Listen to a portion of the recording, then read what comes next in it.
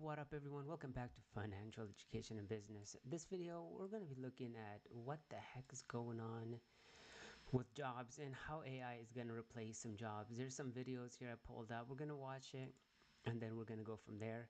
But all in all I hear is that whatever you're doing right now, doesn't matter what, you're getting replaced with AI.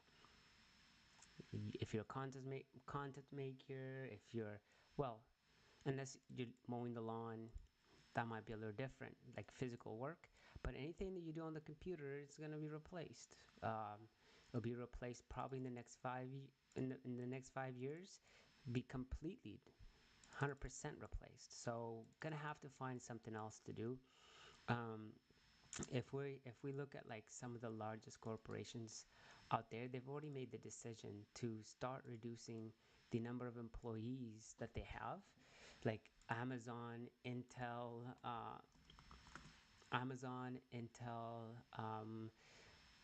FedEx, so on and so forth. So they've all really decided to start laying off. So as you can see, an Amazon, so an employee reportedly suffering from severe layoff anxiety. That's going to be a massive situation. But all this just to say, like, don't wait for the layoff to happen. Start looking for work right now, and see if you can actually land a job. Like, you don't have to take the job, but just try to see, like, if you can apply and get a job somewhere. It's a very difficult situation right now. It's layoffs are really gonna be hurting a lot of people. So IBM hires. Okay. Um, let's look at layoffs.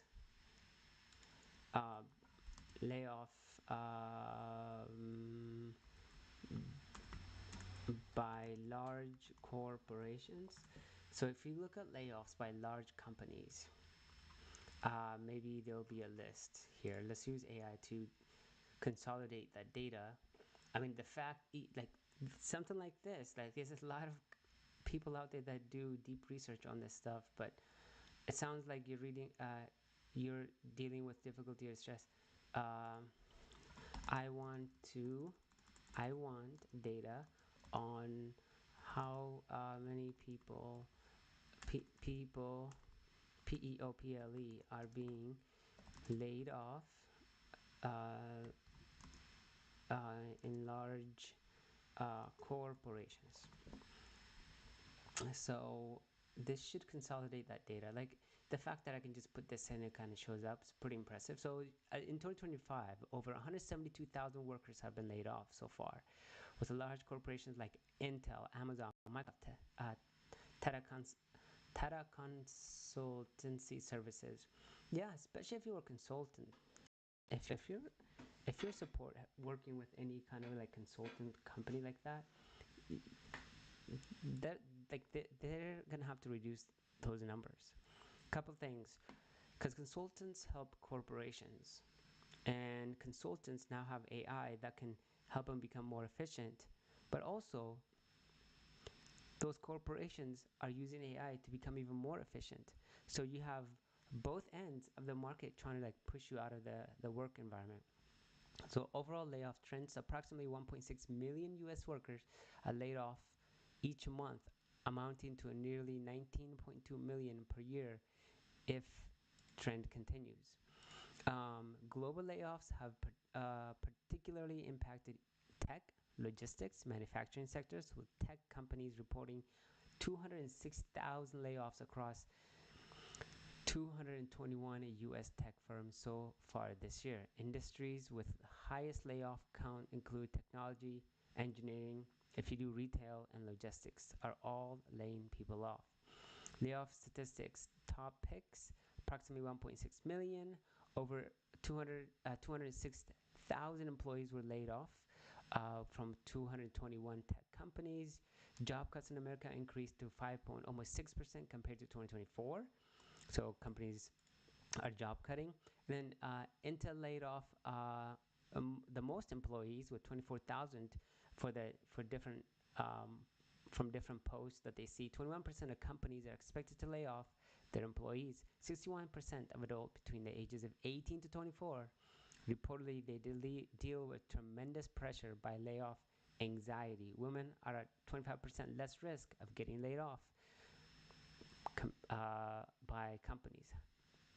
So here are how many people are laid off month over month. So as you can see as of the last report, more than 221 tech companies. Meanwhile, 2,628 employees served notice period of at least 60 days. So July, as you can see, 300, almost 38,000. June, 36,000. Mass layoff in recent times. So Intel, UPS. So this is a good number right here. And a lot of this is general layoff statistics. About 20 million layoffs in the United States in 2024. And this is 2024 where, AI wasn't where it is now. And I think with time, it's going to get more and more intense. So 2016 layoffs were consistent at this over 20 million. And then COVID happened. Layoffs took off insanely.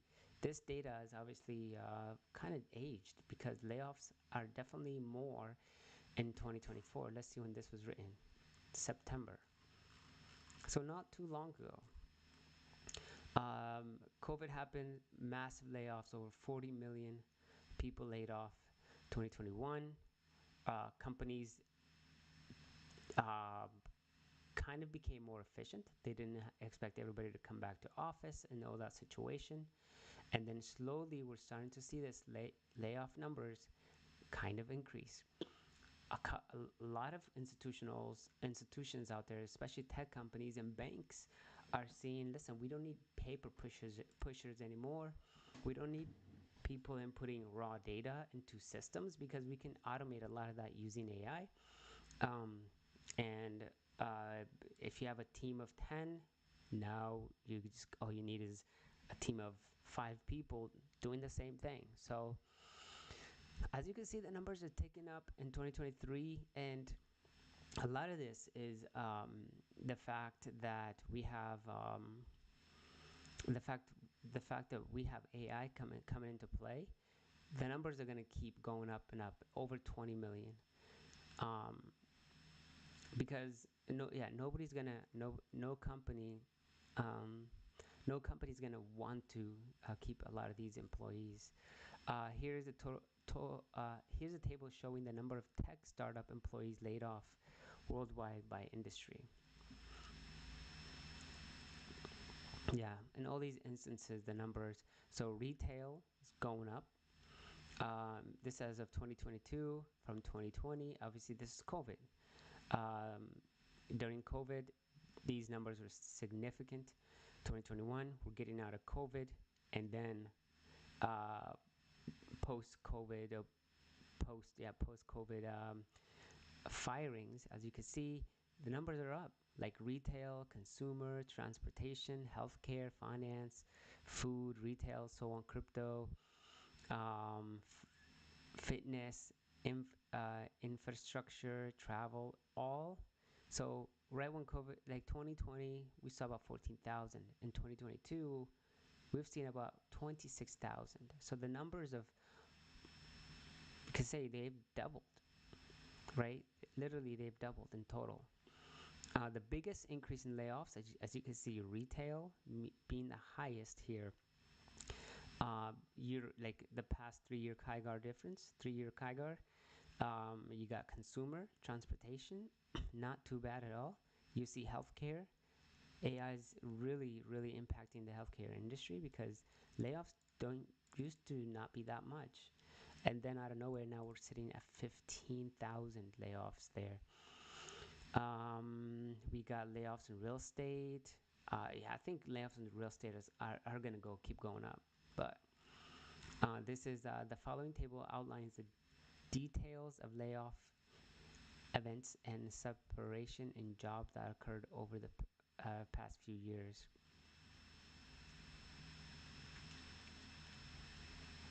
Separation left.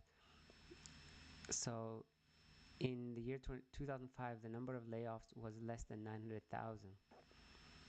And since then, I mean, 2024, they less layoffs up to 2007, and then the numbers just started to climb. The following table indicates the total layoff recorded between the different industries. Some of this number is aged. So yeah, all this to show that, you know, large companies like Amazon, Intel, UPS, and Nissan, Meta, Facebook. I think this it's more than 600. It's more than 600 people that have been laid off. But as you can see, I mean, over 100,000 employees in technology. So if you're a mid-level engineer, you're screwed. Because I remember, you know, 2018, 2019, everybody was, oh, you gotta learn how to program. 2020, you know, if you learn how to program, you know, you can work from home, all these jobs. But it looks like now those jobs that all these students went to get educated for and become proficient in this era, are their job is getting replaced with AI, and a lot of the AI agents can just they can code. They can do like mid-level, starter level engineering level coding. So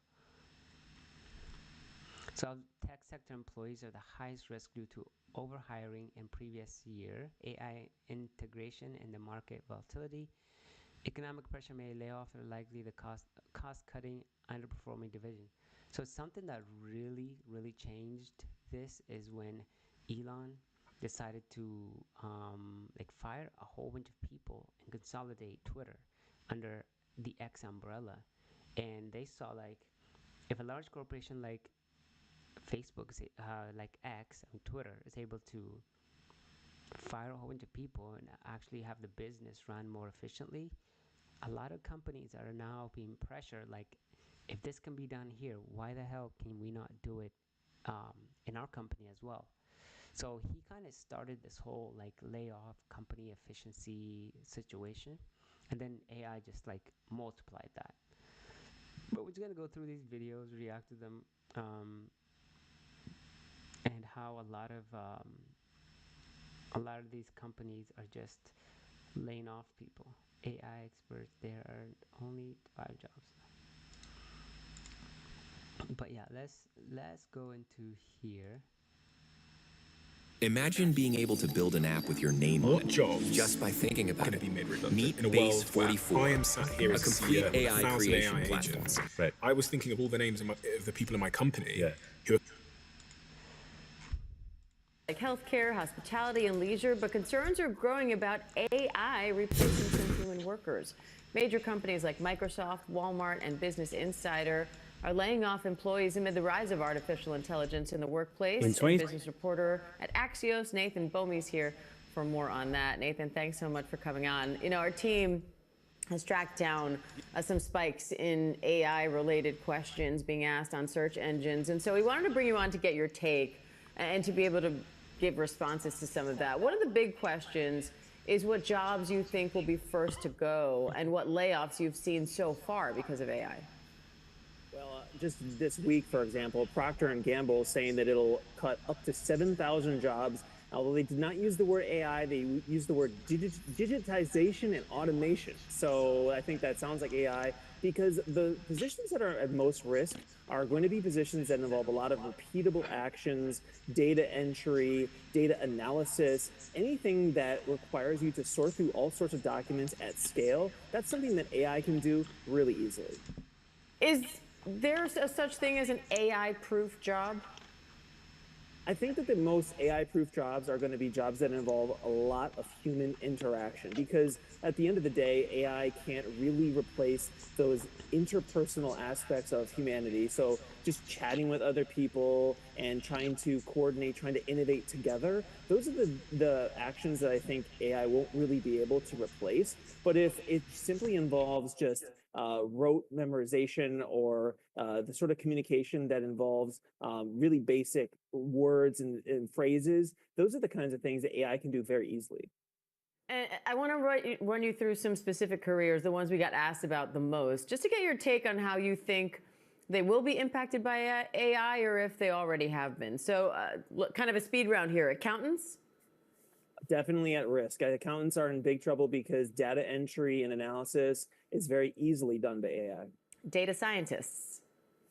Same thing. I think in some ways that'll be a little bit more insulated, if only because if you can do analysis that the AI can't do, that'll help preserve your job. But again, the AI very good at sorting through numbers and figures. Radiologists? What's that? Radiologists?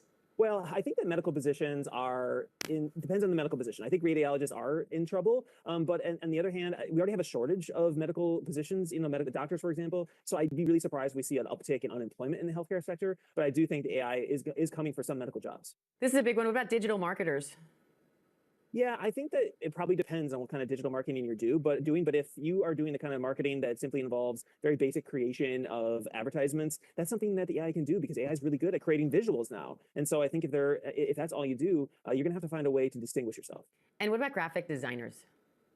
Another problem there because creating visuals, creating charts is something that AI can do really well. For example, you can just feed into it a database and say, please, create a chart based on this, and it can do that pretty well. Get ahead of this. So many people left other jobs and careers that seem to be floundering to learn things like coding. That was the job of the future, right? Now they're hearing they're going to be replaced by AI. So what skills should people be learning now to try to get ahead of this? I think it's a really good point. There was a time when it felt like being a software coder was an instant job, and now we're hearing that maybe you're at risk from AI, and I think you are. I think the lesson here is that you don't really want to go into college or your master's degree and to learn a very specific skill because that could become outdated quickly. What you want to do is to learn how to learn, which means essentially you'll be adaptable no matter where the economy goes because you'll be able to change yourself and adapt to whatever happens in the future, and you'll be able to learn the skills that'll keep you safe from losing your job to AI. Axio business reporter Nathan Bomey. Nathan, thanks for coming on. We appreciate it. Here is the question of the morning. Are AI layoffs real, or are they a scapegoat for what's going on in the employment picture in this country? Christina Partsinevelos joins us now with that story. Good morning. Good morning, Andrew. Well, Amazon, Chegg, Microsoft, Meta, Salesforce, the list continues. Tech companies just are cutting tens of thousands of jobs, and some of them are blaming AI. But at NVIDIA's GTC in DC yesterday, top CEOs were telling us something completely different about what's driving these cuts. For example, Perplexity CEO says the AI narrative is missing the point. Listen in. Overhiring they did in the COVID era when they didn't actually need to. The results of that are being seen now. So the correlation doesn't imply causation. Like, it's not because of AI that people are losing jobs. And CoreWeave CEO Michael Intractor frames it as part of a bigger pattern that just happens in tech history. During each technical revolution, there is a rotation that occurs. And I think one of the roles for government is going to be to assist the rotation that's required to retrain, to repurpose, to allow people to build careers. And CrowdStrike CEO George Kurtz told me AI elevates workers into controllers while AI will handle all of the grunt work. So essentially working alongside AI, that's what humans will do. The reality, though, is just more complicated. Amazon, we know, cut 14,000 jobs citing AI. Microsoft eliminated over 15,000 this year while investing about $80 billion in AI. Meta slashed 600 from its AI unit. Salesforce cut 4,000. You get the point, all while posting almost record profits. The CEOs at GTC aren't just buying the AI replacement story their own industry is pushing. They say companies are using AI as cover to finally correct years of bloated headcount and hiring mistakes. Guys? Okay, so, well, here's the thing I think about. NVIDIA at $5 trillion, that's a question about where we're all going. But the other piece of it on the employment side is for all of these companies and NVIDIA and the like to get to these valuations, they have to create remarkable amounts of productivity. So if they're as successful as we all want them to be, it also means that maybe there's going to be folks who don't have jobs to ultimately pay for all of this. Yeah, well, to your point, they're going to have round trip idea. Yeah, it will cut jobs, you mean, in order to lower costs so that they remain more productive and keep the margins? Is that what you're implying? Yeah. So, of course. But then for NVIDIA's case, they have the money, right? They're spending like crazy. They're investing in Intel. They're announcing $1 billion in Nokia. So I guess if you're an employee at NVIDIA, which and there's no job cuts, actually a poor example, you'd be wondering why would I be getting laid off? The same for a lot of these other tech companies when Microsoft is spending, X amount of dollars on dealing with OAI or other firms like Nebius, for example, to build out data centers. Why are they cutting jobs? At Corient, wealth management begins and ends with you. We believe the more personal the solution, the more powerful the result. We never lose focus on the life you want to build. It's time for wealth solutions as sophisticated as you are. It's time for Corient.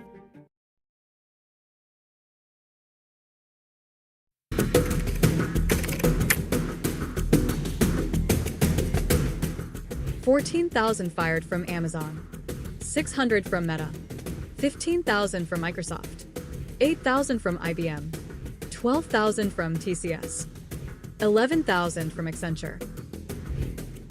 The numbers are staggering, and they're all from 2025. The latest one from Amazon comes right before the holiday season and Christmas. This is possibly the biggest tech layoff wave in recent history. As of October 2025, over 180,000 tech workers globally have lost their jobs this year. That's roughly 489 people every single day. And the driving force behind this upheaval? Artificial intelligence. But here's what makes this different from previous layoff cycles. Companies aren't just cutting costs because of economic downturns. They're fundamentally restructuring their workforces to make room for AI. Amazon CEO Andy Jassy put it bluntly in June. The company will need fewer people doing jobs that exist today as AI takes over routine tasks. Meta's Mark Zuckerberg said AI could soon function as a mid-level engineer capable of writing code. The pattern is clear across the industry. IBM replaced 8,000 HR employees with an AI chatbot called AskHR. Salesforce eliminated 4,000 customer service roles because AI agents now handle more than half of customer interactions. Microsoft CEO Satya Nadella revealed that AI tools like GitHub Copilot are already writing 30% of new code, reducing the need for support teams. The agents we have for reviewing code, that usage is increased. And so I'd say maybe 20–30% of the code that is inside of our repos today in some of our projects are probably all written by software. What about you guys? I actually don't have the number off the top of my head, but I mean, it's, I think, I think a lot of the stats that people say are still effectively of this like autocomplete variety. Yeah. According to an analysis by RationalFX, approximately 50,000 of the 180,000 layoffs are directly linked to AI automation. That's 27.3% of all job cuts explicitly attributed to machines replacing humans. Entry-level positions are being hit hardest, as AI proves increasingly capable of handling junior-level tasks like data collection, transcription, and basic analysis. While companies are firing thousands, they're simultaneously investing billions in AI infrastructure. Microsoft is cutting 15,000 jobs while committing $80 billion to AI investments. Amazon is reducing its corporate workforce by 14,000 while pouring resources into AI-driven solutions. Industry experts say companies are freeing up capital to hire AI instead of people. The financial cost of these layoffs is enormous too. Accenture has spent over $2 billion severance in the last 3 years. TCS expects a one-time hit of 1,135 crore rupees for its restructuring. Companies are paying billions to shrink their payrolls, viewing it as a short-term expense for long-term efficiency gains. Here's a list of companies which have laid off employees in thousands in the past 1 year.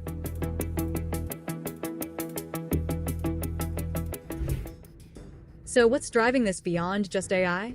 Multiple factors are converging. Post-pandemic hiring sprees left companies overstaffed. Rising interest rates and inflation have increased pressure for profitability. And crucially, the World Economic Forum reports that 41% of employers worldwide plan to reduce workforces due to AI automation in the next 5 years. But they're not waiting 5 years. They're acting now. Silicon Valley alone has lost over 11,000 jobs. India's tech hubs in cities like Bangalore are seeing major reductions. And it's not just tech workers. The ripple effects are spreading to retail, banking, and manufacturing sectors. Yet there's another side to this story. While 92 million jobs may be displaced by 2030, the World Economic Forum predicts 170 million new roles will emerge, creating a net gain of 78 million jobs. The catch?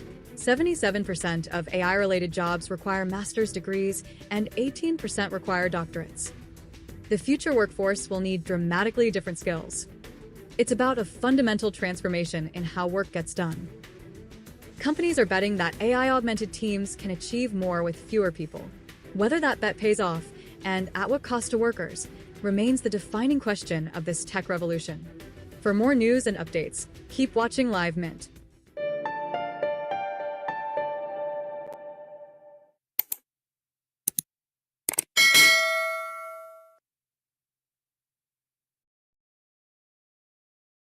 In 2025, more than 166,000 tech jobs have been cut globally. That's 620 jobs every single day. While you're watching this video, statistically, someone's getting that email. If you are in tech right now, you felt this.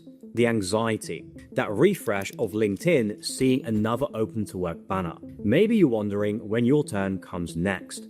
And if you thought tech layoffs in 2025 were brutal, then I've got some bad news for you. In 2026, the layoffs aren't slowing down, they are accelerating. And while everyone says it's about AI replacing jobs, when you look at actually what's happening, that's just the surface level story. The one that gets the clicks. The real reason is much more calculated. And honestly, it's brutal. I'm Suleiman, I've got over a decade of experience in tech. In the last 5 years, I've been running my own tech companies in consulting, software, and education. In this video, I'm going to reveal the real reason why AI layoffs will accelerate in 2026. And a pre-warning, it's not what you think. Whether you are in tech or you're someone who wants to stay ahead of the curve, once you understand the real game being played, you can position yourself to survive what is coming. Let's start with the AI investment disaster. Since ChatGPT launched in late 2022, tech companies have been in an all-out war. Everyone's racing to build the next breakthrough AI system. And the numbers are insane. Companies have committed $320 billion to AI infrastructure in 2025 alone. Microsoft, $80 billion. Google, $75 billion. Amazon, $100 billion. Meta, $65 billion. But here is where it gets interesting. MIT recently released a study that sent shockwaves through Silicon Valley. They found that 95% of AI projects are yielding zero returns. Not small returns, not breaking even, but zero. When a company invests billions in a project, they expect to either save money through efficiency or make money through new products. But 95% of AI projects, they are doing neither. They're just burning cash. OpenAI, the company behind ChatGPT, is on track to lose $44 billion by 2026. About 20 years ago, Tony Robbins taught Hugh Jackman how to reach the pinnacle of his career. He helped him win a Golden Globe and receive his first Oscar nomination. According to Tony, he didn't do it through motivation, as motivation is almost never enough to make a lasting change in someone's career trajectory. He actually used a method he invented called neuro-associative conditioning. Tony claims that this technique is actually They charge $20 a month for ChatGPT Plus, but it costs them way more money than that to run the service. They are literally subsidizing every single user, hoping that they will eventually figure out how to make money. Even Sam Altman admitted that we are in a bubble. This reminds me of the dot-com era, but the stakes are much higher. Now, whether you trust Sam Altman or not is besides the point here. When the CEO of the leading AI company says that we are in a bubble, that should ring alarm bells. So what happens if in 2026, when investors start asking the harder questions, when a patience runs out, when companies need to show profitability, or literally anything for those hundreds of billions of dollars, they will have two choices: admit failure and watch their stock collapse, or cut costs dramatically to create the illusion of progress. And the path of least resistance is almost always the same: more layoffs. And this is where things are set up to take a turn for the worse. Because while companies are bleeding billions on AI, the stock market is hitting all-time highs. The S&P 500, the Nasdaq, breaking records almost daily. So which is it? Are these companies thriving or are they struggling? There are many explanations for this, but I think there are two that have disproportionately heavy impact. The first is very simple: investor optimism. Stock prices don't just reflect what a company is earning today. They're also about what investors expect the company to earn in the future. Investors see AI as the biggest shift in how we live and how we work, a technology that will reshape entire industries. Even though companies aren't raking in huge AI profits yet, investors are buying their stocks at a premium, betting that the future returns will then justify today's higher prices. In other words, optimism itself is inflating the market. The second is much more calculated, and it has to do with something called stock buybacks. A stock buyback is when a company uses its own cash to buy its own shares from the market. Typically, this is done because leadership genuinely believes the stock is undervalued. They think that the company is worth way more than the current market price today. So buying shares is a way of investing in themselves. The buybacks can also be used in a more manipulative way. Imagine you're selling lemonade, and instead of using your profits to buy more lemons or hire for more help, you just buy your own lemonade to make it look like there's huge demand. With fewer cups available, the price goes up. Not because customers actually want more lemonade, but because you've taken supply off the table. That's what's happening with stocks. In 2024, regular investors, people like you and me, pension funds, and everyone else combined, bought $100 billion worth of stocks. Meanwhile, corporate buybacks totaled $625 billion, 6 times more than us regular investors. When companies buy back stock, they reduce the supply. Fewer shares available means the price simply goes up. It looks like the company is worth more. Profitability goes up. Executives get their bonus. Everyone pretends that things are great. Microsoft is doing billions in buyback while laying off 10,000 people. Google's buying back stock while cutting 12,000 jobs. Meta spent $30 billion on buybacks in 2024 while firing 20,000 workers. The money exists, it's right there. It's just not being spent on employees. And this creates what we call artificial demand. These record stock prices, yes, they're helped by AI optimism and companies like Nvidia showing record profits. But a big part of the gains is companies propping up their own value. Big tech has done this for years. And in a scenario where AI losses are too big or investors start demanding real returns, the artificial support just simply disappears. And when it does, the first thing companies will turn to, yeah, you've guessed it, more layoffs. Now, while all of this is happening, the government just lit a fuse that's going to explode in ways nobody expects. Starting January 2026, companies will be forced to pay $100,000 per year for every new H-1B visa holder that they want to employ. This also includes anyone with existing H-1B visas who's up for renewal. You see, for decades, US companies have used the H-1B to bring talented workers from other countries, mainly engineers from India and China. Companies love this program for 2 reasons. Firstly, there genuinely is amazing global talent. Secondly, these workers typically cost way less than US workers. Under the new rules starting January 2026, the government's idea is simple. Make it so expensive to hire foreign workers that companies will hire Americans instead. Protect American jobs, right? But here is why I don't see it playing out that way. Those brilliant engineers who can't get US visas anymore, they don't just disappear. If companies aren't willing to pay $100,000 a year for their visas, they'll just go to London, to Dubai, Singapore, or any other major tech hub around the world. And here is the loophole. Meta can't hire an Indian engineer in California without paying $100,000 in visa fees. But Meta can hire that exact same engineer in their London office for half of the US salary and 0 visa costs. These companies already have offices worldwide. They already know how to manage remote teams. We proved that it works during the pandemic. So instead of paying massive visa fees, they'll just hire the same people in different countries. The irony is that the policy that's meant to protect American jobs is actually accelerating their elimination because companies will either move jobs offshore, automate them entirely, or even pay the $100,000 a year fee. Now, either way, I think American workers lose. And that means layoffs will accelerate. And that's not the only policy change affecting companies. There's another one, tariffs. A tariff is basically a tax on imported goods. Staying late again? Yep, got prospect calls to summarize. You really need to switch to Monday CRM. Your old CRM is holding you back.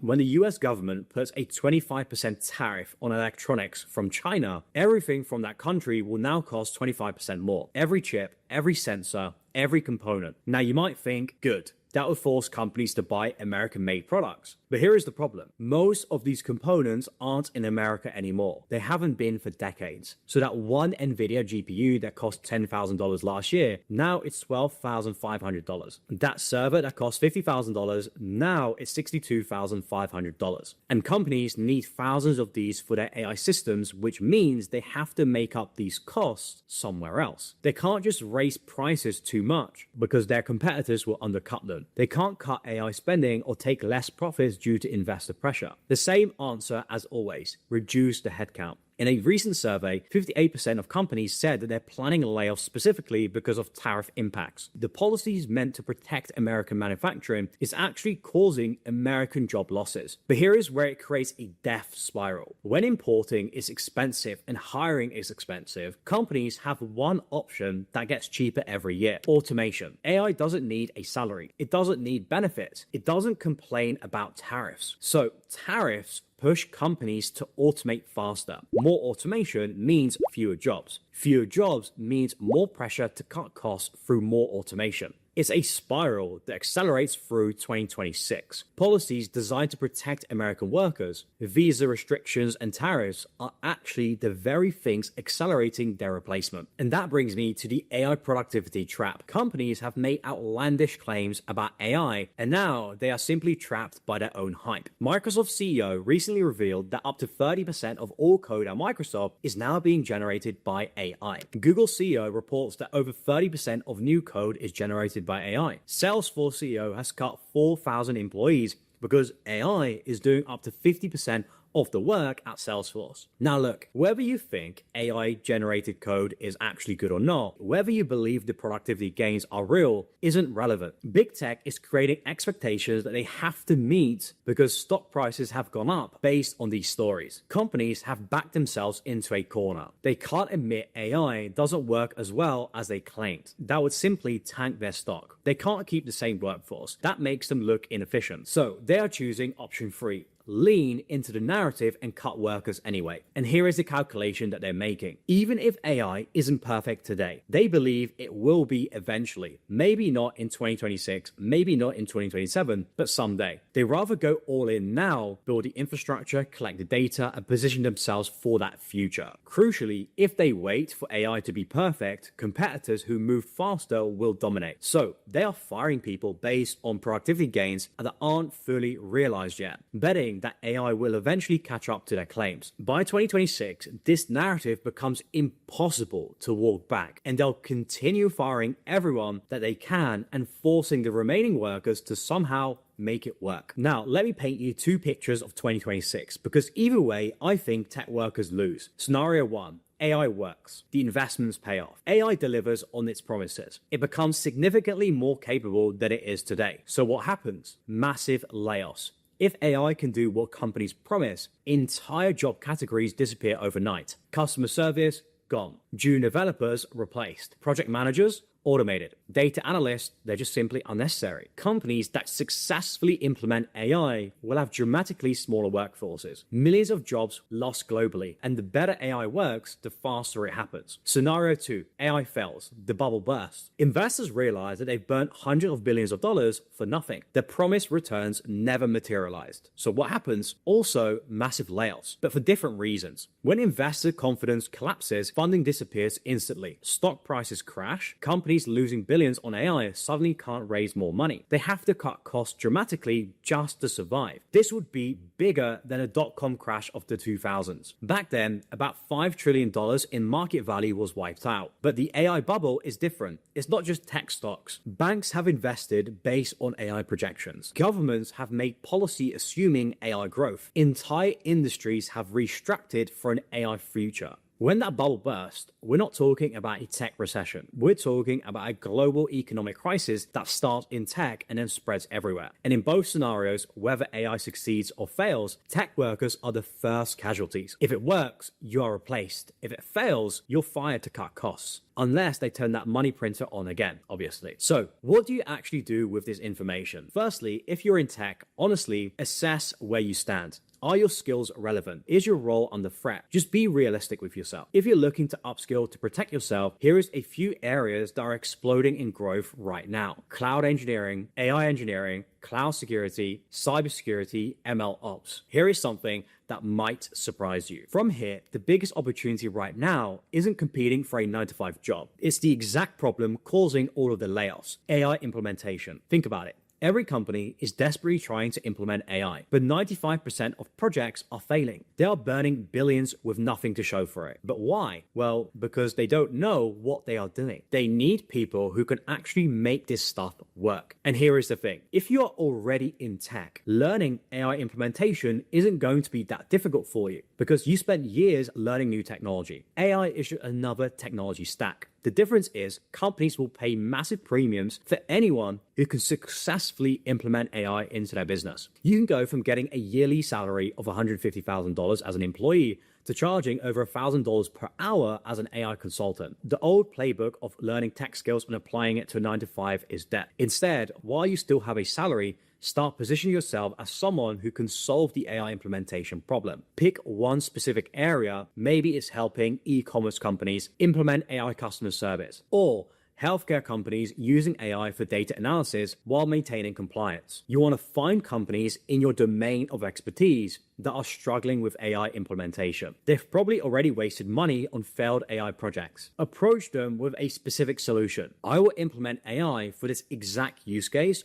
and you only pay if it actually works. Then you want to document every implementation, write detailed case studies, build proof that you can do what 95% of projects cannot do, actually making AI work in production. And this mindset shift is everything. Stop thinking like an employee waiting for job postings and start thinking like someone who fixes expensive problems. But you need to start now, not after you get laid off, not when you have more time. Now, while you still have stability, spend your evenings and your weekends learning AI, and then from there, understanding how to build a business, how to market yourself, how to do sales, how to make great offers. That's where your gaps will be, and they won't be difficult to bridge. You just have to start. Now, the choice is really simple, and that's exactly what I did. I went from working in tech as an employee to a tech entrepreneur building multiple businesses. So yeah, anyone can do it. And the good news is that most people won't act. Your competition is too lazy and they're busy doom scrolling all day, which creates a once in a lifetime opportunity for you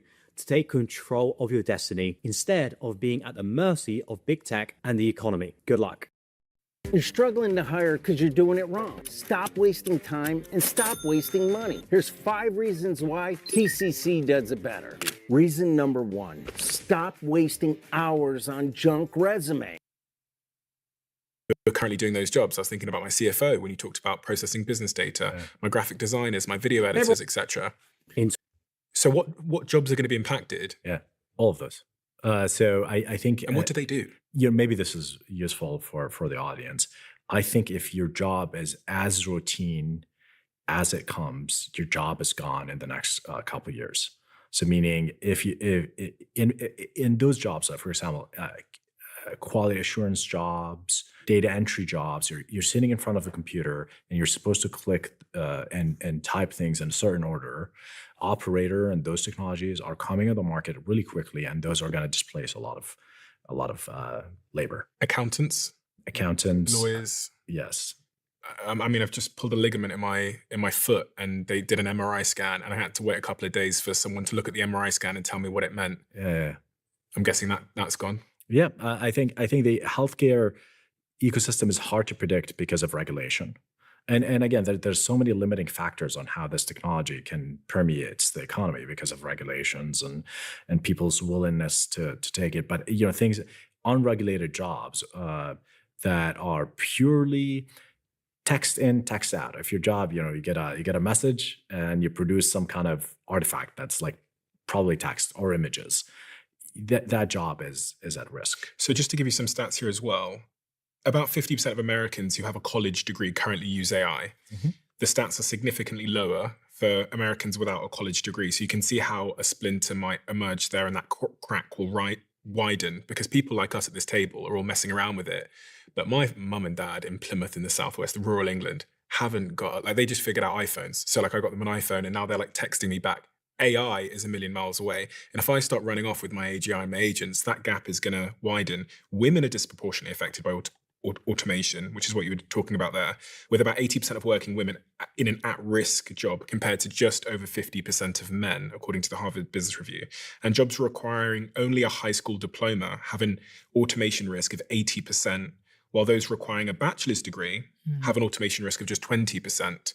So we can see again how this will cause a sort of it's also a huge risk with business process outsourcing, which is essentially Western countries sending jobs to India, to the Philippines. Like at the moment, millions of people have been lifted out of poverty through the ability to do those kind of business process outsourcing jobs.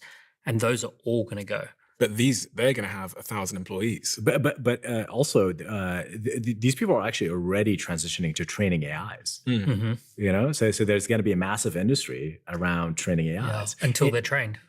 Well, no, you have to continuously acquire new skills, and this is what I'm talking about. Yeah. I mean, this is, again, if AI is a function of its data, then you need increasingly more data. And by the way, we ran out of internet data. I was actually thinking, interestingly, that this might not be great for the United States or the UK, the Western world, because it is going to be a leveler. Yeah. Where now a kid in India doesn't need a Silicon Valley office and $7 million in investment to throw up a software company, basically. My belief is that, so I have a more broad definition of AGI and the singularity. And for me, AGI is, do we have artificial general intelligence in terms of, generally speaking, can AI just do stuff that humans used to be able to do? And we've already crossed that point. We have this general intelligence that we can now all access. And 800 million people a week are now using ChatGPT. It's exploded in the last 3 months. And then to me, a singularity, when the first tractor went out onto a farm, for me, that was a singularity moment because everyone who worked in farming, it used to take 100 people to plow a field. And now a tractor comes along and 2 guys with the tractor can now plow the field in just as much time. And now 98 people out of 100. For a little savings, Specialist Miller buys in bulk. For a lot of savings, she bundles her home and auto insurance with USAA. Putting more money back in her pocket? Completely out of a job. We also always underestimate a technology if it does go on to change history. When you look back through cars, horses, planes, the Wright brothers just thought of a plane as being something that the army could use. They had no idea of the application. So someone said to me recently, they said, when it does change the world, we underestimate the impact that it will change the world. And I see people now with their estimations of AI and AI agents already incredibly optimistic. And so if history holds here, we are undershooting the impact it's going to have. And I think this is the first time in my life where the Industrial Revolution analogies seem to fall a little bit short. Yeah. Because we've never seen intelligent, that's like, I could think of this as I'm not an intelligent person on this, but I could see that as like the disruption of muscles. Whereas this is the disruption of intelligence. That's exactly the thing, is that what makes human beings special is our cognitive capacity and very specifically our ability to plug our minds into each other so that the sum is or the whole is greater than the sum of the parts. That's what makes human cognition special. And what we are doing is we are creating something that can technologically surpass it without any of the preconditions that make that a safe process. So yes, we've revolutionized the world how many different times? It's innumerable, but we've made farming vastly more efficient. That's different than taking our core competency as a species and surpassing ourselves with the product of our labor. I think your question is a good one. Then what does become? We only have one thing left. We have our muscles, which we got rid of in the Industrial Revolution. And then we have our intellect, which is this digital revolution. Now we're left with emotions and agency. So we essentially, the agency idea, I think we used to judge people on IQ, and now IQ is the big leveler. And now going forward for the next 10 years, we're going to look at, are you a high agency person or a low agency person? Do you have the ability to get things done and coordinate agents? Do you have the ability to start businesses or give orders to digital armies?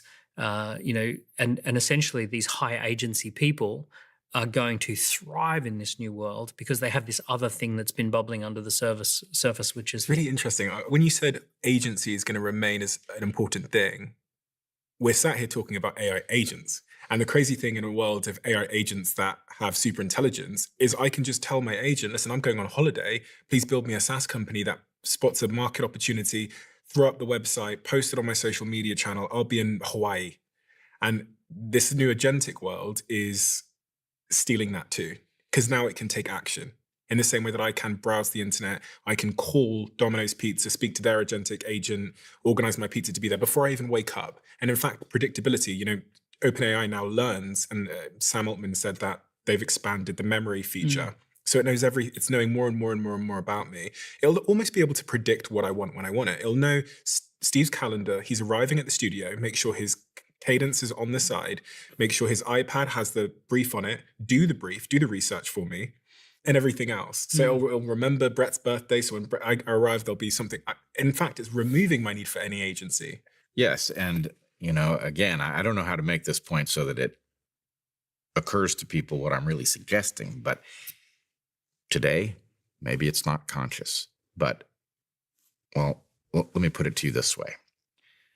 If you're conscious, you started out as a child that wasn't.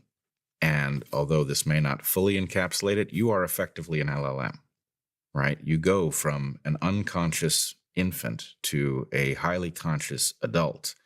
And the process by which you do that has a lot to do with being trained effectively on words and other things in an environment in exactly the way that we now train these AIs. So the idea that we can take consciousness off the table, it won't be there till we figure out how to program it in and we're safe because we don't know how consciousness works. I take the opposite lesson. We've created the exact thing that will produce that phenomenon, and then we can have philosophers debate whether it's real consciousness or it just behaves exactly as if it were, and the answer is those aren't different. Doesn't matter. And the same thing is true for agency, especially if you've created an environment in which these AIs are de facto competitors. What you're effectively doing is creating an evolutionary environment in which they will evolve to fill whatever niches are there, and we didn't spell out the niches. So I have the sense we have created something that truly is going to function like a new kind of life. And it's especially troubling because it speaks our language. So that leads us to believe it's more like us than it is. And it's actually potentially quite different. So, but by the way, he's the optimist here. Right? He's so optimistic about LLMs and how they're gonna evolve. Yes, it's amazing. It's amazing technology. I think it raised global IQ, right? 800 million people. 800 million people are that much more intelligent and emotionally intelligent as well. I know people who previously were very coarse and they kind of rob people the wrong way. They would say things in not so polite way. And then suddenly they started putting what they're saying through ChatGPT in order to kind of make it kinder and nicer, and they're more liked now. And so not only is it making us more intelligent, but also it allows us to be the best version of ourselves. And the scenario that you're talking about, I don't know what's wrong with that. I would want less agency in certain places.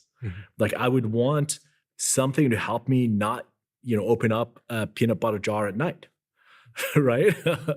There are places in my life where I need more control and I would rather cede it to some kind of entity that could help me make better choices. Imagine being able to build anything just by thinking about it.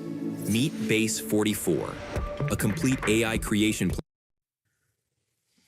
I mean, unfortunately, even if there is some small group of elites that are able to go to Hawaii while something else does the mundane details of their business building, we are rather soon going to be faced with a world that has billions of people who do not have the skills to leverage AI. Some of them will be necessary for a time. You're going to need plumbers, but this is also not a long-term solution, because not only are there not enough of those jobs, but of course we have humanoid robots that, once imbued with AI capacity, will also be able to take, they'll be able to crawl under your house into the crawl space and fix your plumbing. So what typically happens when you have a massive economic contraction that arises from the fact that a huge number of people are out of work is that the elites start looking at those people and thinking, well, we don't really need them anyway. And so the idea that this AI disruption doesn't lead us to some very human catastrophe, I think, is overly optimistic, and that we need to start preparing right now. What are the rights of a person who has had whatever it is that they've invested in completely erased from the list of needs? Is that person responsible for not having anticipated AI coming? And is it their problem that they are now starving and they're being eyed by others as, a useless eater? I don't think so. How is it different than when the what's it called, the looming machine came and the textile workers, the result of the Luddite sort of revolution? How is it different than any time in history when technology automated a lot of people out of jobs? I would say scale and speed. That's how it's different. And And also- the scale and speed is going to result in an unprecedented catastrophe, because the rate at which people are going to be simultaneously sidelined, not just in one industry, but across every industry, is just simply And it also new. did actually happen. There was an for the first 50 years of industrialization, from like late 1700s to early 1800s, the Charles Dickens novels are essentially people coming from the farms who were displaced, arriving in cities, kids living on the streets. The British decided to pick everyone up and send them over to Australia, which is where I came from. There was this massive issue of displacement. I think we're going to go into a high velocity economy where, rather than this long arc of career that lasts 45 years, we're going to have these very fast careers that last 10 months to 36 months. And you invent something, you take it to market, you put together a team of 5 to 10 people who work together, you then get disrupted. Can I mention a story here? There's an entrepreneur that used Replit in a similar way. His name is Billy Howell. You can find him on YouTube, on the internet. He would go to Upwork and he would find what people are asking for, different requests for certain apps, technologies. Then he would take what they're asking for, put it into Replit, make it an application, call them, tell them, I already have your application. Would you pay $10,000 for it? And so that's sort of an arbitrage opportunity that's there right now. That's not arbitrage, that's theft. What is it? How It's is it theft? theft? You have somebody who has an idea that can be brought to market, and somebody else is cryptically detecting it and then selling back their own idea to them. Well, they're paying them to do that. They're saying, I will give you $500 if someone makes this for me. Right, but this is what I more or less think is going to happen across the whole economy, is that, yes, from this perspective, we can see that everybody is suddenly empowered to build a great business. Well, what do we think about the folks who are going to be displaced from the top? What are they going to think about all these people building all of these highly competitive businesses? And are they going to find a way to do, what venture capital has done or what record producers have done? What they're going to do is they're going to take their superior position at the top, and they are going to take most of the wealth that is produced by all of these people who have these ideas that in a proper market would actually create businesses for them, and they're going to parasitize them. I think that with this introduction of AI and AI agents, old value has moved. And now it's not going to be the case that the idea itself is the moat. And it's not going to be the case that resources are the moat. So in such a scenario, you still have to figure out distribution. You still have to have, for example, like an audience. So if you're a podcaster now, you have 1 million followers on Twitter. you're in a prime position because you now have something that Progressive Commercial Insurance offers affordable small business protection. You can receive discounts on commercial auto insurance for safe driving and paying in full. And get customizable coverages for your business. Get a quote in as little as... the great guy with a great idea with no audience you have inbuilt distribution. So I now think actually much of the game might be moving to like, yeah, still about taste and idea, but also the moat is distribution. Yeah, and speaking of adaptive systems, one of the adaptation that will happen is people will seek humans and will seek proof of humanity. Oh, I agree that authenticity is going to become the coin of the realm, and anything that can be faked or cheated is going to be devalued, and things, spontaneous jazz or comedy that is interactive enough that it couldn't possibly have been generated with the aid of AI. Those things are going to become prioritized.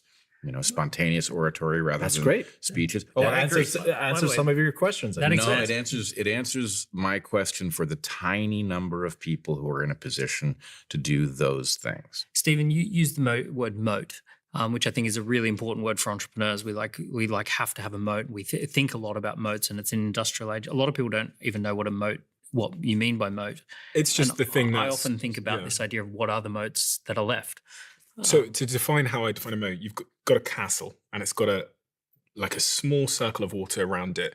And once upon a time, that circle of water defended the castle from attack. And you can pull up the drawbridge so nobody can attack you very easily. It's a defense from something. So it's your shield, it's your defense. And once upon a time as an entrepreneur, I've got a software company in San Francisco called Third Web, and we raised almost $30 million. We have a team of 50 great developers. And much of our moat was, you can't compete with us because you don't have the 50 developers and the $30 million in the bank. How much of that 30 million went to coding? The vast majority of it. I mean, what else are we going to do? What else? This is a good thing. I think moats are a bad thing. Okay, let me make the argument there. So everyone is looking for moats. For example, like one of the more significant moats is network effects. Yeah. So you can't compete with Facebook or Twitter because to move people from Facebook or Twitter, it's the collective action problem. You need to move them all at once, because if one of them moves, then it's the network is not valuable. They'll go back. So you have this chicken and egg problem.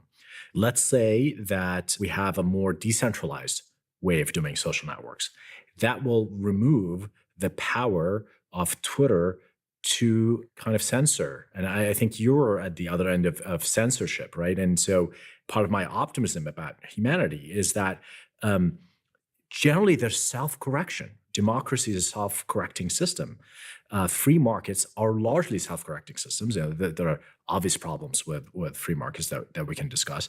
But take health. There is obesity epidemic. This period of time when companies, ran loose, kind of making this sugary, salty, fatty kind of snacks, and everyone gorged on them, and everyone got very, unhealthy. And now you have Whole Foods everywhere. Today, people in Silicon Valley, they don't go to bars at all. They go to running clubs.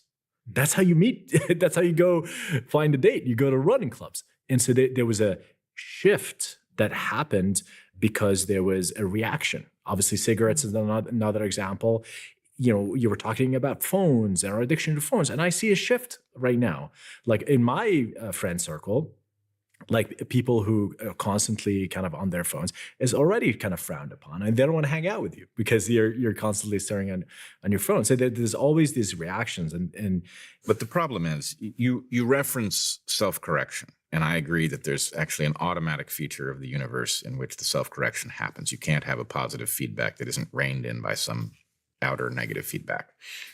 But the list of corrections involves things like you point to, where people become enlightened and they realize that they're doing themselves harm with either the sugar that they're consuming or the dopamine traps on their phone, and they get better.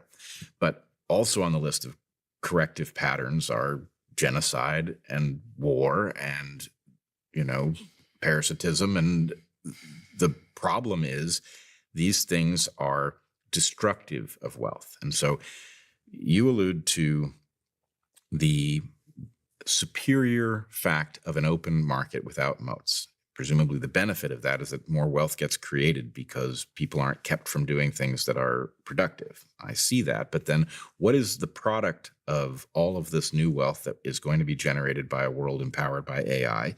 Does it end up so highly concentrated that you have a tiny number of ultra elites and a huge number of people who are utterly dependent on them? What becomes of those people? The learning process, the self-correction process goes through harm in order to get to that more enlightened solution.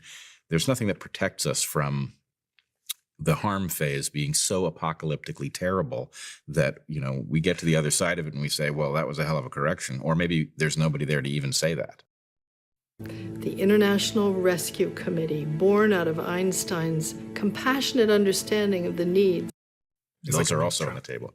It reminds me of a mousetrap where you see the cheese and we're going, oh my God, my grandmother's going to be able to do some research. And oh my God, my life's going to get easier. So you head closer and closer to the cheese. And then snap. Historically, if we look at all of the last 10,000 years, it's a very small number of elites who own absolutely everything and a very large number of serfs and peasants who have a subsistence living. If the elites are too greedy and they freeze out the peasants at too high a level and they try to use brutality, pitchforks. Eventually it comes back to haunt them. And so what you get is a recognition that you need a system that does balance these things. And, the West has the best system that we've ever seen. It's one in which we agree on a level playing field. We never achieve it, but we agree that it's a desirable thing. And the closer we get to it, the more wealth we create. But again, if AI empowers those with ill intent at a higher rate than it empowers those who are wealth creating and pro-social, we may be in for a massive regression in how fair the market that the West is that your top concern versus economic displacement? And I think they're the same thing. How are they the same thing? Because the economic displacement is going to start. I don't know how many million people are going to be displaced from their jobs in the U.S. Suddenly, we're going to have a question about whether or not we have obligations to them. You agree with that, don't you? Yes, but again, it's the no pain, no gain. I mean, we're going to go through a period of disruption, and I think at the other end, the old, sort of oppressive systems will be broken, and we're going to create perhaps a fair world, but it's going to have its own problems. And what's the scale of that disruption in your estimation? It's hard to say because there's this concept of limiting factors. Like there is regulation. There's the appetite of people to take. For example, the healthcare system is very resistant to innovation because of regulation. And that's a bad thing. On the regulation point, it's worth saying that when Trump came into power, he signed in a new law, which is called Removing Barriers to American Leadership in AI, which revokes previous AI policies that were deemed to be restrictive. Mm-hmm. And obviously, when you think about where the funding is going in AI, it's going to two places. It's going to America, and it's basically going to China. That's the vast majority of investment. So with those two in competition, any regulation that restricts AI in any way is actually self-sabotage. Mm-hmm. And this is, I live in Europe some of the time. And it's already annoying to me that when Sam Altman and OpenAI released the O3 model, this new incredible model, it's not in Europe because Europe has a regulation which prevents it from coming to Europe. So we're now at a competitive disadvantage, which Sam Altman's spoken about. And more broadly on this point of disruption, I was quite unnerved when I heard that Sam Altman's other startup was called WorldCoin.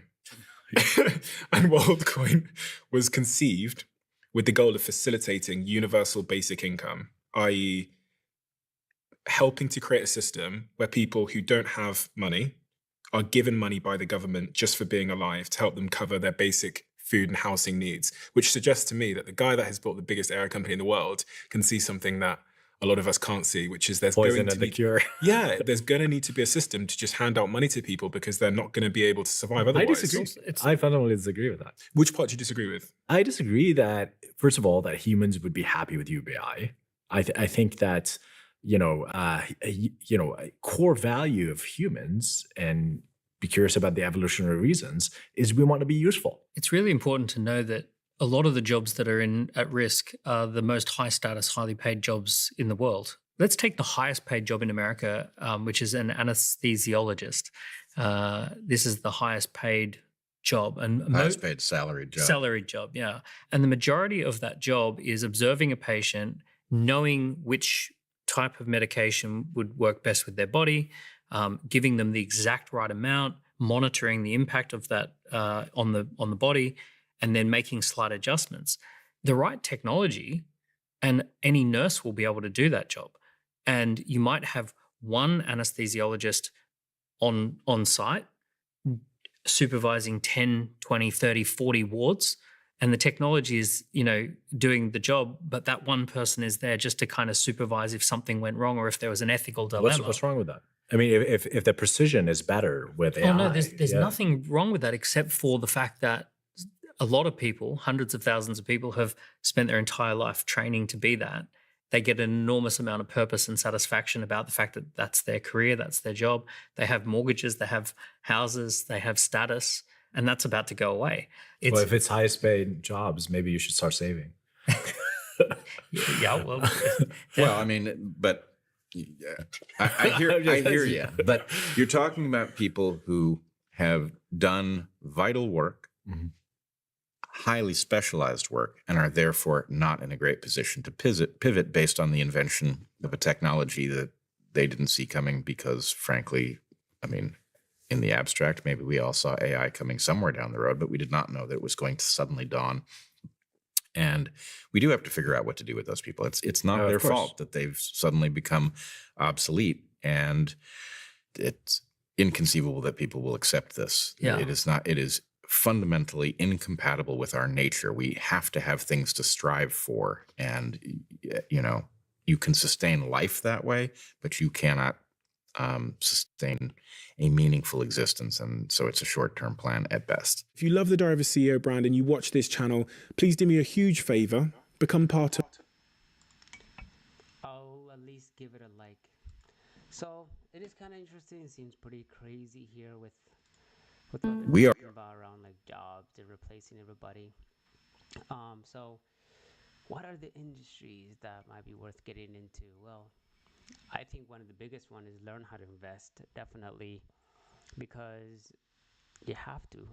I think that's how people are gonna start making their money, investing and learning how to invest and learning how to diversify portfolios and managing your money in a better way. Whether you're invested in bonds, stocks, cryptos, or even in a business, or sometimes in your own knowledge. And so that, I think, is kind of important, where we really learn how to invest in ourselves.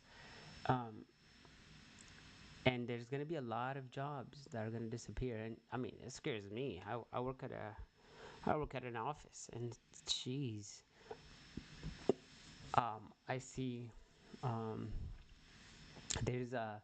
I could see how AI can impact a lot of corporations, just from my experience working at different companies. So I think the best thing to do is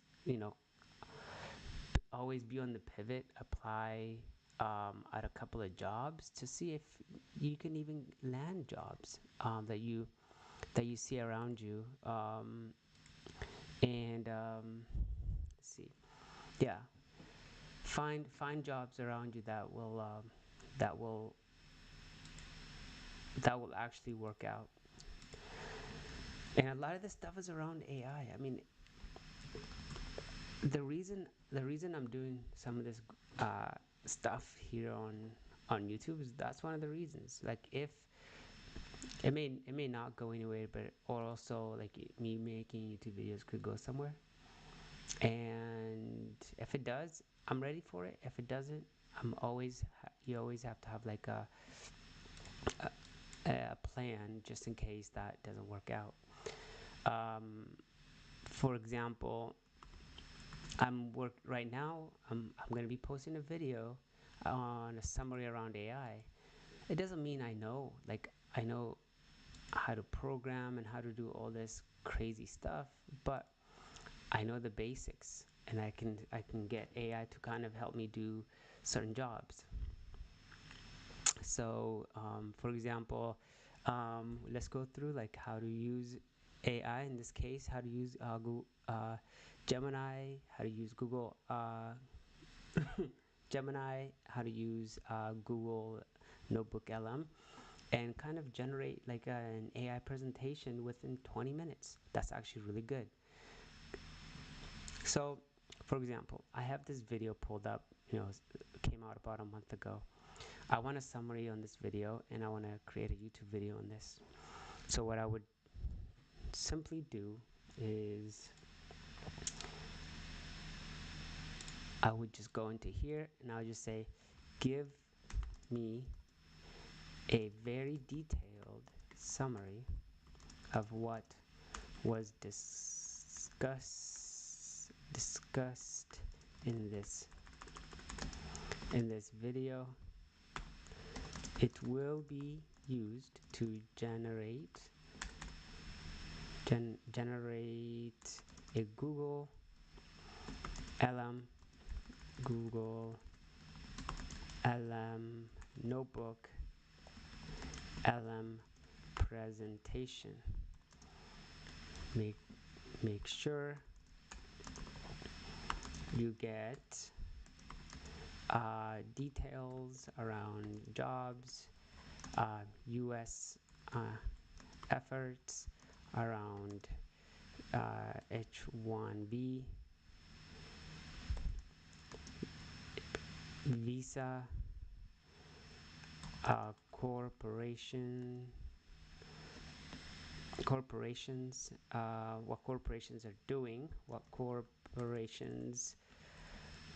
are doing, and types of jobs being replaced, and finally the jobs, and finally what to do in the long term. So here's the link. I'm going to take the video link, I'm going to copy the video link into here, and then I'm going to say go.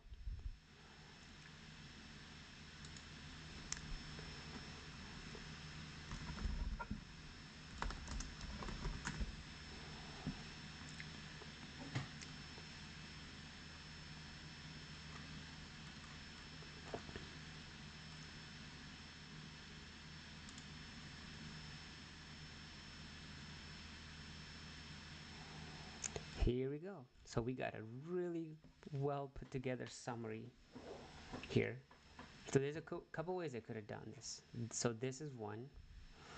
Or I could have taken the link right into Google LM. I said YouTube video, give it the link, and say insert. And what it will do is Google LM will go get the video, and just like that, give me a quick summary of what the video is about, and so on, and from there. So this is where you can kind of quickly use AI and actually create really insightful information around a certain topic, and actually create a pretty awesome short.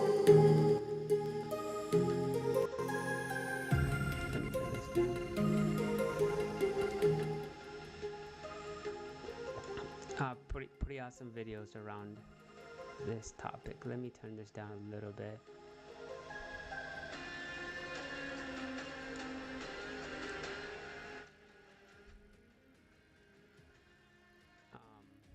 Okay, that's kind of loud.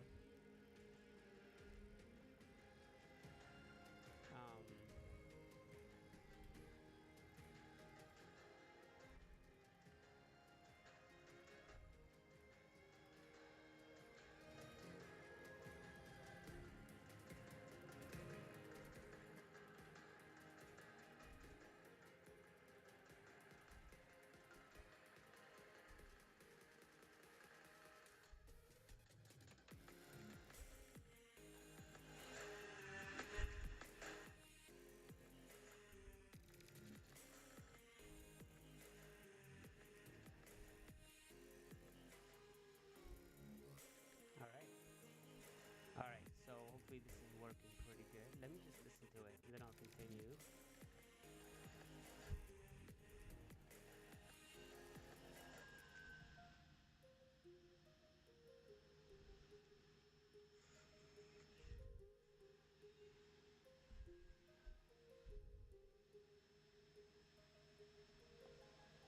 All right, so here we are. We got the summary of the video, and I'm going to post something on this.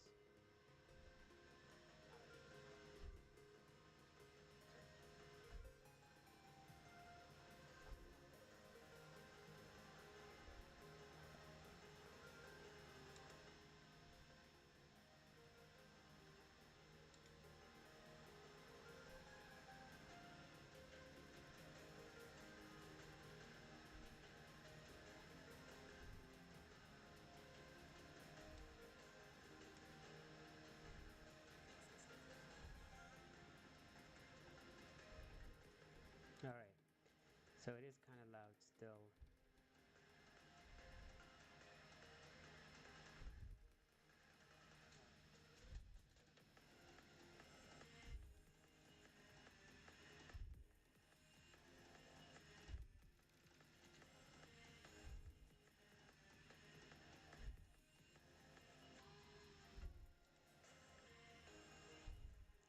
All right, so we got the summary here, and all I can do is like create some kind of video presentation that's actually very engaging presentation. So let's do this. All right, so we have all this detail. Looming job crisis. It's got pretty good details here. So what I'll do is let me grab this information, and I'll say this: give me an engaging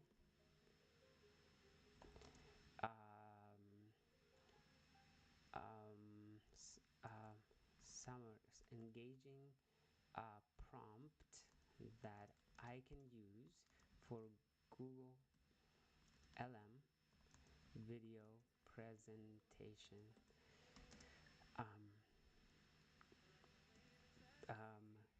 Make it catchy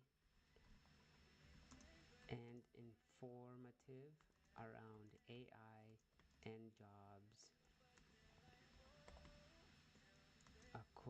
Make it around the above summary you provided. So now I don't even have to really come up with anything extra here.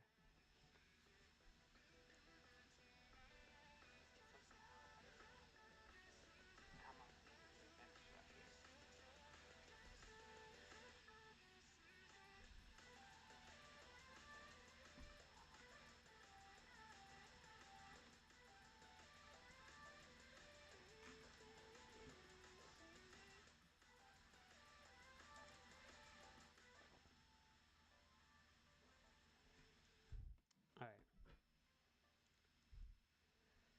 So here it is. So boom, boom, boom. So it gave me a pretty good what prompt to effect, catchy hook, clear role play. Okay, here's the prompt. Role and goal. Role you. So here's the role and goal. So I'm just gonna go boom. For each of the 12 bullet points, suggestion key, data visualization, task analyze, provide a summary. Okay, analyze and provide a summary. Okay, so I could get that summary here. I could have done this a little faster.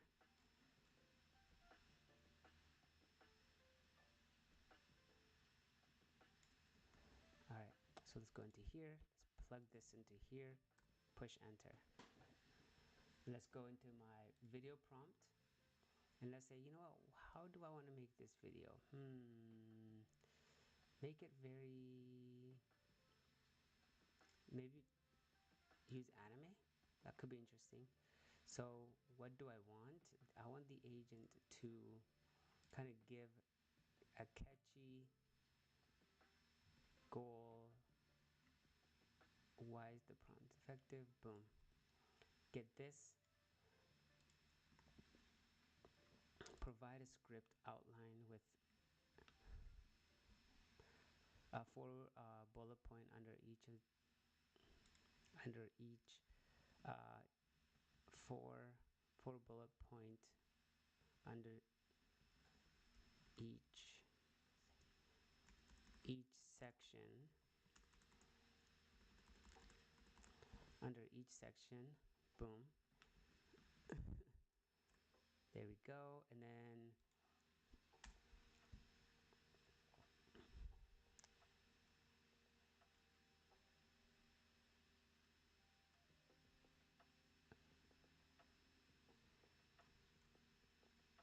goal prompt. Okay, maybe goal. Or you are acting as an expert analyst, blah blah blah. Take task with summarizing the most critical yet contradictory factors. Goal: generate 3 minute. 3 minute, it doesn't matter. Generate an executive summary. Script and key slides with point based on provided address.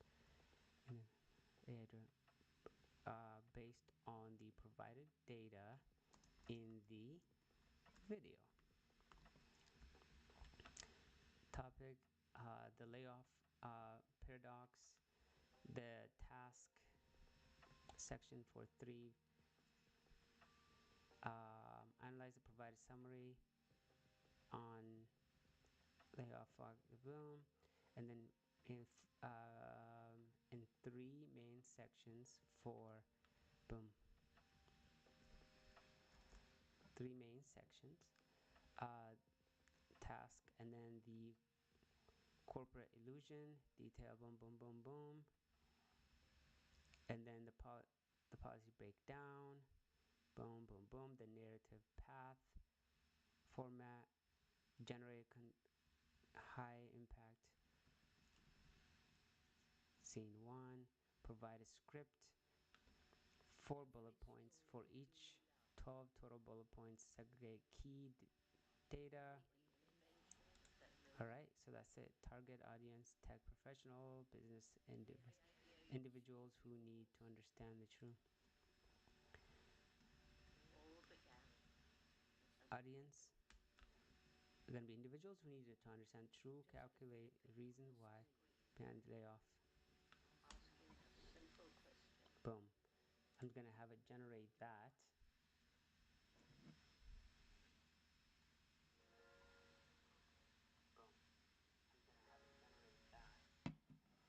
So here we go, it's being generated, but then on top of that, check this out. We have a roadmap. So AI was able to create this summary of the video. So acceleration, a tech layoff 26, first bullet point, scale, 0 return, reality, and then it breaks it down into investor optimism. Then see each section, it kind of just, I didn't even have to do this. Imagine if you were asked or tasked to summarize a quick mind mapping for this, and the fact that you can just get it with AI is pretty impressive. So let me get rid of this.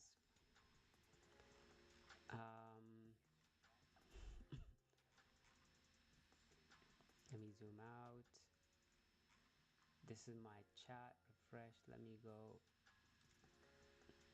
So here's my video being generated. But the cool part is I can ask questions. So I can click on. I can kind of discuss with the AI exactly like what's going on with this, what I should look at, what I should be afraid of. It's kind of cool.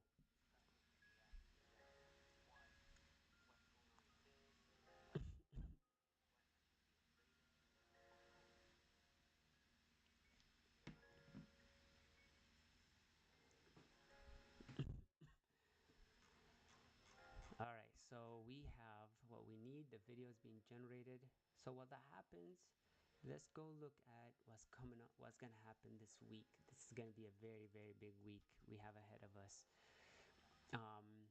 Something else I need to do is prep the video for uploading, which I will.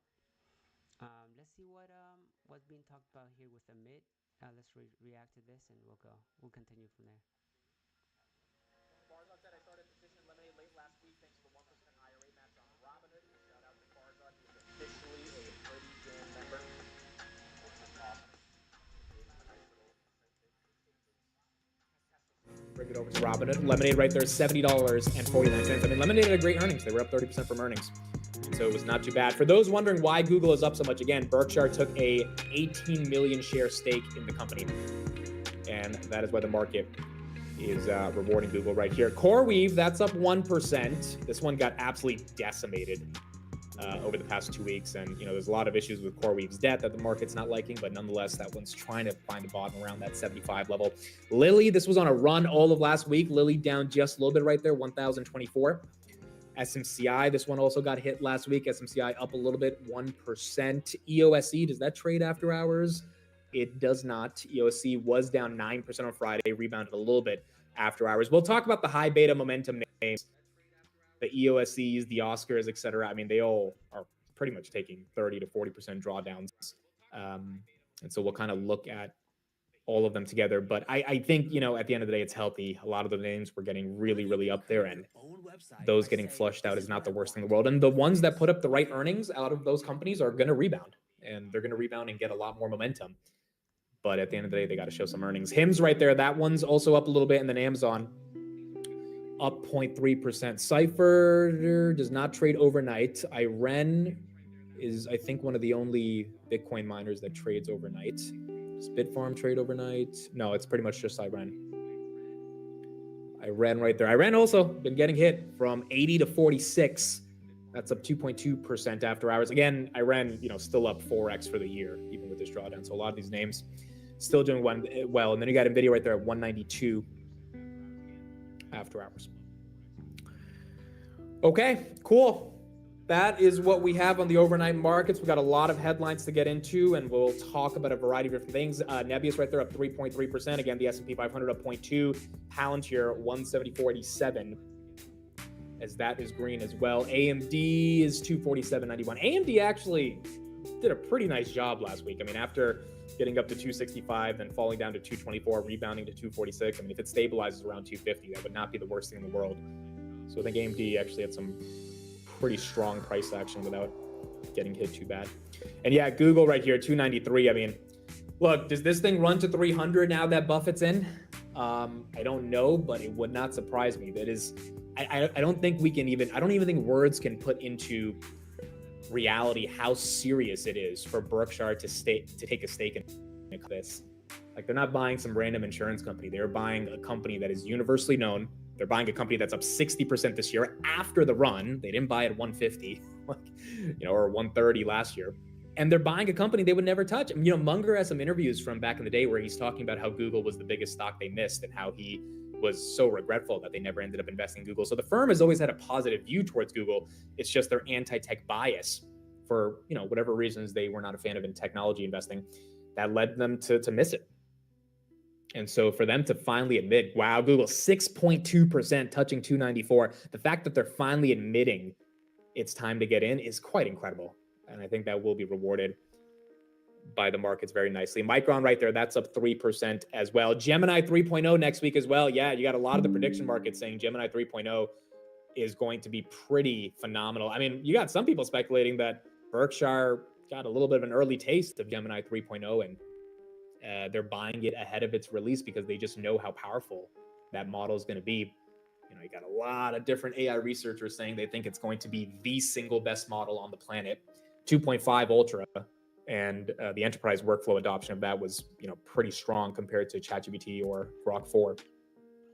So Gemini 3 can also be a big deal. Micron right there, that's up 3.3%, and then you got the S&P 500 again, up 0.22%. Where is Bitcoin? Are we getting a little bounce? Yes, 95, a little bit of a bounce from 92. And then Ethereum, 3,100.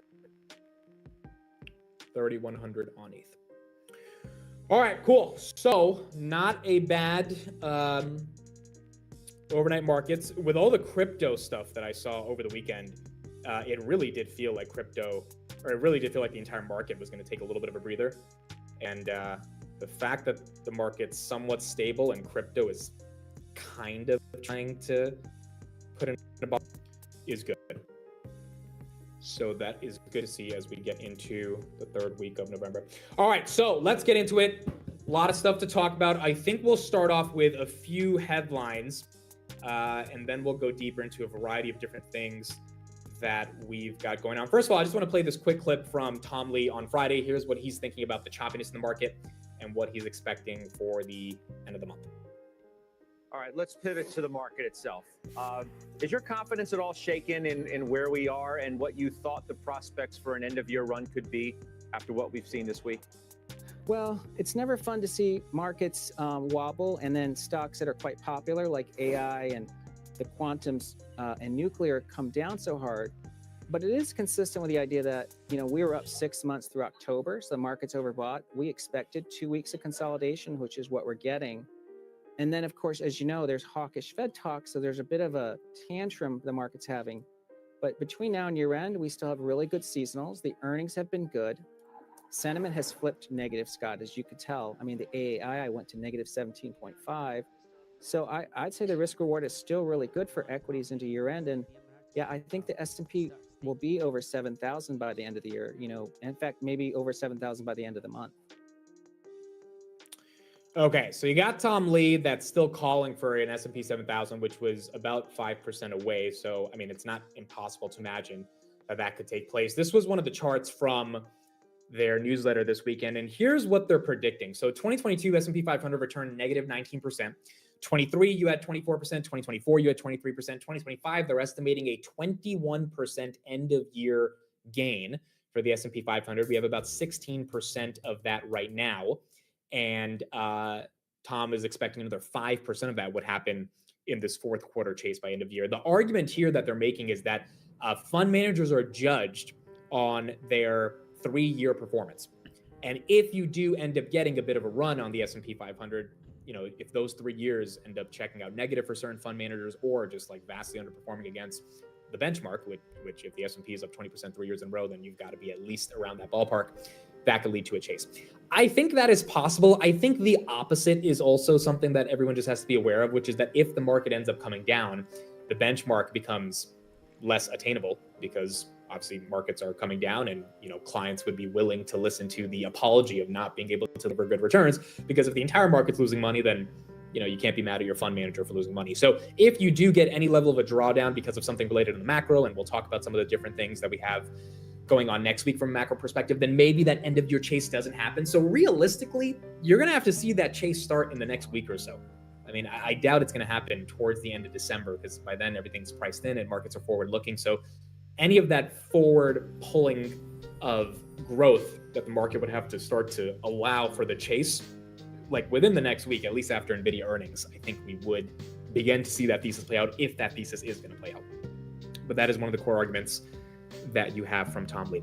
Second argument right here is, so let's take a look at the momentum drawdown. Goldman Sachs right here said on last Friday, we just had the biggest one-day drawdown in high beta momentum since the DeepSeek debacle. This is as per Goldman Sachs trading desk. And this makes sense, right? Your Oklo stock, your quantum, your nuclear, your crypto play, obviously MicroStrategy, BMNR, all of these got hit pretty bad. And worse than your average Max 7, right? Tesla's still holding 500 or 400. Apple's still holding around the 270s. But an Oklo is down from 193. So, and it went below 100. Now, the question is was that the bottom on Friday on all of these high beta momentum names? Or does the market say, you know what, we really, really do not want to trust these companies that are putting up no earnings, have no fundamentals, and quite frankly are just built off hype, a lot of that hype being constituted by retail investors. Do we want to just finally take it out and say, you know what, that money's got to go to NVIDIA, that money's got to go to Google, now that Buffett just validated Google, like that money's got to go somewhere else? Or does it kind of say, nope, that's enough for Oklo, not 193 to 97 is enough, and that's going to move forward? And by the way, it's not just the Oklos, it's the Rocket Labs of the world. Rocket Lab was freaking $74 at one point. It's at 46. I mean, it's a pretty ugly draw, and it got to 41 on Friday. So ASTS was at 102 at one point. ASTS now is at 62. I mean, a lot of these, and Rocket Lab to me is like a company with a lot of fundamentals. It's not some random meme stock, but nonetheless, it did get a bit expensive, and the market took a lot of that premium away. So the question becomes, or was Friday the bottom on a lot of those names, or was it not? And I think this week's going to be very important with NVIDIA earnings coming up, and macro data being released to kind of give us an understanding of, hey, does the market actually think that these prices are sustainable even at these levels or not? And, you know, obviously on a personal basis, you have to, if you're heavy in Rocket Lab, you've got to believe in Rocket Lab, right? If you're going to be invested in it, same thing with a Palantir or a Hood or a Tesla or any of these names, all of these are high momentum. Now, their drawdowns compared to like the Oklos of the world that have no earnings are different, but you've just got to ask yourself how much you believe in their multiple and your ability to hold them for the long term when you're dealing with a high beta drawdown. My gut tells me Friday was a little bit more of the flush out, and you know, if an Oklo still goes down more, again, it affects a very small part of the market. It does not affect the companies that really fundamentally matter. But if it's not, then I think people just have to be prepared for a little bit more of a drawdown. And quite frankly, the companies that really do have fundamentals like a Rocket Lab, if you see a big dip on that, those dips get eaten up. On an Oklo, I don't know if that dip, or a Quantum, I don't know if people step in. But I think on a Rocket Lab, people do. And so I think a lot of those are going to get compared over the coming weeks. 2026, what's going to happen in 2026? Well, I found a chart this weekend, and this chart is not pretty. Let me just say that right here. It's an ugly chart, but nonetheless, it is data that we have to be aware of. Every midterm year since 1950, every single one has had an S&P 500 peak to trough decrease of average of 16%. I mean, it's kind of spooky how every freaking midterm year this ends up happening. The last one you had was in 2022, 25.4% down. Obviously, that was pretty ugly. And you know, we all lived through that one. 2018 was 19%, 2014 was 7%, and on goes the declines. The question is, does that happen in 2026? Now, the 1 year later return is on average 33%. So you make up all of the return that you had lost in the previous year, and then it doubles on average going into the next year.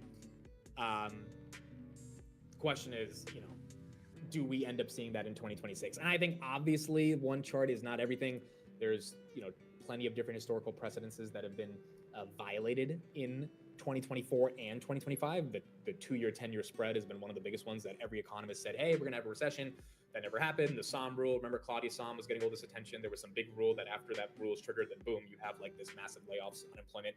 That was supposed to happen early 2024. That didn't happen either. So you can't use all those arguments as like the number one reason why you're going to have pain. But nonetheless, it is something that we have to look at on a historical basis. And then I found another chart right here that kind of goes at odds with this to an extent.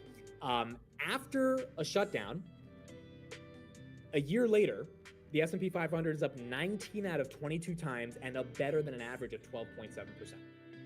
So the first chart says that in a midterm year, the S&P 500 is down 17% on average. The next chart says after a shutdown, a year later, which would be 2026, because we just had the longest shutdown ever, you're up on average 12.3%. So you got two different conflicting data reports that are going to be going against each other going into 2026. And obviously there's going to be a lot more macro and AI related news that's probably going to inform this stuff, probably policy related news as well. But nonetheless, you've got two different competing arguments for what the historical precedent would look like going into 2026. And I think it's going to be a lot more nuanced to this, but it's definitely something that we have to keep in our minds. By the way, Google continuing to move. Wow, 296, 7% on. You could have even bought Google on Friday after hours and still be up 7%. Goodness gracious. Hell of a move right here. I mean, it looks like it wants 300. And quite frankly, this could lead to a little bit of a decline in crypto and a little bit of decline in other high beta names if people just sell those and say, I'm going to pile into Google.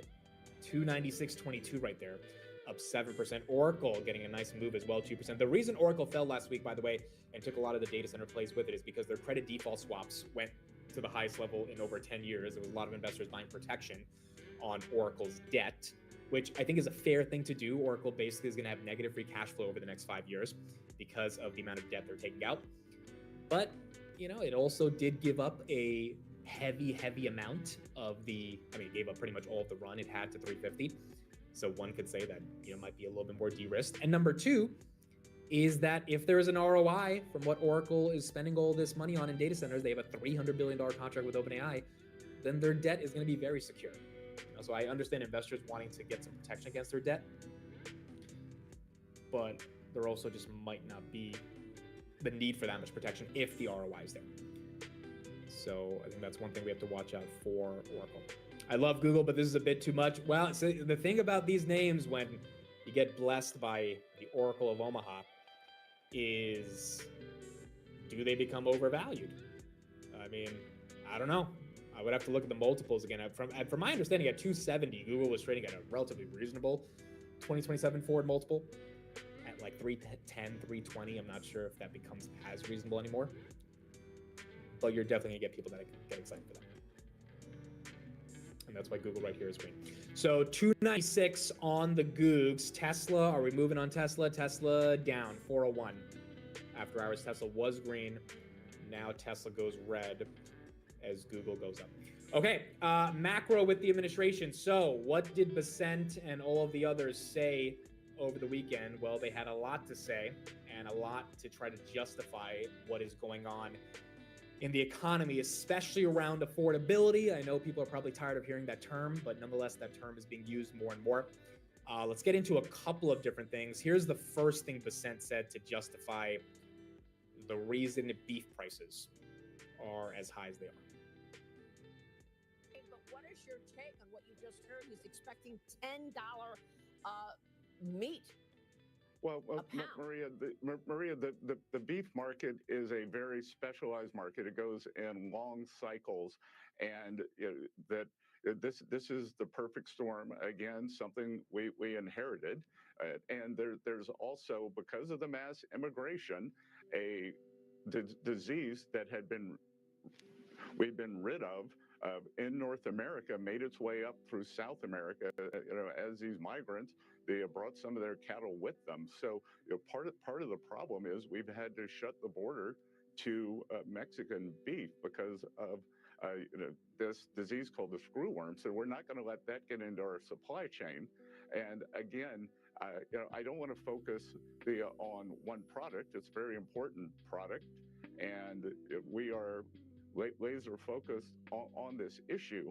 And so his argument is expensive illegal cows are the reason why. That's ridiculous. Interesting. So it looks like this kid seems to have pretty good IQ here from a measure.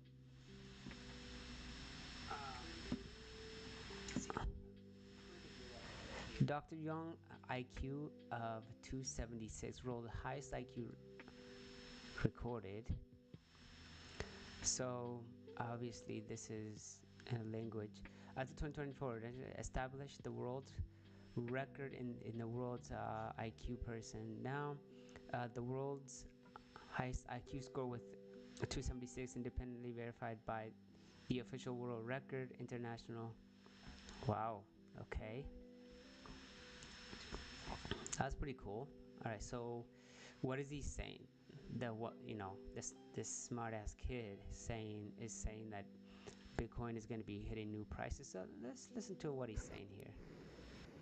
As world's highest record holder, I expect Bitcoin is going to $220,000 in the next 45 days.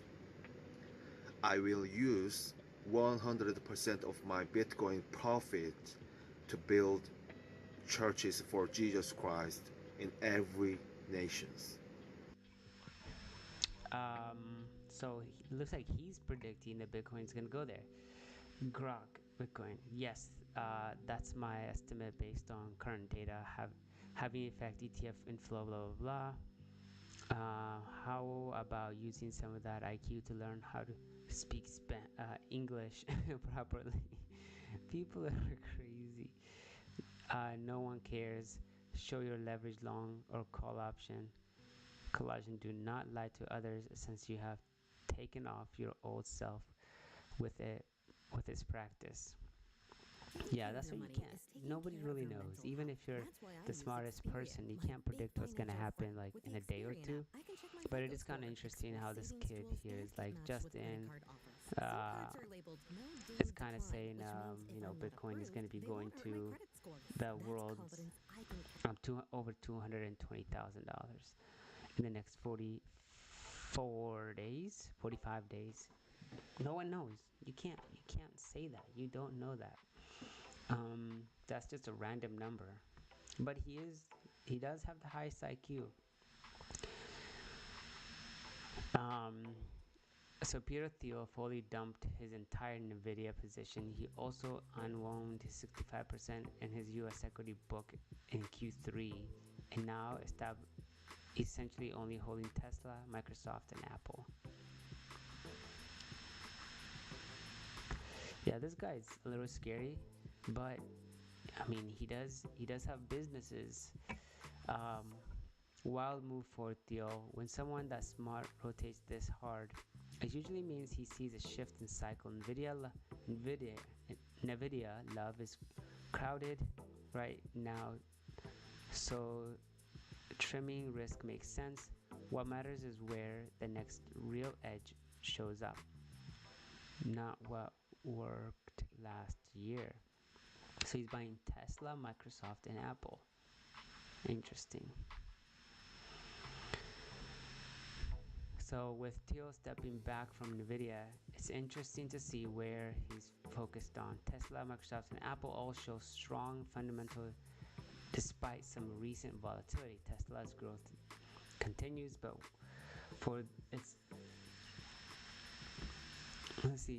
Tesla didn't. But watch for its challenges. Meanwhile, Apple's new revenue stream and Microsoft's cloud dominance keeps them on my radar. Interesting. So this guy, which I think he's kind of evil. I really don't like him that much, but it looks like he's rotating to Tesla, Microsoft, and Apple. These are some of the largest tech companies, every single one of them, and doing decently well.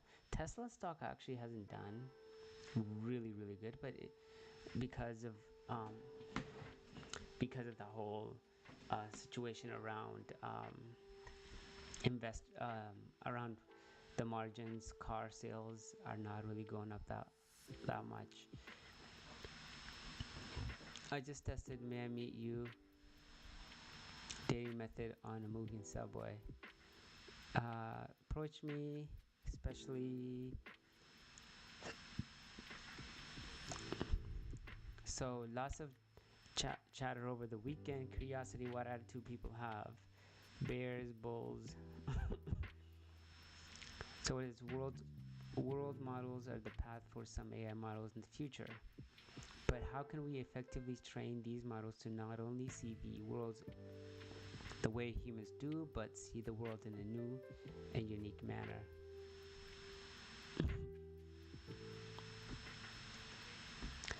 So yeah, earning week is gonna be pretty intense. So this coming week,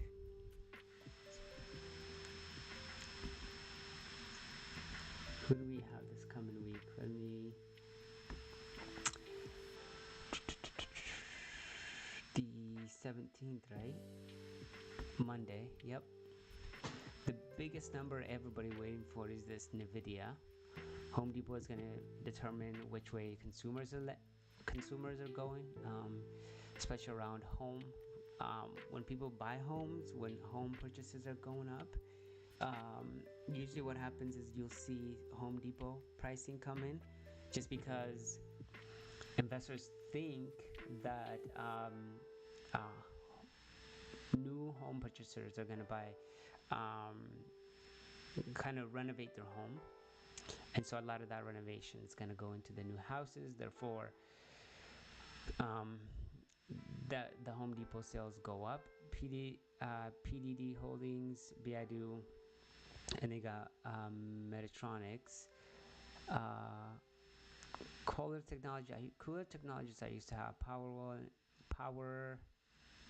Industries. TJ Maxx, looks like we got some retail, online, internet. Williams Sonoma, Lowe's. This is a good idea to have them different days. Target. What is this? Global E Online. Oh my gosh, this company's been around forever. How are they on their earnings? Looks like this type of company that hits earnings most of the time, but the last quarter this year, since the end of last year, they've kind of been missing earnings, especially on EPS, more like on EPS than anything else. I think they are an online company. The AMD.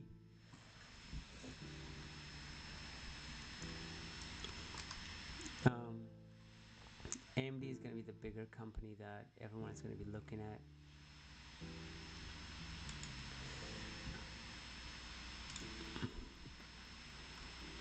Interesting. So this is a global e-commerce providing e-commerce solutions. Yeah, AMD is going to be the one that everybody's going to be locked into. So it's going to be a busy day. And I bet you AMD is the type of earning where the government is involved, because they are at the front and center of what's going on in the AI industry right now.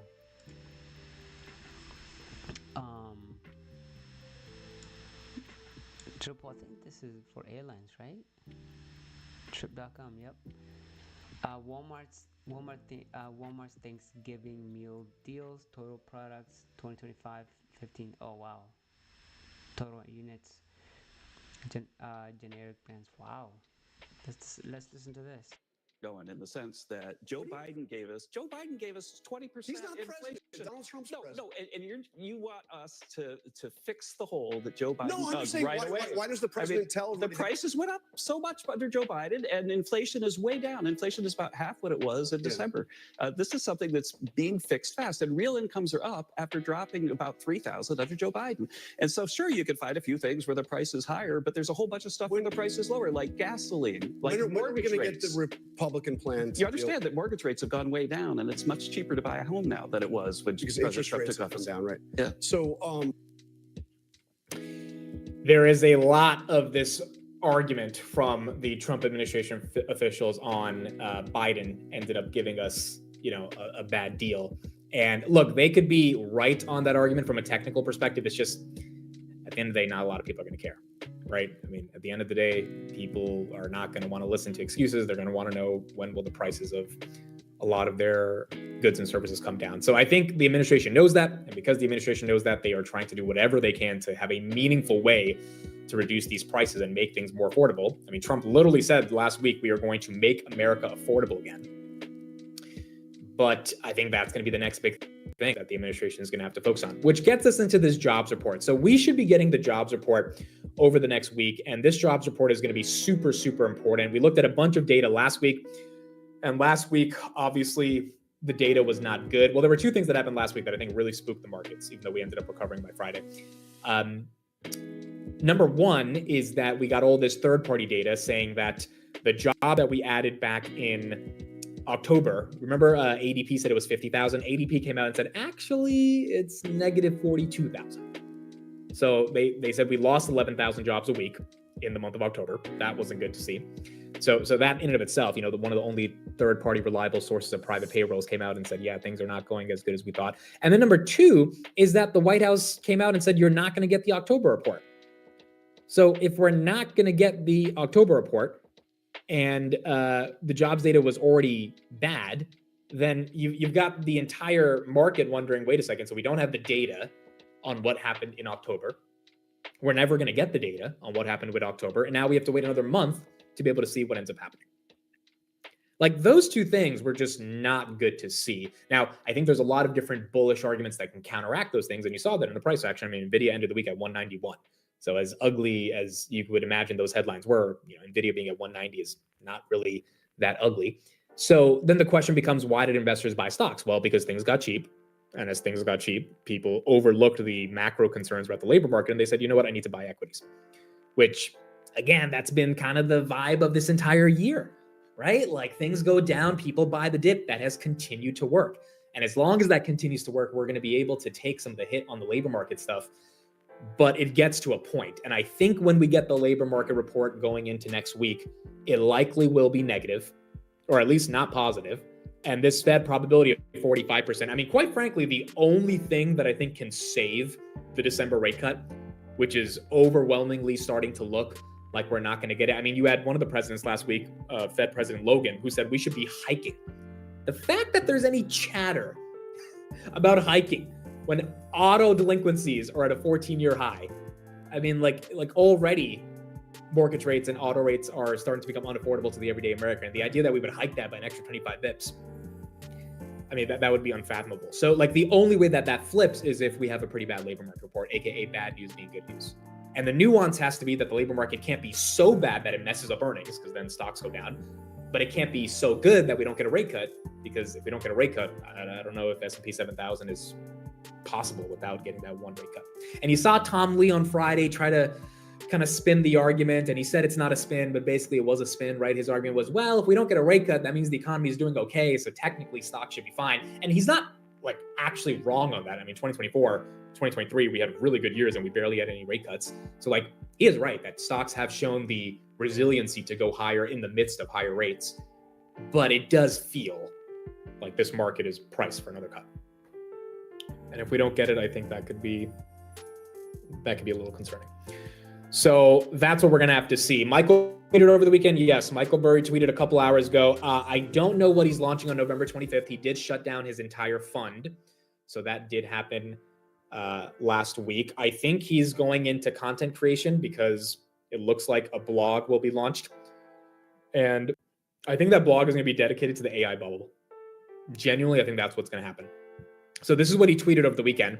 This is a chart of S&P 500 total capex less depreciation divided by nominal US GDP. And at the top of the chart, you see the NASDAQ 100 all-time high, fourth quarter of 2025. He's basically making the comparison implicitly to the dot-com bubble by using this GPU depreciation argument divided by GDP. And then the caption is, one chart to refute them all, to be continued November 25th. I think he's basically going to launch a blog or some type of media service that is dedicated to talking about what's going on in the economy. And, you know, maybe that's rooted in like his concerns around AI or what's going on. But yeah, I guess that's one thing we'll keep an eye on. But he is still hung up on this argument about depreciation and GPUs being like the biggest accounting fraud in history. We watched the video from ticker symbol U on Friday, and it was a short clip where he talked about how NVIDIA software has various updates on their chips that allow the GPUs to be allows them to be effective for, on average, about 2 more years. So you would argue that companies don't have to depreciate them as aggressively, which would like lead to this sort of a dichotomy of earnings growth that Michael Burry was talking about, because they get more of a life cycle out of them. And, you know, I think we've seen this already with a lot of companies still being able to use the H100s, even if they're not fully on the Blackwell chips. So that's one retort to that argument, but nonetheless, he feels pretty passionate about the idea that this GPU depreciation is horrible for earnings growth, or at least it's overstating a lot of the earnings growth. Having said that, yeah, this happened over the weekend. Elon responded to Sundar, CEO of Google, who just tweeted the $40 billion of data center spend they're allocating in Texas. He says it's mind-blowing how much money is being spent on AI compute so fast, but still many orders of magnitude to go. And then Sundar says, between abundant sand, plenty of sun and space, literally to put it in, we can do it. So you got Michael Burry saying this whole GPU, AI, CapEx stuff is a full-on bubble. And then you've got Elon, who wants to literally start his own. Yup. I see it. That's what I don't understand. Is the companies themselves that actually are creating these products actually saying, like, what are you talking about? We are just getting started. They're saying, listen, we don't even have enough almost space on Earth. We have to be more innovative and actually start sending some of these data centers just to start building them out in space. And so I did did research a while back around space power solar power video, and that's something that Google's taking off. That is something that was discussed during the call that Elon had in Tesla. So I don't know if this whole thing where Mr. Big Short is saying the Big Short. I say that Big Short. Big Short is saying, listen, we're overheated in the AI sector, but then the reality is they're saying we still got so much more spending, and the biggest difference with right now is some of the largest institutions are still building out AI infrastructure. So how can we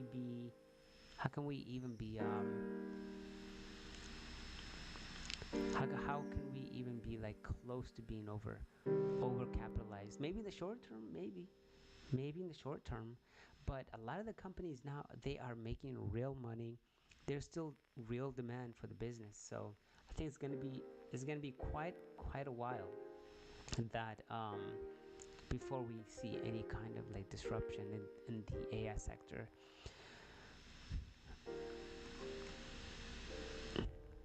So let's watch this part of like the movie and what they were talking about. Market collapsed nationwide.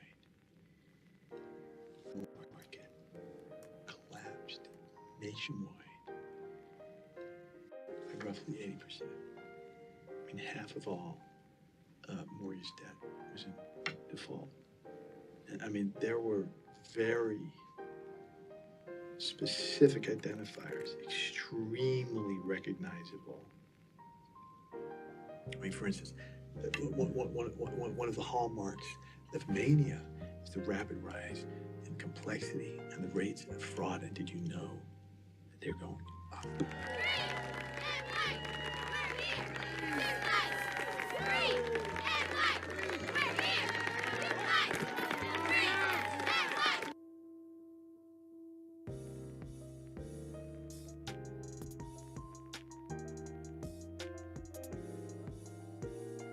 I've always been more comfortable alone.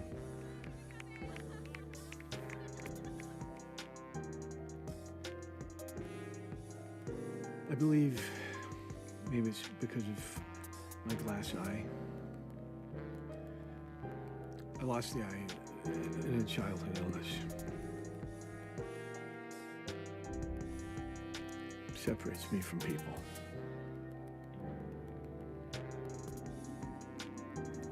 Did you know that they're going up? Highest fraud rates since the 1930s. It's okay. No, I didn't know that. I mean, in 1933, the fourth year of the Great Depression. Why should I come back in? You were playing so great, son. You even heard the coach say it. Can we just go home? Most social interactions are awkward for me and for the person. Even when I try to compliment someone, it comes out wrong. You have a very nice haircut. Did you do it yourself? What? No,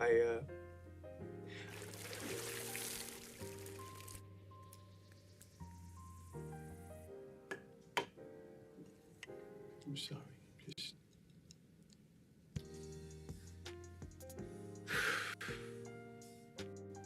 I'm going on and on. I will be in need of shit.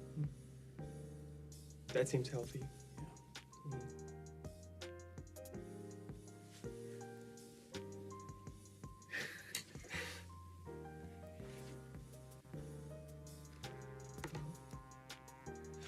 So do I get the job?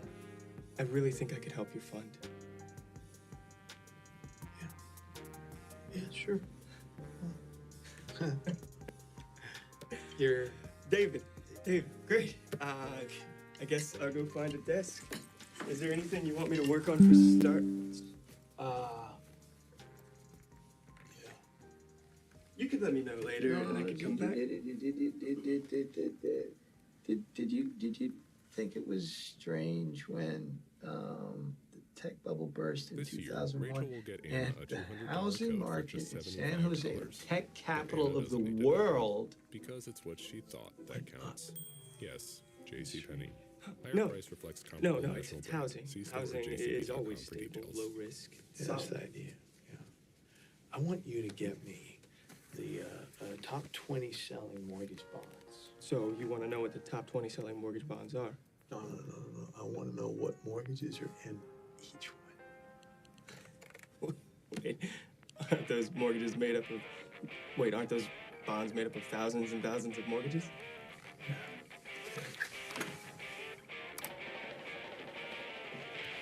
Right away, Dr. Bryan.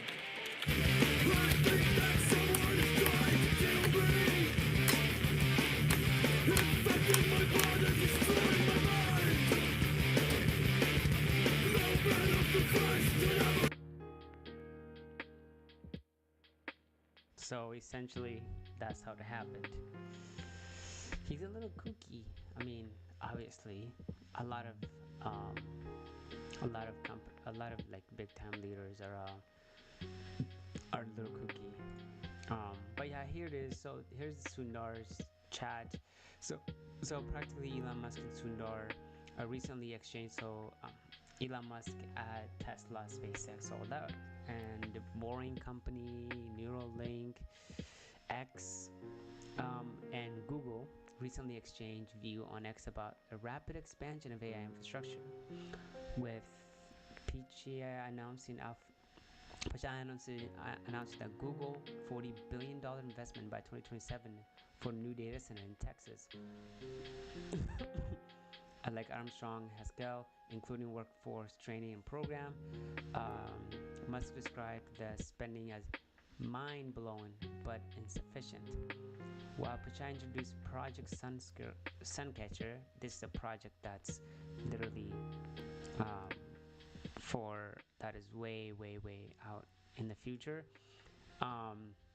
where they're gonna start sending these data centers. They're gonna start building data centers in space, which is kind of interesting. And so they're saying we need more energy, and that's the best way for them to expand that demand into space, because you got unlimited energy and more efficient power from the sun. So they're going to start building out this scaling out the data center growth in space. So here's the chat where Sundar and Elon were discussing it. Pretty impressive.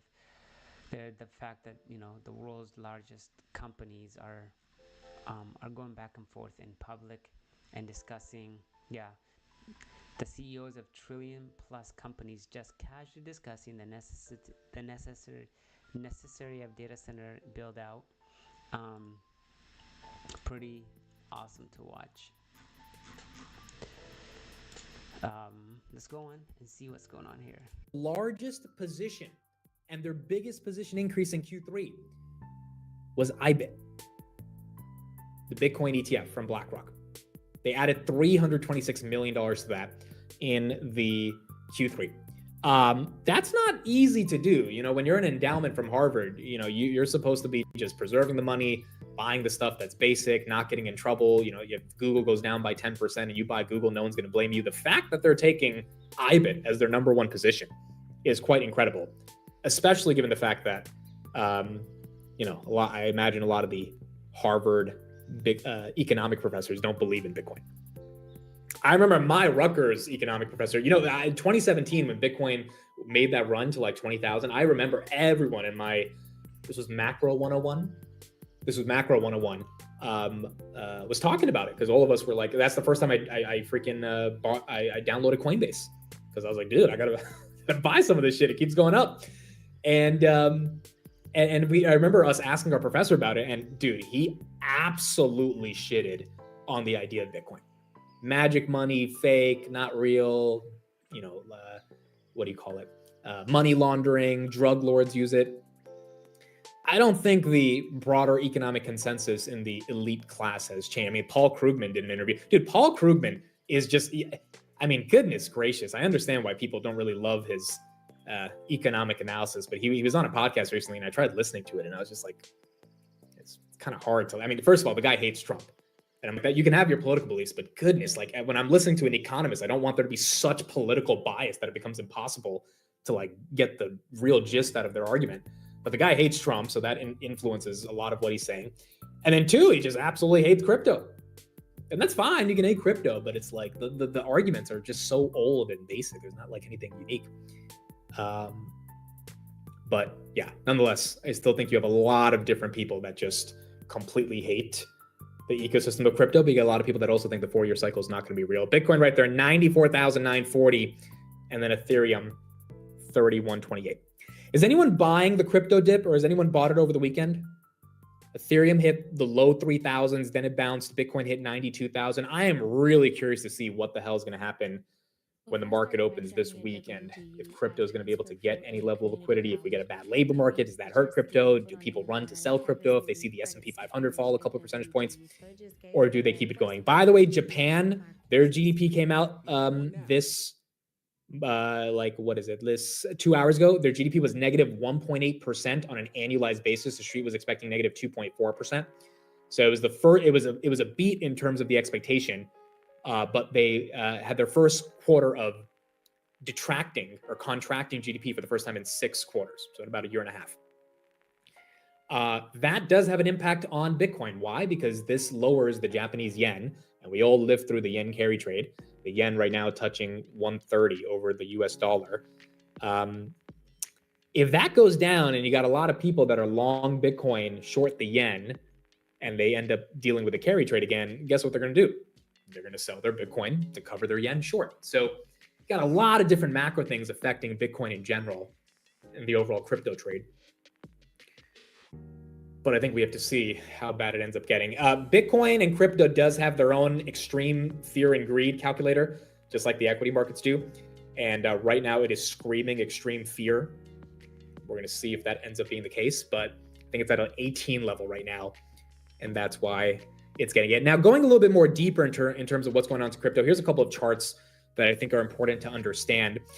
This appears to be a structural and mechanical downturn. Institutional outflows started mid to late October. First week in November, you saw crypto funds have 1.2 billion of outflows, and the problem became excessive when you had a lot of leverage amid these outflows.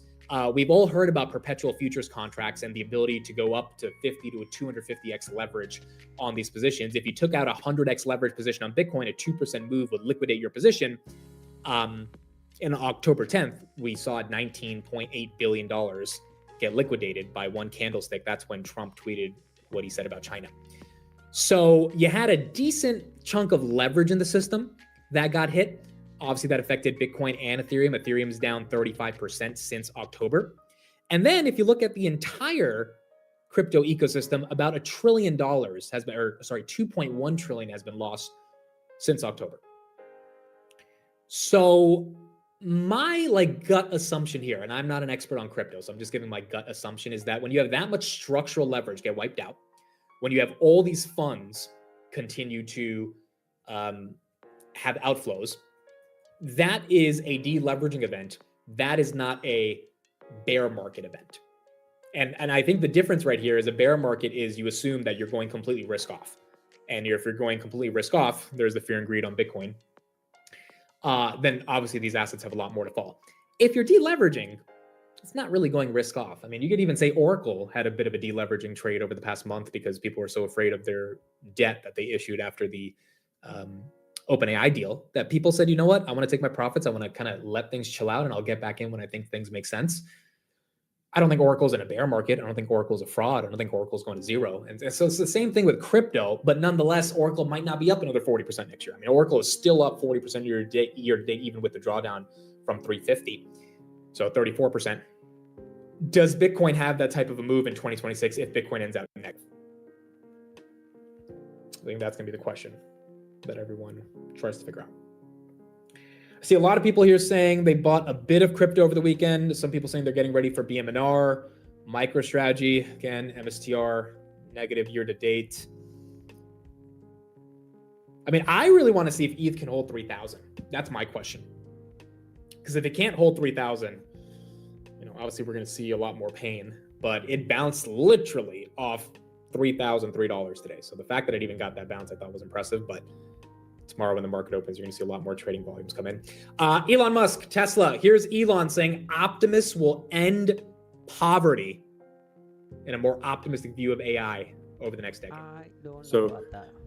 but the reason for hand dexterity is you want to be able to do like surgery and precision medical actions. And so imagine a world where everyone has access to the best surgeons, literally everyone. And Optimus will have a level of precision that is frankly superhuman, and will be able to do medical procedures, very sophisticated medical procedures, any medical procedure, perhaps things that really humans can't even do because they're too difficult, and that will be available to anyone. People often talk about eliminating poverty and providing great medical care, but they never actually have a solution. And money doesn't solve it because there are only so many. There's a very limited number of great doctors and surgeons. They don't grow on trees, but now they'll get built in factories. So, I mean, you got Elon posting a more optimistic view of AI. I know we've been talking a lot about the labor market and what's going to happen in the world of AI if the labor market becomes commoditized via robots and, LLMs, etc.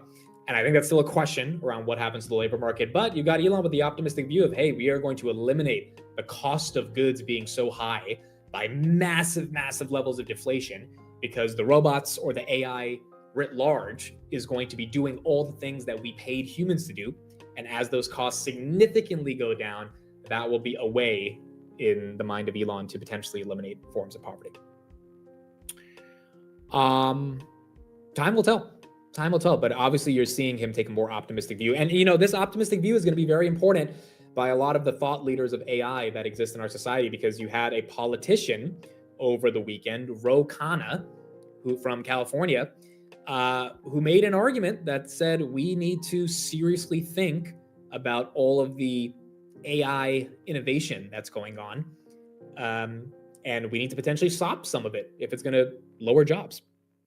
And you had David Friedberg come out with a super long response and basically say that you're an idiot and that there's no way that we can allow technology to stop progressing just to be able to save jobs, which is obviously the argument that a lot of the billionaire class and a lot of the arguments that are in the shareholder class are going to be promoting, because pretty obvious, AI increases margins, replacing humans increases margins, and increased margins increases shareholder returns. But you're going to have politicians that are going to come out against it. You really will. Look at this, Ro Khanna. We need eliminations or regulations that prevent companies from using AI to eliminate jobs to extract greater profits. Artists at these companies need to have a say in how AI is deployed. They should share in the profits, and there should be a tax on mass displacement. I think it is inevitable that there will be a politician that rises to power, whether it's a Democrat or a Republican, off the idea of protecting people's jobs by regulating the crap out of the AI companies, or at least taxing the crap out of them, to make sure that if Amazon saves $300 billion over 10 years by replacing 2 million workers with robots, that some of that 300 billion comes to the government and gets redistributed in some way. But it just seems inevitable. If you're going to have mass unemployment, which again, it's a big question on how society is going to deal with it. Now, the optimistic argument is, costs are going to get so low that even if you don't have the best high-paying job, it doesn't matter. That's Elon's perspective. The other perspective is there's going to be a lot of new jobs that are going to pop up. And so all those new jobs are what's going to give people meaning and purpose to life. No one knows how it's going to play out, but nonetheless, it is going to be a debate. And I think, for most of us,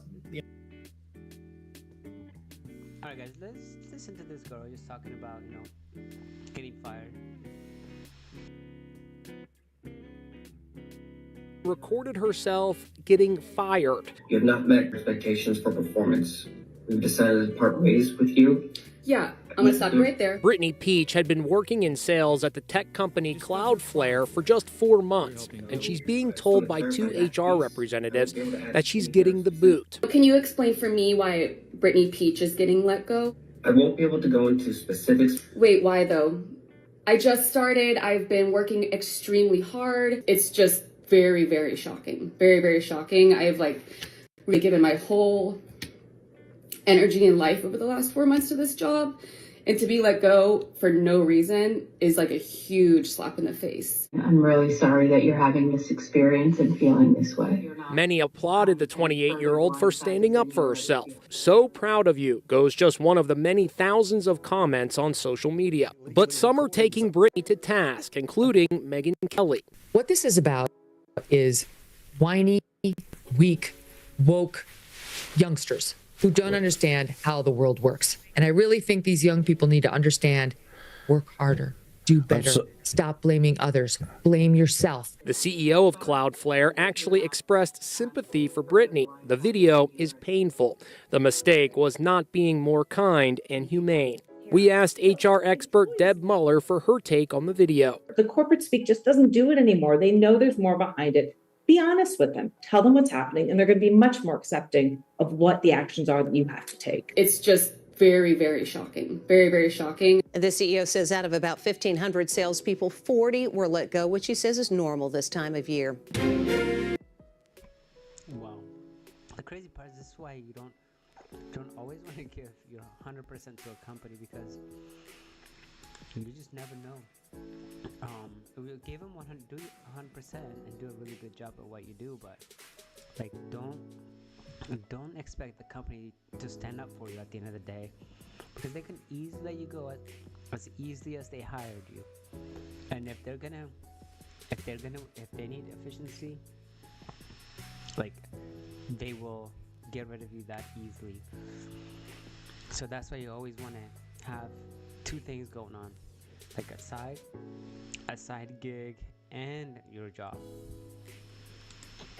After 10 years, I told you guys I was let go today after 20 years. Today, I was laid off at Amazon. And then I went to Amazon and I worked my literal ass off. I keep getting job offers that are extremely lowered wages due to them knowing people are desperate. I got laid off in May. It is now the end of October.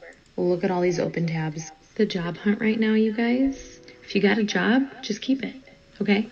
Amazon recently announced their largest corporate layoff, cutting 14,000 employees, with executives hoping to eliminate 600,000 workers by 2033. When Amazon, the U.S.'s second largest employer, starts laying off employees, it gives cover to other CEOs. UPS announced 48,000 layoffs. YouTube is offering its employees voluntary exit packages. Chegg announced it was cutting 45% of its workforce. Target cut roughly 1,800 employees. GM cut roughly 1,700 employees. Meta, Rivian, Ford, the list goes on. And this is just for the month of October. It doesn't even cover the layoffs we've been experiencing throughout the year. But there's one layoff I want to highlight. Paramount. If you watched my previous video, I mentioned how David Ellison, son of tech billionaire Larry Ellison, had purchased Paramount, further growing his media empire. Despite this open letter David sent to Paramount employees after taking over the company, claiming, "You are the heart of this company," Paramount cut 1,000 employees, with that number expected to be 2,000 in coming weeks. If companies like Google and Amazon and Meta are making billions, why are they laying people off?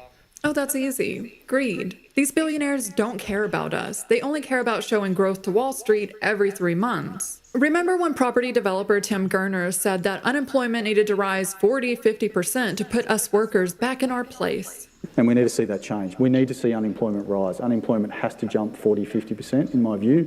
We need to see pain in the economy. We need to remind people that they work for the employer, not the other way around. There's been a systematic change where employees feel the employer is extremely lucky to have them. It's a dynamic that has to change. We've got to kill that attitude, and that has to come through hurting the economy, which is what the whole global, the world is trying to do. The governments around the world are trying to increase unemployment What isn't discussed enough is the shadow layoff system. More companies are hiring part-time and contract workers as a means to cut costs. This means for the workers, no retirement plans, no healthcare benefits, and no severance package. The WARN Act doesn't require corporations in every state to report part-time or contract workers as part of their layoffs. This is why the layoff numbers might seem low, but if we account for all employment type, we've actually seen 13.8 million layoffs from January to August of this year. Laying off contractors or conducting performance-based exits doesn't make headlines, but accounts for up to 30% of this year's job losses. Amazon claims that they're laying off employees in an effort to operate like the world's largest startup. They claim they need to increase their efficiency. Yet in 2024, they generated $638 billion. It seems they're operating at pretty high efficiency. While most headlines are focused on AI, Amazon has been building an army of robots. A leaked internal document shows executives hoping they can eliminate 600,000 roles by using robots. And they know how bad this sounds. That's why also in the document they discussed replacing words like automation, AI, and robot with the term advanced technology. But here's the dystopian reality. Back in June, Amazon CEO Andy Jassy addressed all the employees about AI and automation. We have strong conviction that AI agents will change how we work. There will be billions of these agents. We will need fewer people doing some of the jobs that are being done today. The key word here is will. He's not saying AI agents are currently good enough to replace human workers. He's saying they will be, maybe in the future. Probably in 2025, we at Meta, as well as the other companies that are basically working on this, are going to have an AI that can effectively be a sort of mid-level engineer that you have at your company that can write code. And then over time, we'll get to the point where a lot of the code in our apps, and including the AI that we generate, is actually going to be built by AI engineers instead of people engineers. Again, the key words here, I think probably these are just hopes. They're laying off real human workers today despite recognizing that AI cannot do a mid-level engineer's job. But they're hoping one day it can. They're redirecting the money they used to pay real human workers into AI investments. They're betting on a future that hasn't even arrived yet. They could afford both employees and AI, but instead they're laying off workers right before the holidays after record profits while the CEOs get richer from the very act of firing them. Because for these executives, layoffs are a means to cut costs. And who costs the most? Senior employees. A perfect example of this that we saw earlier this year was when Microsoft let go of Ron Buckton. Now, if you're not a developer,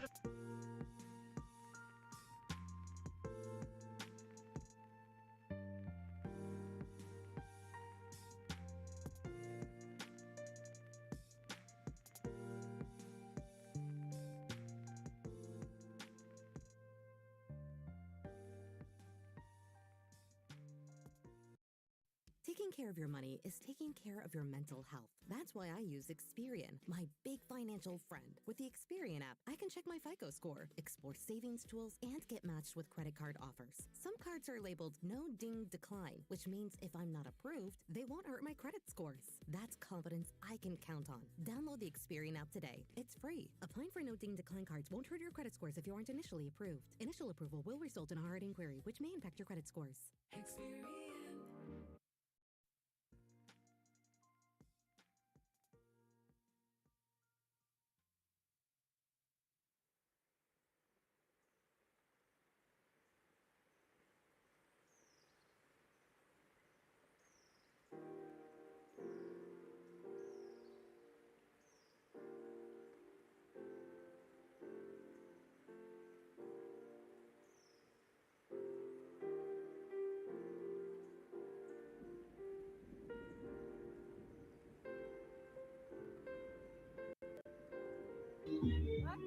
May I meet you?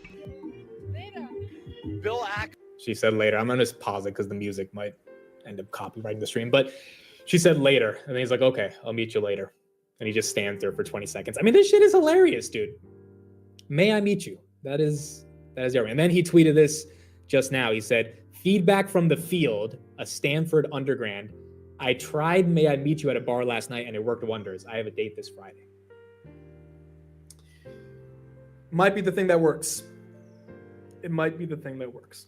So, by the way, Bill Ackman sold about 10% of his Google position as well. He was one of the only super investors that bought Google heavy back in the 90s. So yeah, he did sell a little bit of his Google, but Buffett and Berkshire ended up buying.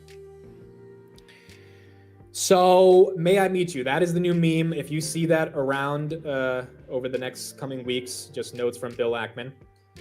And I think it's hilarious. And maybe it ends up working for a lot of people.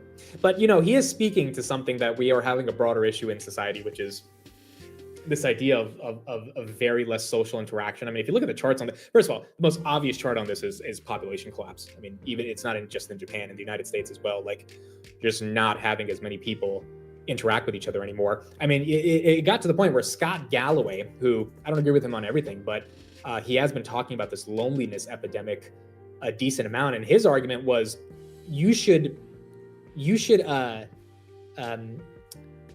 okay with ruining your liver and getting drunk in order to meet somebody and have social interaction, because that is what you need to actually, you know, not be lonely.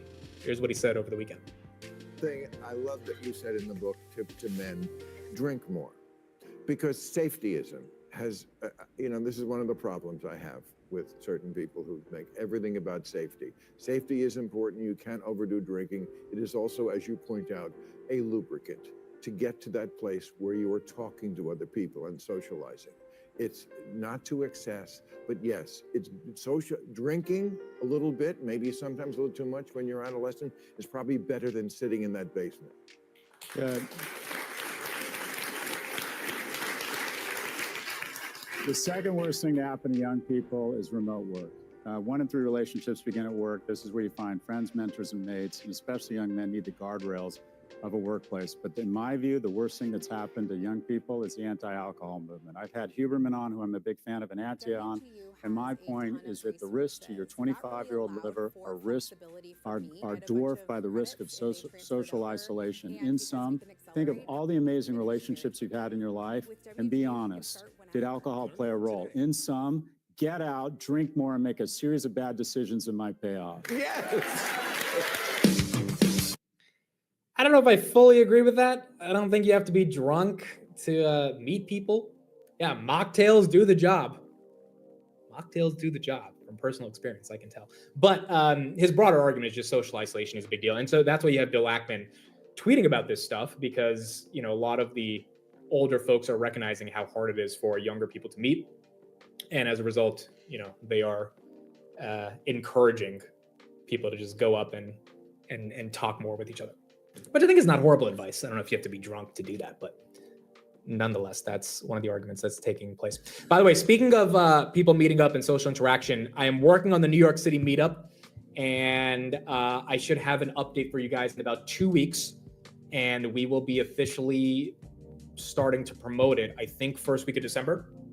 And we're aiming for, don't hold me to this date, don't hold me to it, but we're aiming for January 25th. It'll be a Sunday, January 25th. So LA meetup will happen. We're going to do the LA meetup. Singapore meetup's going to happen, but we're doing New York first, starting off in January. I think it's going to be really cool. And there's going to be a lot of different ideas we have. And I'm working with a team to actually finalize it and make it real. There will be a ticket, so you will have to pay a ticket. The reason for the ticket is, number one, we're renting out a venue, and venues on average are about $10,000 to $12,000. So that's the first thing. Number two, we are hiring a shit ton of security. So that's another reason why we have to charge for a ticket, because we are making sure that this is as safe as an event as it can become. And number three, you're going to get food.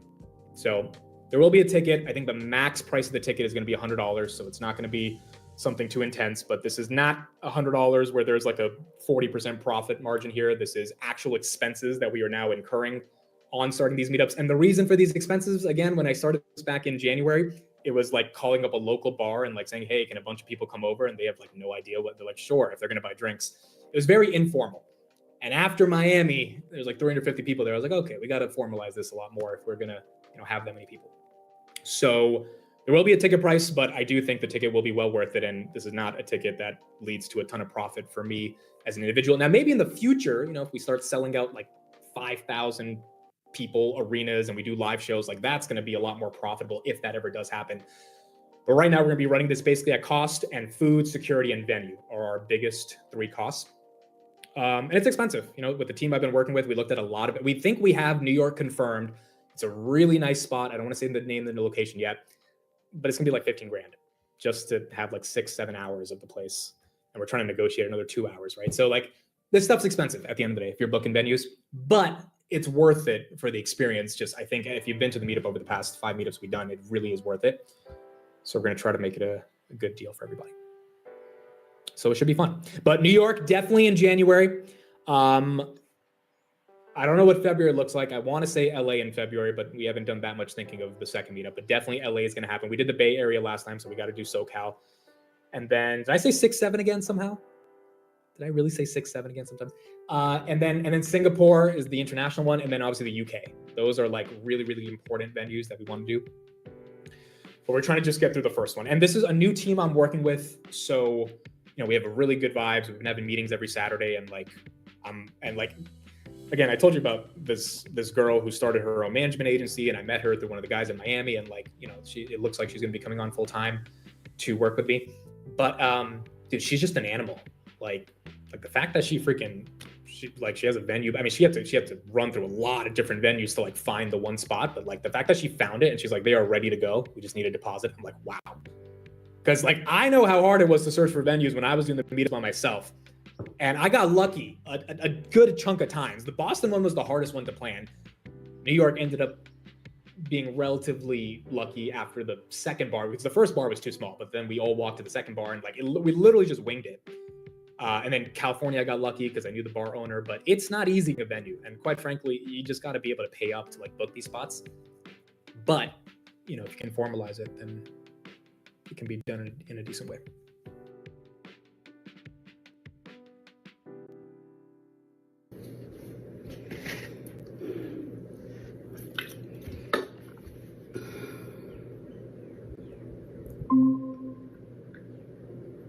Hey, Brittany. Hi. Yes, I'm so sorry. My name's Rosie. I'm just joining the call. Nice to meet you. I'm on the HR team. Mm-hmm. Hi, Brittany. Hi. Thanks for meeting with me and Rosie. We have an important meeting today. We finished our evaluations of 2023 performance. This is where you have not met Cloudflare expectations for performance. We've decided to part ways with you. Yeah, I'm gonna stop you right there. Sure. So I started August 25th. I've been on a 3-month ramp, and then it was 3 weeks of December, and then a week of Christmas, and then here we are. I have had the highest activity amongst my team. Since I've started, I have had 3 contracts out, done a really great job managing my deals up until the very end that decided not to close last minute. So I don't think that makes a lot of sense for me in my Cloudflare journey here so far. Also, every single one-on-one I've had with my manager, every conversation I've had with him, he has been giving me nothing but I am doing a great job. I have had great activity. I have really great meetings. I'm picking up the products very quickly, and things have been going really, really well. I make really great relationships with my clients. So I disagree that my performance hasn't been, I haven't met performance expectations when I certainly have, just because I haven't closed anything officially. I hear you. Also, why are you doing this and not my manager? We've never met, so this seems a little odd that my manager has no idea that this has been happening and the director has no idea that this has been happening. So I'm just definitely confused, and I would love like an explanation that makes sense. 100%. Real quick, let me carve out the 2 threads. The latter of why I'm on this conversation, I'll put that one to the second half, and Rosie might be better to explain the process of who is giving this information. And the prior piece, which is your feedback and notes about your performance. So let me add a little context to that. So just for clarification, you are not being singled out in this. Your peers are also being collectively assessed on performance. This is a collective calibration for Cloudflare. So I just want to clarify that piece. I won't be able to add any kind of specifics on numbers or... Wait, yeah, no, can you explain for me why Brittany Peach is getting let go? I won't be able to go into specifics for numbers. Wait, why though? I just started, I've been working extremely hard.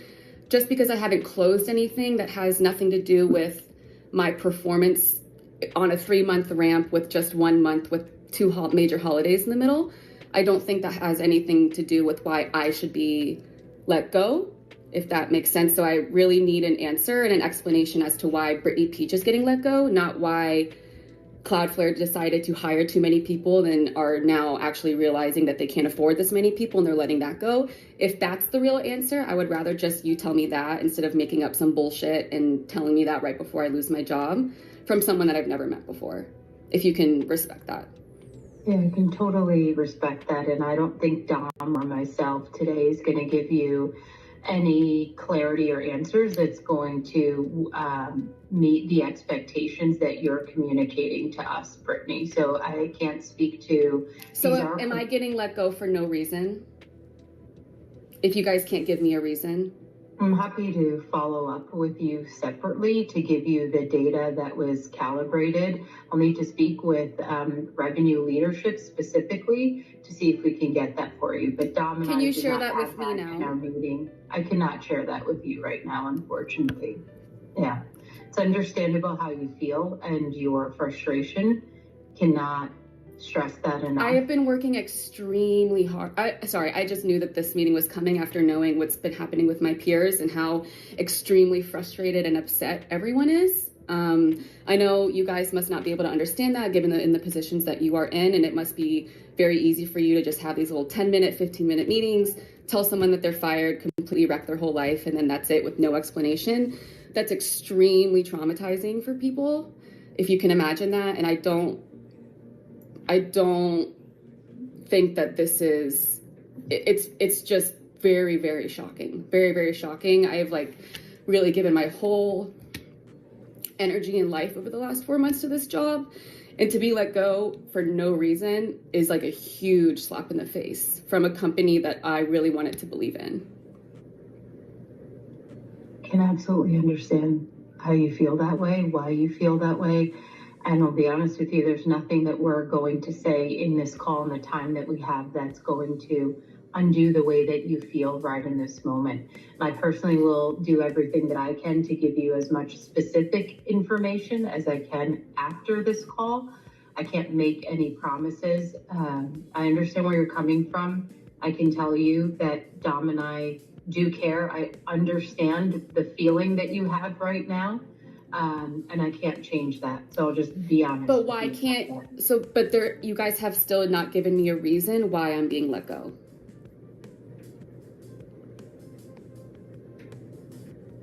Despite constant positive praise from my manager, great meetings that I'm having, the amount of activity that I have has all been positive. I have not received any negative inclination. I have not been put on a performance improvement plan, nothing. So. And I cannot speak to what your manager has communicated to you directly. But that should be the indication of poor performance based on your attainment and leading indicators of data. That is the rationale. But I've been here for only a month after ramping, and that was during a holiday. So I don't understand what those, can you explain what those performance metrics are? Or is that just like a vague term to give to everyone that you're speaking to today? I'll say that the performance indicators and performance metrics are, while they are, we're not able to go into specifics, and we won't, there's no situation where we will be able to go into Do you guys even know, like, why, like, who you're talking to each day? Like, every single 10, 15 minutes, do you guys even know who you're talking to? Like, why you're letting these people go when you don't even understand, like, the kind of work and everything that they've put in? I hear you and what you're saying. It just doesn't make it just doesn't make any sense that you guys have still not been able to give me a reason why I'm being let go. Just from a process perspective, your questions are valid. This isn't going to be the forum and the situation where we're able to go into the detail that you're looking for. But then when? If it's not right as I'm getting fired, then it's certainly not going to be after when I'm no longer part of the company. Yeah. So I don't think there's anything we can say in this moment or today, Brittany, that's going to change the way that you feel. And it's understandable. I'm taking notes and feedback, and we'll circle back. Yeah, I know you did that for Nestle too, but that's the meeting. It's not going to change the outcome of the situation today, so it may be best if I do get into more of the specifics of what the next steps are, because I think it's clear that you have questions that we cannot give answers to, and if you'd be open to it, I'd love to move into what the next steps are so that you're not any further blindsided than you already feel. Okay. Thank you, Dawn. Okay, and I'm really sorry that you're having this experience and feeling this way. One of the things that we want to confirm is your personal email address, because that's where all.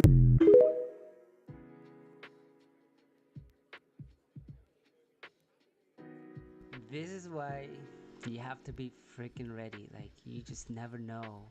Like, what the heck? Are you researching dental implant? Like, literally at the last second when you're just chilling there, you could just get fired. Why would they give why would they give whether you're getting fired or not? Like, literally. So we're gonna react to here. YT wake him up. Looks like he compiled some videos around people getting fired. I think this might be a pretty good one to watch.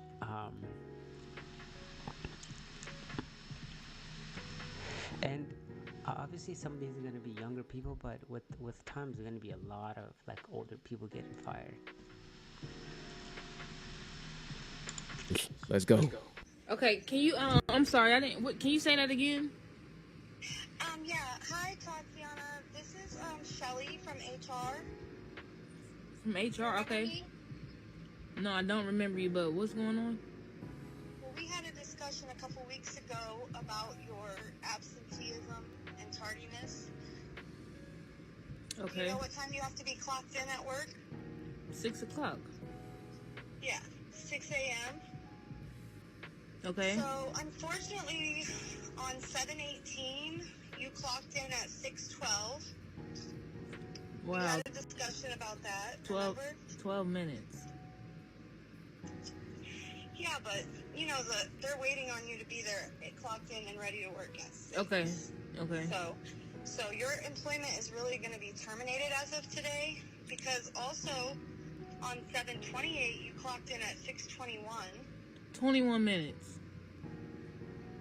Yes, that's 21 minutes of company time. But I still work though. Like I still like. Why didn't y'all tell me that today when I was just at work?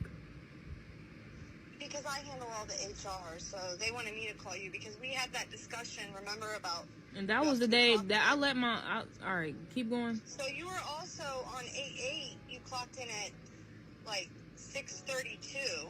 That was it. Okay, so I let my cousin use my car the night before, and he didn't bring it. He overslept or something. He didn't bring it back till the morning. So like, I still made it though. Literally like 9 days after we talked. So, and then on 8/12, you just did a no call, no show. That was my birthday, August 12th. That's my birthday. Like, I already told you. Request that day off work though. But y'all know that's my birthday. I'm not. Birthday. No, that's fine. All right. Okay. Everyone works on their birthday. Even I worked on my birthday. Y'all too grown for me. Well, unfortunately, I just need you to turn your keys in. And I'll be there tomorrow, because that's crazy. That's crazy.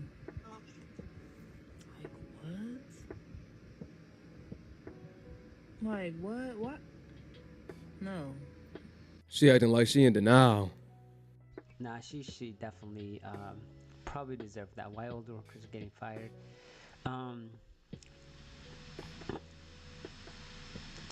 People recording, like, I think that girl definitely deserved to be fired, maybe, but it's it's more for the people that, you know, shouldn't, are being fired just for no reason, just like the previous girl, this girl here, you know, she seems like she's doing her job, doesn't seem like she's just tardy, but, you know,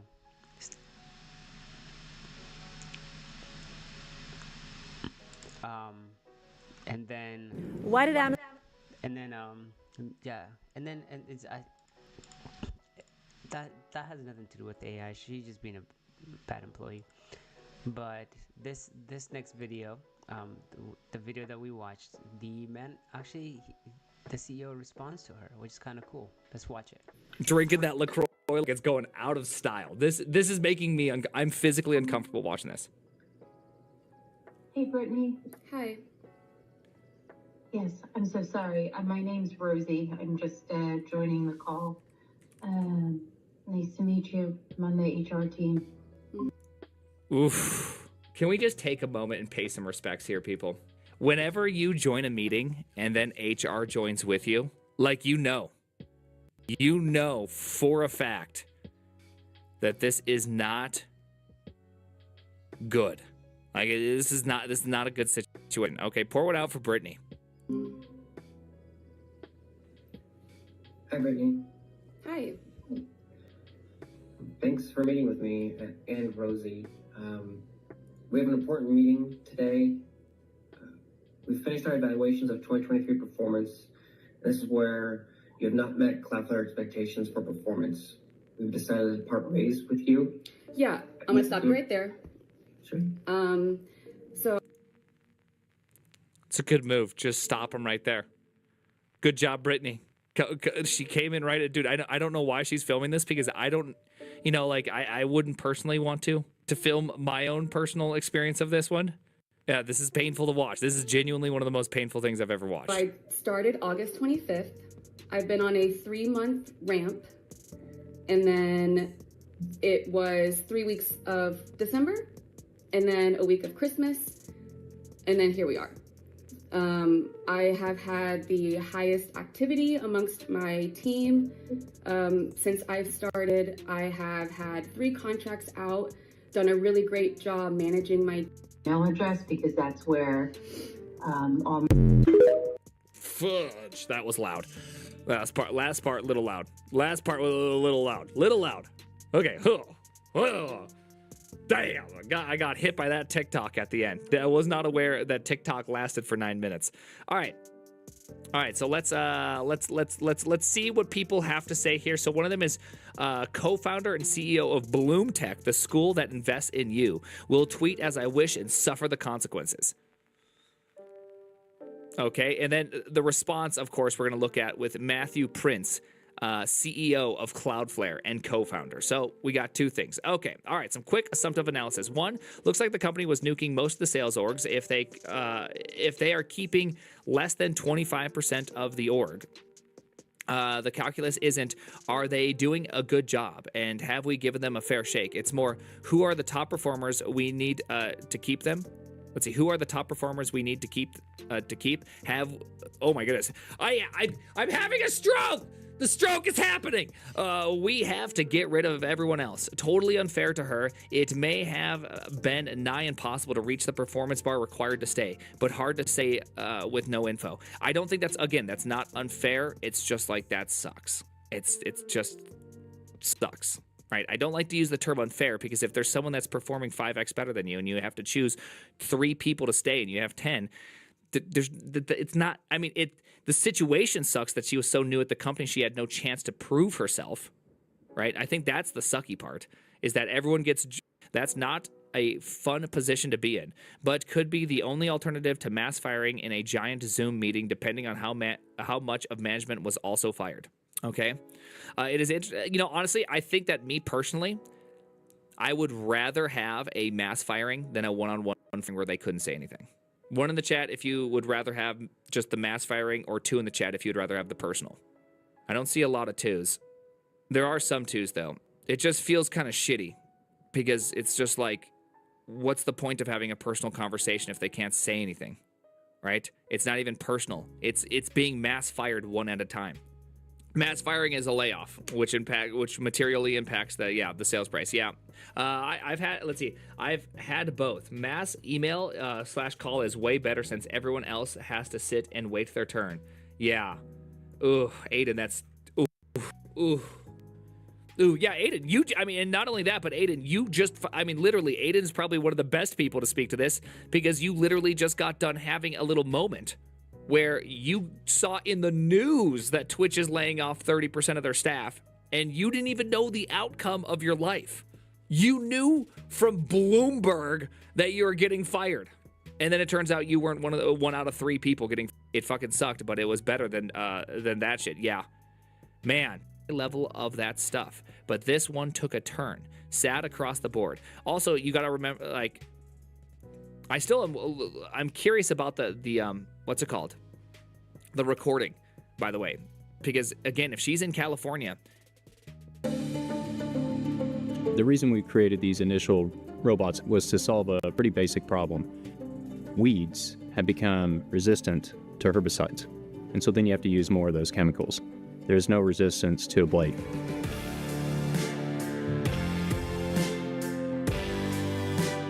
The process is pretty simple. I am a farmer, so I designed it to work for farmers. They let us know when they planted the crop. We actually fly a drone.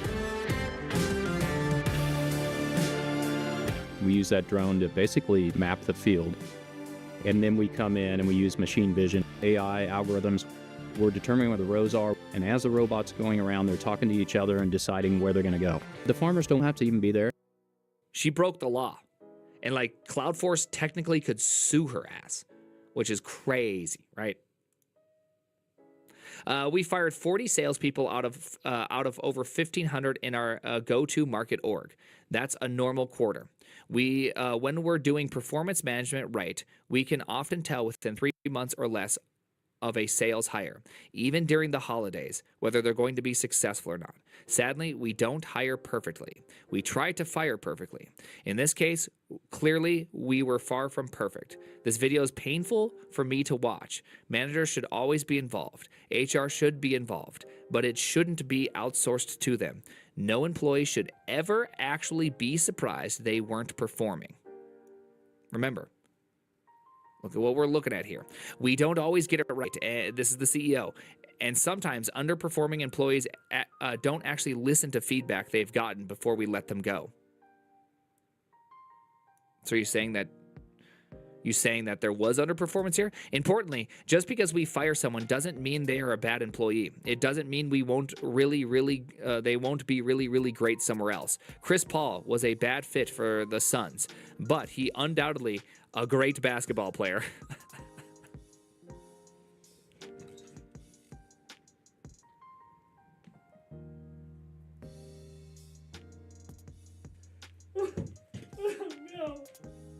Oh no! Oh gosh. Did he just drop a sports ball reference? Dude, that is just so fucked up. That is just like the worst take in the universe. Honestly, this is just the worst take ever. Dude, poor Chris. First off, Chris Paul catching strays over here. Okay, Chris Paul was in there for 3 years. It's a nonsense because it has nothing to do with the fit or performance. It's not comparable because the NBA is a huge company where a team can trade players. Lol. They just fired her ass after 3 months. Yeah. Okay. Yes. There was 3 years versus 3 months. Obviously, very, very different. You know a lot about a player after 3 seasons versus 1 season. And she's not even in for a season. Plus the holidays. I really doubt the holidays are a good way to really calibrate performance. Just really do. People, companies, everything act so different. I don't know. It just seems different. Anyways, I can't come up with a good reason, so maybe I need to check. I need to think about this more. Why does this not settle well with me? Because if it doesn't settle well with me, but I don't have a good reason, then maybe it shouldn't settle poorly with me. I don't know. I got to figure out stuff.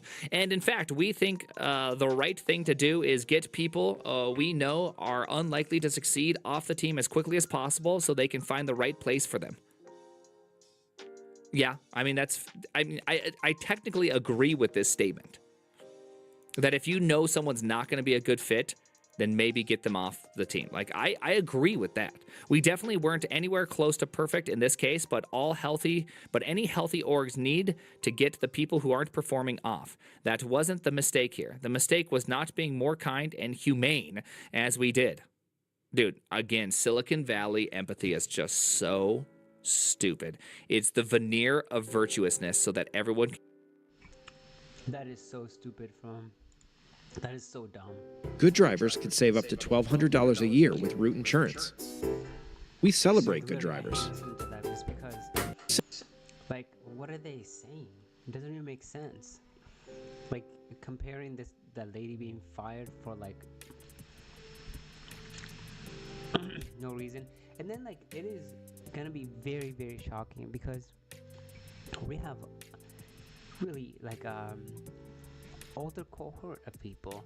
Like, imagine if you're 40, 50, maybe 55, and you don't know tech that much. You're gonna work out. Your only place you can work almost is a grocery store, because you have all these kids graduating from college competing with you for your career. So even if you're a manager, like, you're almost easier to replace, and which is scary because you have family, grandkids, retirement.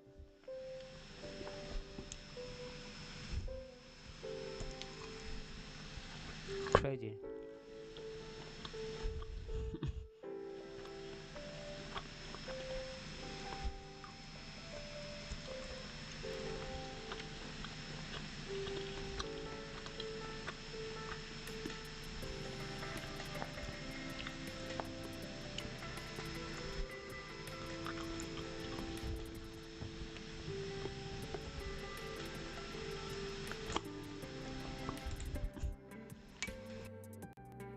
Hey everyone, and thanks for jumping back into the cryptoverse.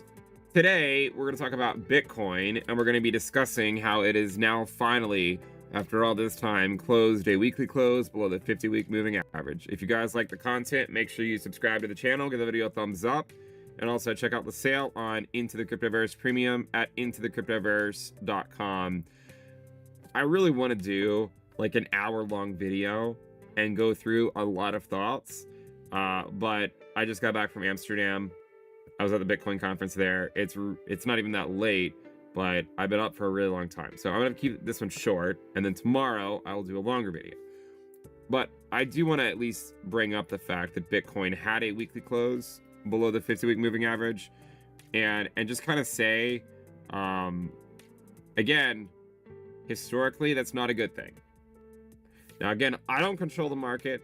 You don't control the market, as I said before, right? Trade the market that you have, not the market that you want. And there's obviously some nuances to it, and we're going to cover those in more detail tomorrow, because it's not like the exact same thing. But when you look at all prior Q4s of all prior post-halving years, when you get weekly closes below the 50-week moving average, it historically has meant the cycle is over, right? That is what it has historically meant. And again, this is one of those things that, like, you can't really dispute that. Like, it's just a fact that when Bitcoin gets the weekly closes below the 50-week moving average in the post-halving year, it then sets up the drop to the eventual 200-week moving average. Now, last cycle, we even went below the 200-week moving average. Does this cycle, did we go below it? Here's the thing. The bears have a solid case. They do, right? And we've talked about this for a while, that when you look at the ROI from the low, you have to, it has to be an outcome you consider here. Because, you know, when you look at it, Bitcoin topped right around the same time that it always does when you measure the ROI from the low. Or if you measure it from the halving, right? You measure it from the halving, that's also, you know, you could argue, hey, why would you expect too much more when it tops when it always does? Okay? So that's true. It's also true, like the bulls are saying, well, hold on a second. We didn't have a euphoria phase, right? Like, none of the indicators that you would have expected to top or to signal actually went off. It's been sort of a slower move up. And that's why I've more so compared this to sort of what happened in 2019, right? Where we don't top on euphoria, we top on apathy. And if you don't know what I'm talking about, if you go look at the social risk, social interest in crypto, you can see that we've more so topped on apathy like 2019 rather than euphoria like 2017 and 2021. So what I'm thinking, first of all, is that there needs to be a little bit of wiggle room, right?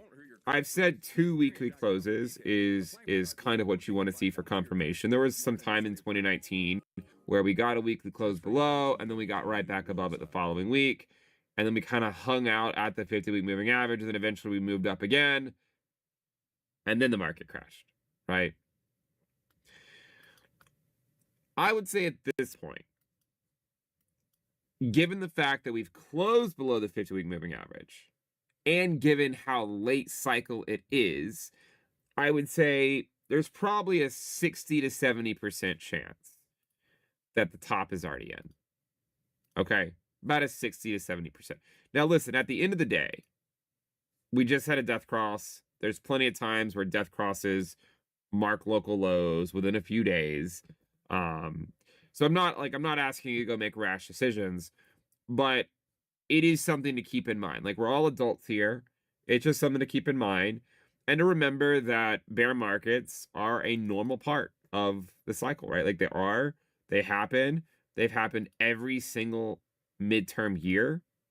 2014, 2018, 2022. Could this just be setting us up for 2026?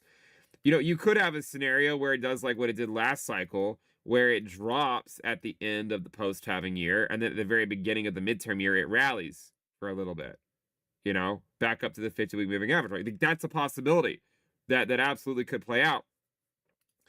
I do want to draw your attention to the death cross and to note, like, there are times where Bitcoin finds a low around the time of the death cross, right? I mean, it happened earlier this year, and it's happened many, many times. So I want to I don't want to ignore that. Like, the bulls have a point that, hey, a lot of times Bitcoin finds a low around the time of the death cross. But at the end of the cycle, it doesn't have to. That's the hard part. Like, there are times where at the end of the cycle, like, people wait for the death cross rally.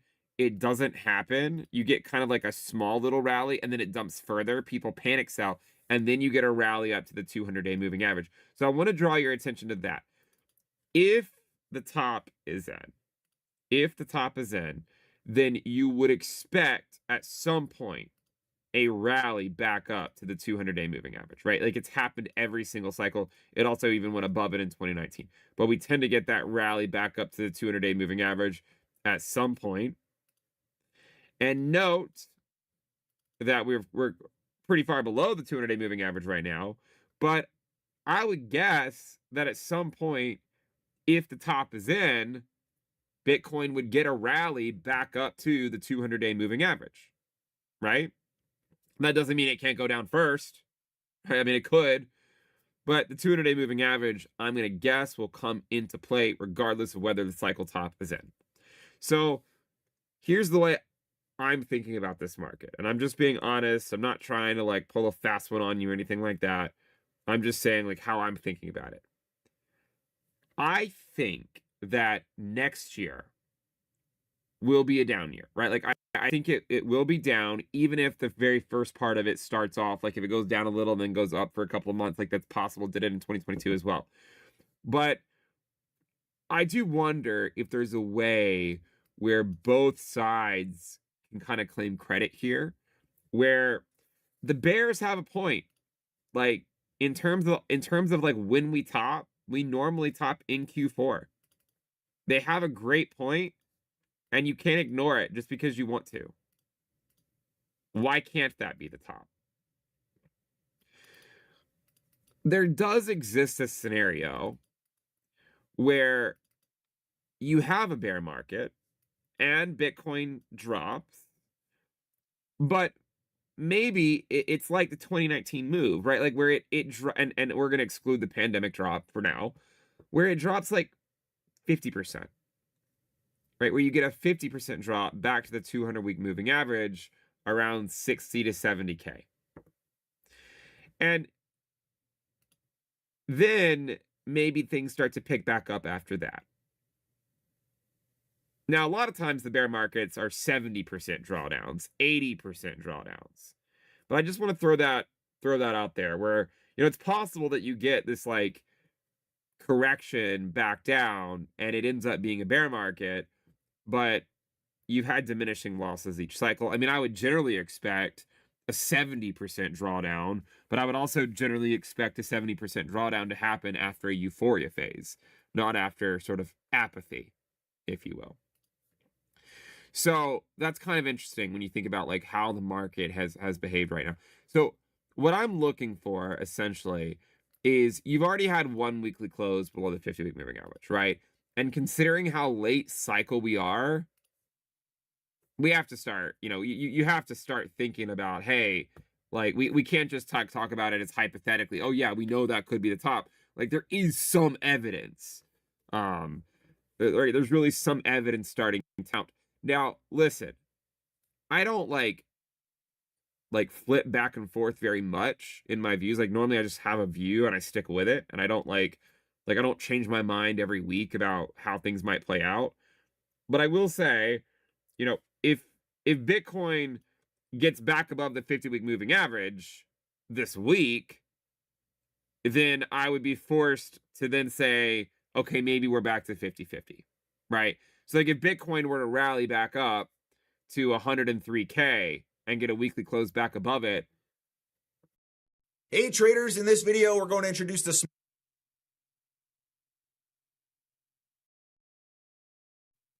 maybe it is just a fake out. I mean, in 2019, on the first weekly close below the 50-week moving average, the next week we rallied right back above it. And eventually it did lead to another rally. It didn't lead to a new high, but it did lead to another rally.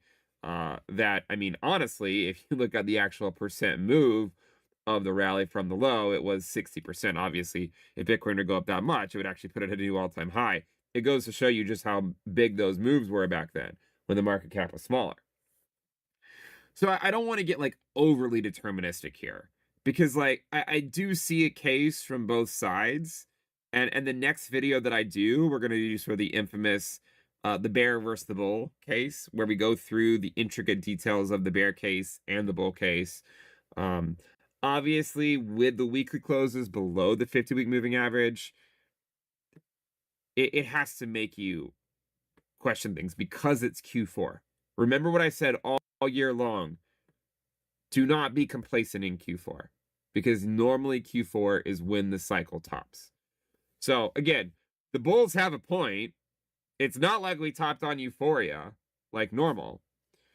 But if we were to really bring this 2019 comparison home and follow it through, then, perhaps the way it plays out is we get a drop back to the 200-week moving average, and that just ends up being kind of how it played out last cycle with respect to monetary policy. Because remember, last cycle, Bitcoin topped out a few months before QT ended.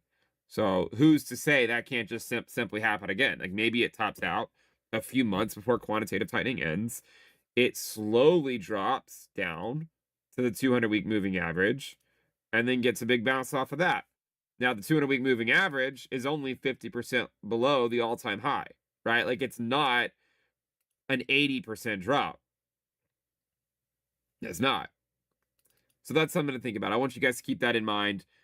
I don't really have anything else to say. Tomorrow, I'll do a longer video and we'll go through, a lot more of the intricacies of the bull case versus the bear case, and, kind of how the probabilities lead. If any of you guys follow the prediction markets, like the probabilities for things are constantly changing, right? They're constantly changing. So there's not really like a sure thing. I know a lot of people are convinced that there is a sure thing and that they know exactly what's going to happen. But the reality is like no one actually knows. Like no one actually knows. Bitcoin could go to 80K tomorrow just as likely as it could go back up to 100K. No one actually knows. We're all just guessing. And so again, I don't flip-flop very much in my views, especially like on a weekly basis. But I will say if Bitcoin were to go back above 103K by the end of this week, then I would say the odds go back to 50-50. If you get a second close below, the odds go up considerably that the top is already in. Doesn't mean you can't have a rally. It just means it would likely yield a lower high. By the way, one more thing. If the top is not in and the weekly close below the 50 week is a fake out, which we can't assume that at this point. We have to assume that it means something. But if it is just a fake out, you would expect a rally by Bitcoin within the next day or two. Like, this is not something we can just sit around all week. Because what I've seen happen before, when death crosses happen and the cycle's over, what happens is, look what happened in 2022, right? Where you have like a little rally, but then it doesn't actually go up, and then you get a bigger dump, like you get another dump, and then you get the rally to the 200-day moving average, and then it marks the macro lower high. So here's the thing. If the cycle is over, you would only expect a small rally around the death cross, and after about a week, people are going to give up waiting for it, and then you get a deeper drop, and then a rally to the 200-day moving average. If the cycle is not over, and somehow miraculously Bitcoin is able to go to a new all-time high, you would expect a rally within the next day or two. Because people are going to stop. People aren't going to wait around forever. You know, they're just not. They're going to come to the same conclusion that everyone else is coming to, and they're going to sell. So, again, every single death cross, this entire cycle, every single one, the low happened within a couple of days. Some days it was a couple of days before. Sometimes it was a couple of days after. But they all happened within a couple of days. So, if the cycle is not over, Bitcoin should have a sizable rally within the next few days. If it does not, and we're still hanging out at these low prices by the end of the week, and you get a second weekly close below, it doesn't mean you can't have counter trend rallies, but the odds of the cycle top being in go up considerably. So those are my views. Again, you have to respect the market that you have, not the market. I mean, I don't know. I mean, he is making pretty good points there, because that is pretty good overview. Because what do we see? This is back September. It breaks this 200, kind of chills there for a while. We go shooting away above it, and then we kind of, tumbles down again, breaks this 200, comes up, breaks the 200. And it looks like this was a little scary here, because it could have continued going down, but looks like it breaks the 200 and comes back up, and then rallies. Again, it breaks the 200, rallies. This one is the scary one, because we still have to wait. We still have to wait for the divergence of where the crossover, because we have to get this to cross over. I think this is a 50-day. So it could hang out here for a little longer, actually.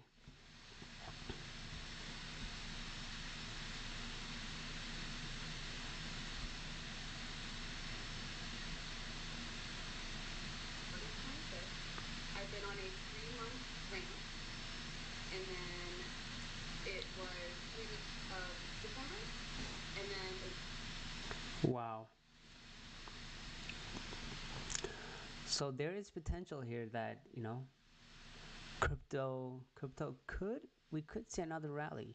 I think if we get any like really good economic information, crypto could just rally back up again super quickly. Have to respect the market that you have, not the market that you want. If this is, if we are really going into the bear market, which normally drops below the 50-week estimate this late in the cycle would suggest, then that 200-week moving average is going to be the focus for the next few months. Okay, because normally we kind of drop back down into that. It would also maybe correspond to Bitcoin kind of back testing that trend line sometime out in like mid 2026. So certainly an outcome that we have to consider here. And I think we'll wrap it up there. Thank you guys for tuning in. Make sure you subscribe, give the video a thumbs up, and again, check out the sale on Into the Cryptoverse Premium at intothecryptoverse.com. I'll see you guys next time. Bye. Give this video a like. That was a pretty good overview. Momentum indices.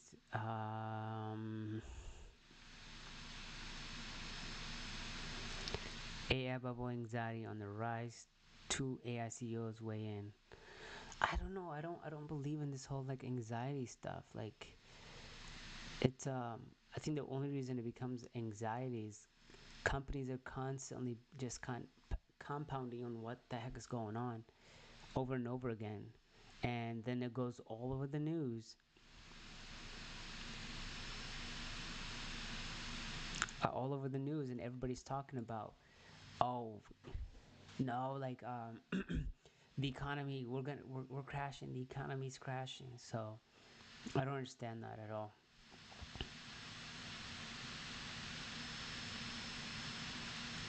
So it'd rather being an actual anxiety. It's more of like the news, just like talking about it over and over and over and over again. Let's do something. You know, something I kind of want to start doing is start covering every episode. That every time I go live, I kind of want to start talking about a stock that we have never researched before, never looked at, and then see if the company is actually, you know, good to invest in, or if their business is good or everything else. So usually when I try to find a new company, I always start with start with FinViz. I need to stop saying pretty bad. So I start with FinViz. I find the company that I'm interested in, and I go from there. There's a lot of companies right now, just like the dot-com bubble, where their names start with AI, or their name has something to do with AI.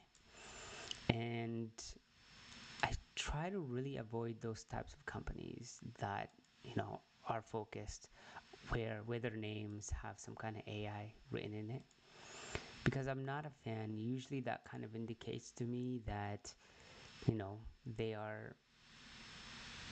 it's almost like the dot-com bubble.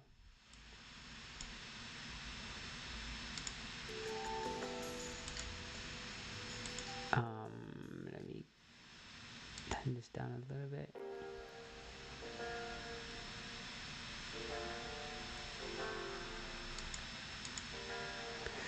So let's take a look at one of the companies that we have done research on before, and then we'll I'll post a whole video about it. Let's go like this. Alright, so okay, let's take it out here. Let's do an independent search on it, and then we'll post something about this company. So what is this company? I have no idea what the company exactly does. So here's this company. They're called Arteris IP. Their stock performance has been pretty good. We're gonna look at their stock. So ARTRIS IP. If we look at their earnings, this is their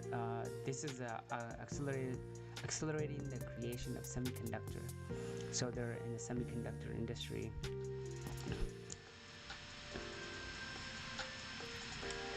Okay, so what do? They are systems staying ahead of electronic systems innovation. All right, so how do they stay ahead? Adoption of new semiconductor technologies, smart system connection, so IOTA products, and supporting silicon-based business creation.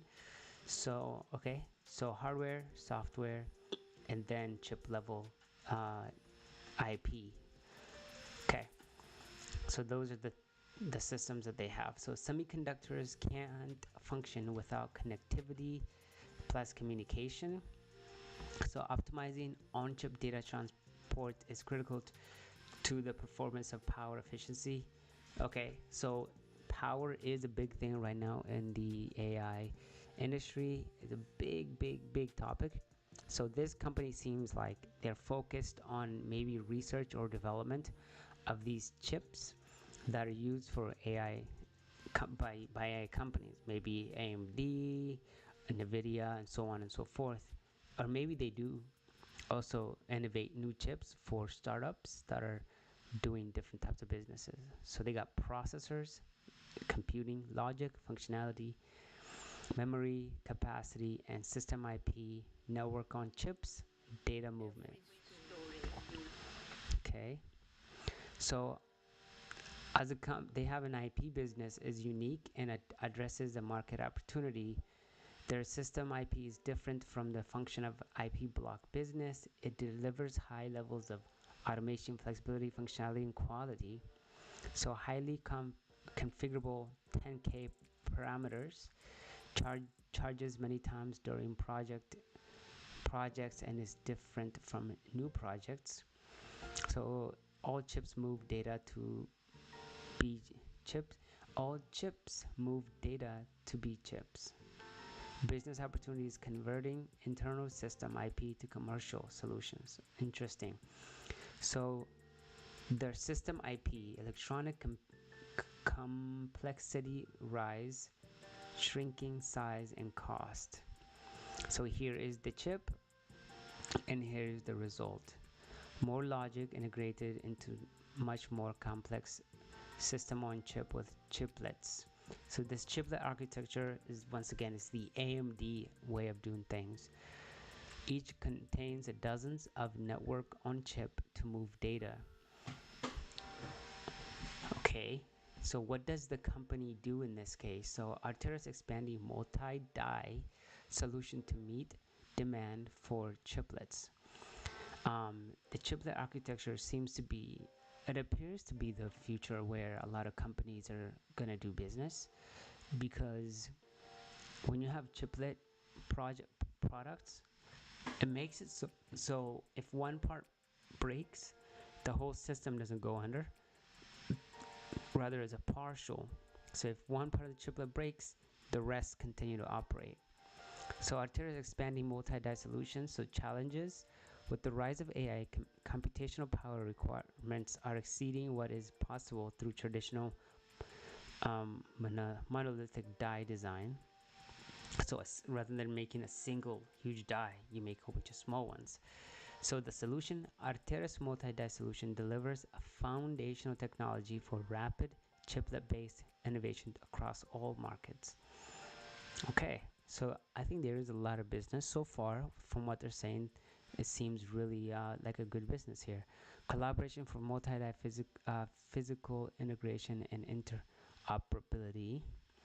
So it looks like they have some partnerships. So Q2, they had some partnership highlights AMD Renaissance Technologies. So with AMD, the market is being shaped by global need to move increasing volume of data, especially as AI demand parameter may electronic market vertical. Chiplets are being used to deliver computing technology to advance industry regarding from AI to data center and client devices. So the solution Arteris has is AMD's licensed multiple devices, instance of Flex Gen smart network on chip IP to deploy an AMD's AI-powered chiplet across company's broad portfolio, which spans from data centers to edge and devices. Arteris revolutionary FlexGen IP will be used in combination with AMD's Infinity Fabric interconnect underscores the increased complexity of modern system on chip and chiplet-based architecture, which now requires multiple highly specialized, interconnected, interoperable network on NOCs. So practically, the companies have solutions, and it looks like Arteris is actually producing those, coming up with those solutions. FlexGen, so this AMD Smart NOP-IP momentum since Q1 introduction. So the challenge with the system SoC design complexity has surpassed manual human capabilities, requiring smart NOC automation. Modern SoC have 5 to 20 plus unique node network on chip instances, and each instance can require 5 to 10 iterations. Solution: automated NOC IP generation based on advanced algorithm. Interesting. Incremental features and manual editing capabilities. So this is the benefit is 10x better NOC IP productivity, 30% short wire length, 5% lower overall latency. Wow, pretty interesting business here. Looks like they have some partnerships as well. Arteris business is 50% plus of AI application in 2025. AI everywhere. Well, if you want a company that does the chiplet business around chiplet architecture, and it actually has really good partners here, and especially a company that's specifically really growing in the AI industry. This company seems really interesting. So let's go look. So we'll just quickly go through these, and then we'll get into the numbers. So data center trading, that's about 5% of the business. The number of customers, five plus customers in this department. They got data center inference 30 plus, edge inference 60 customers. So what is that? 95 customers between all of them. So Arteris customer, 260 AI SoC design wins. Wow. Diversified customer base. So these are the publicly disclosed customers. Obviously, not all of them can be. I'm sure some of them are government. Heisness. They got AMD, Samsung, Renaissance, NIO, the car company, Bosch, Honda, Toshiba, GUC, Canon, Slidos. Well, okay, so they got decent partnership here, all the way from like AI infrastructure to automotive companies, phone companies. They are ISO 91 Continuous Quality Management System certified. So their strategic growth strategy is organic product portfolio expansion, focus on high growth segment and customization, financial performance, and inorganic growth such as acquisitions. So in December 21, the acquisition of Semi4, 2022 they acquired Semi4, 2020 they acquired Maglin. So I am in favor of small companies growing through acquisitions, especially if they're buying companies that significantly align with what they do. Acquisitions are not a bad way to grow. It shows that the company has money and they're able to make good mergers and acquisitions. M&A target every 1 to 2 years. Focus on revenue, cash, accretive, profitable opportunities, synergy with existing products line and SoC market. Yeah, that's how you grow the business. Okay. So they want to do more AI, more chiplets, new MCUs, and new products. So they want to spend AIP royalties, AIP licensed revenue. Wow, that's driving most of their licensed revenue, and then they want to obviously grow with mergers and acquisitions. Okay, so I want to look at the financials. AIP, I believe that's NASDAQ name AIP. Let's look at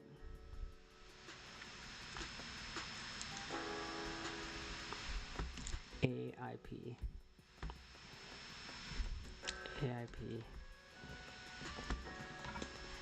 All right, so how is this company doing? Let's look at their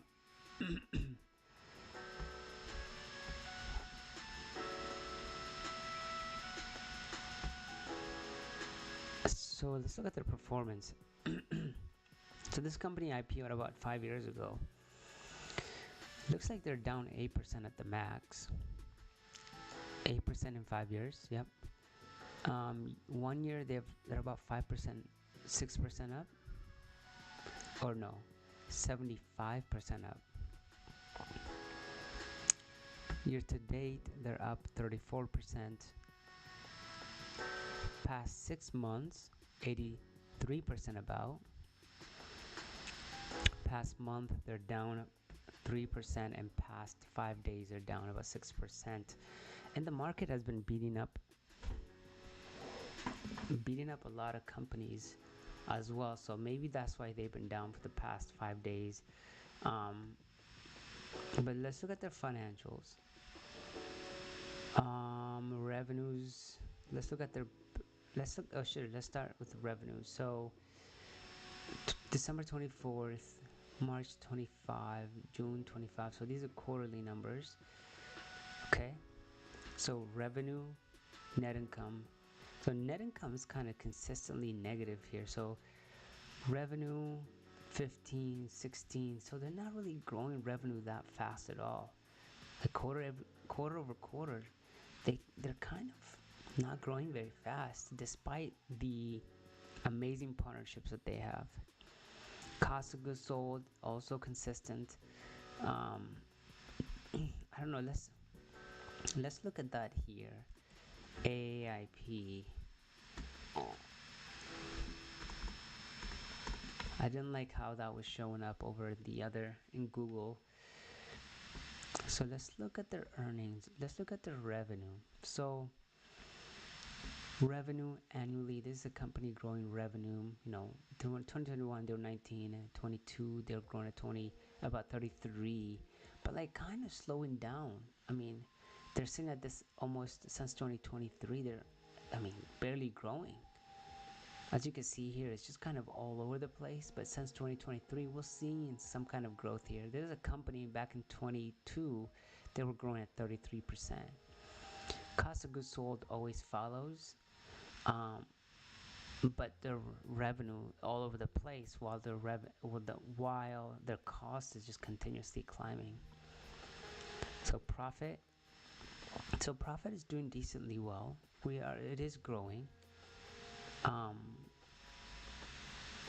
It is growing, which is good to see since they've IPO'd. Despite revenue fluctuating significantly, the company has done a good job on gross profit of continuously increasing. Selling, general administration, this doesn't seem too crazy. Research development, I think this is going to be the company's just major costs most of the time. And then the operations, because those equipments that they have to use for all the research and stuff is going to be very costly. Operating income, yikes, getting worse and worse and worse.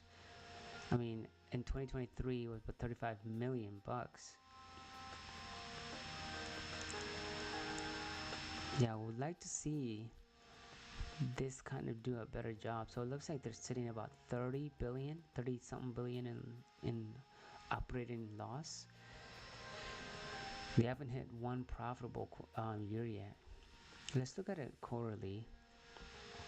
In the short term, quarterly looks like their revenues are looking really good though, right?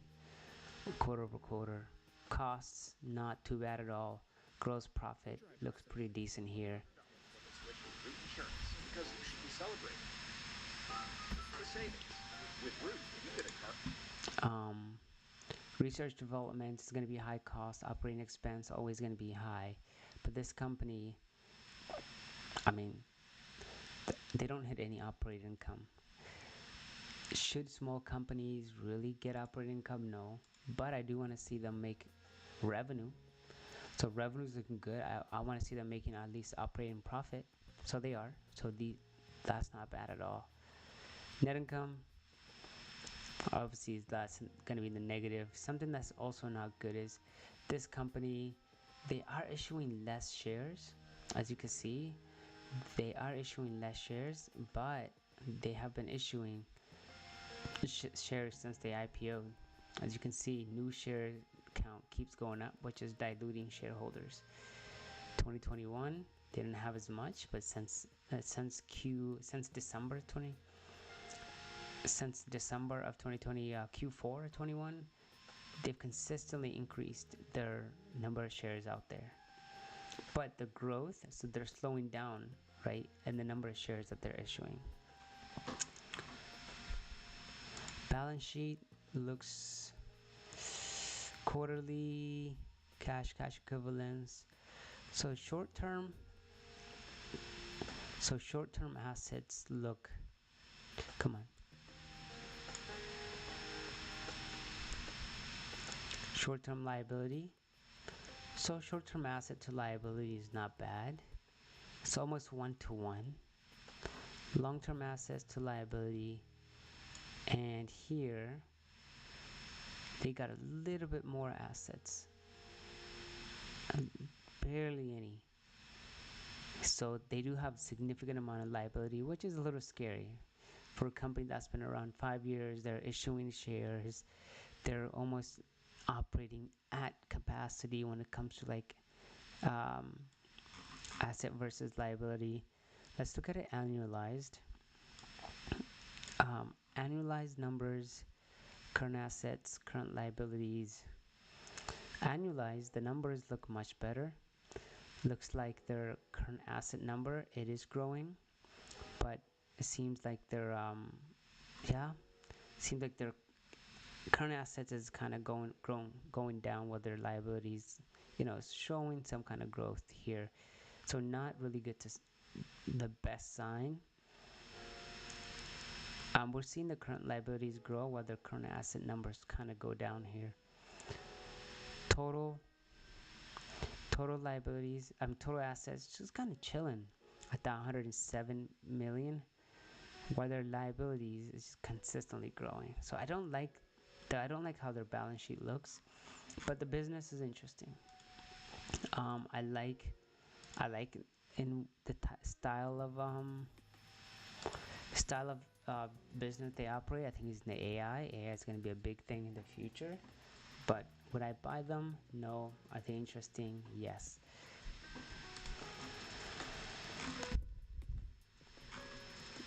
That's it. That's all I wanted to do, research on the company and put them away. And next time we'll do a different company to research.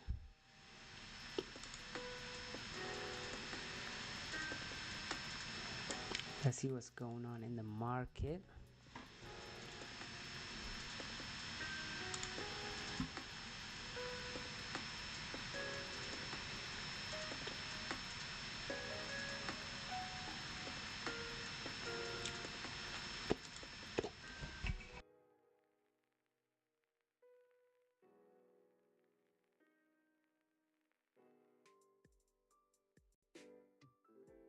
There's been big improvements made with Nano Banana, so with video and image generation. I am Tim, I'm a certified AI expert on voice flow, and here's a bunch of testimonials. So let's start with the video. This is the AI news and tools from this week relevant to businesses. So GPT 5.1 is out, and it is warmer and a bit more human than GPT 5 without losing any of its clarity and of its efficiency. So it has the same quality, it is just more warmer and a bit more human. As well, it has more endurance with really complex tasks. So instead of quitting right away and saying, "Oh, I'm not possible of doing that," it has now more endurance on actually continuing to solve the task. GPT 5.1 will be rolled out this week to every user worldwide. Google has made massive improvements with Nano Banana.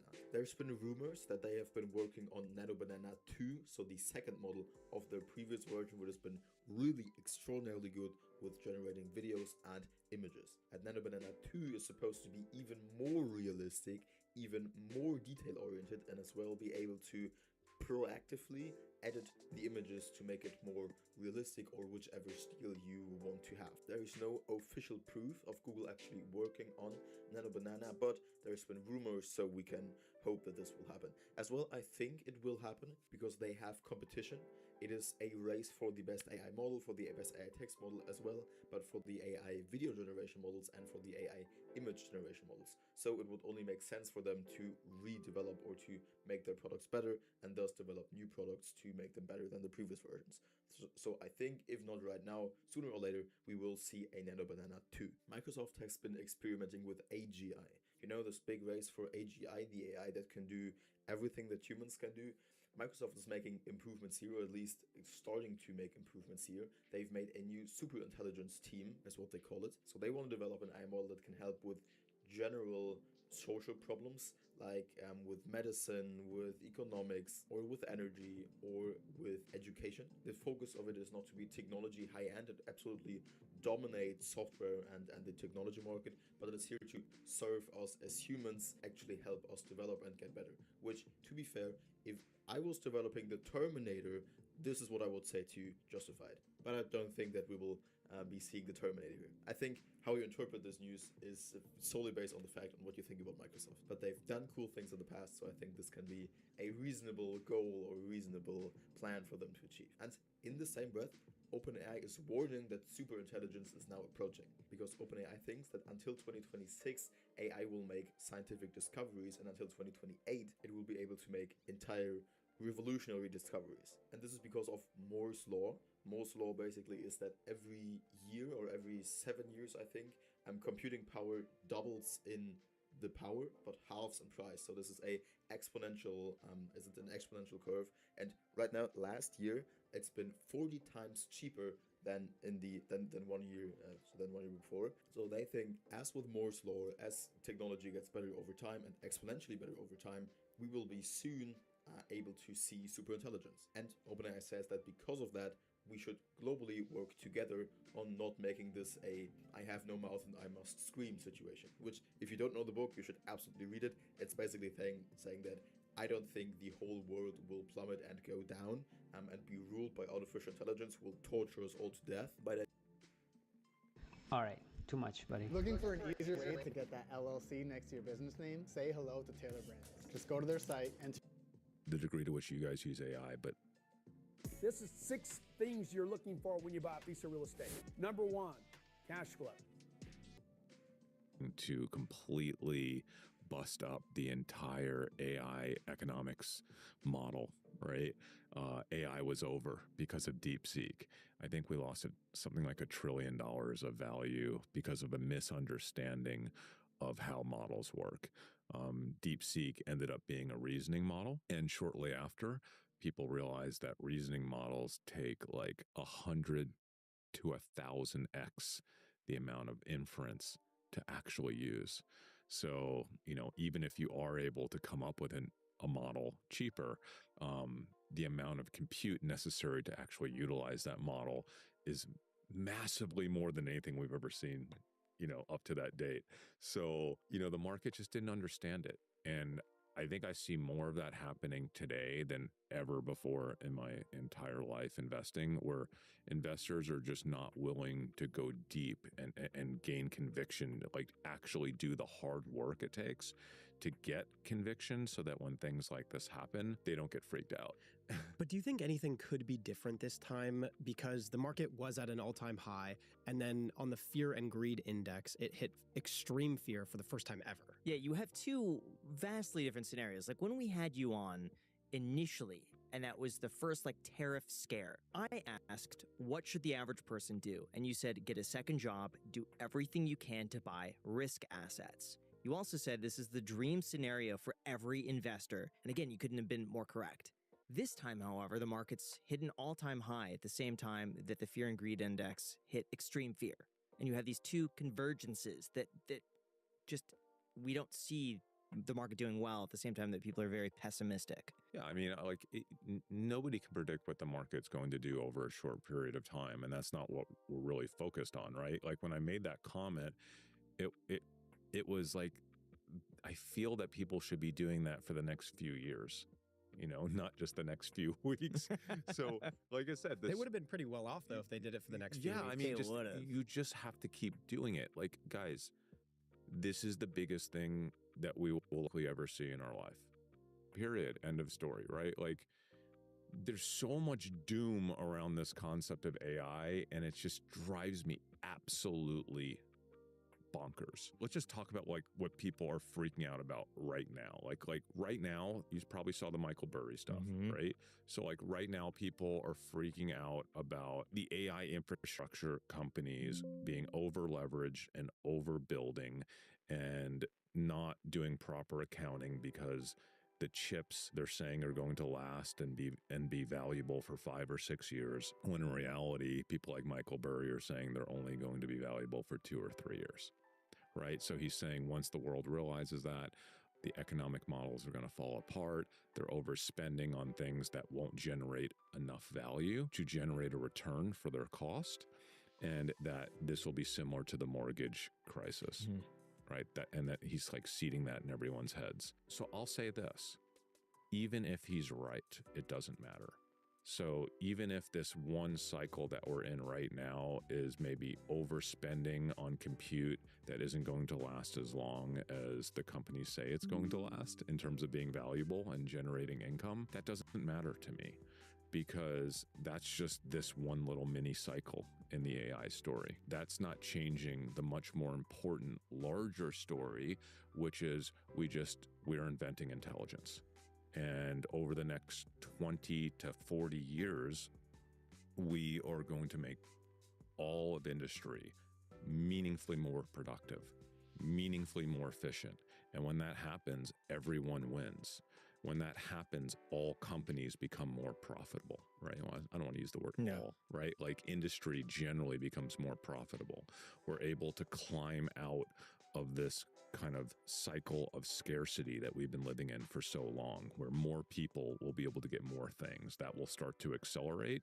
And if that happens, you have to be invested in productive assets, period. Like, end of story. Like if you have conviction in what I just said, these bumps along the road, whether it's DeepSeek or whether it's AGI is going to take 15 years as opposed to 2 years, or, you know, this current generation of chips won't be as productive as people think they're going to be. That stuff really doesn't matter. Okay, so you say that we're not able to predict the short term and we can predict the long term, but at the same time, you're also posting screenshots of your trading account on Schwab of like call options and like stuff that isn't super far out in expiration date. For those that don't know, a call option is basically you're predicting a price will go above a different price by a certain date. And that is kind of like predicting the short term.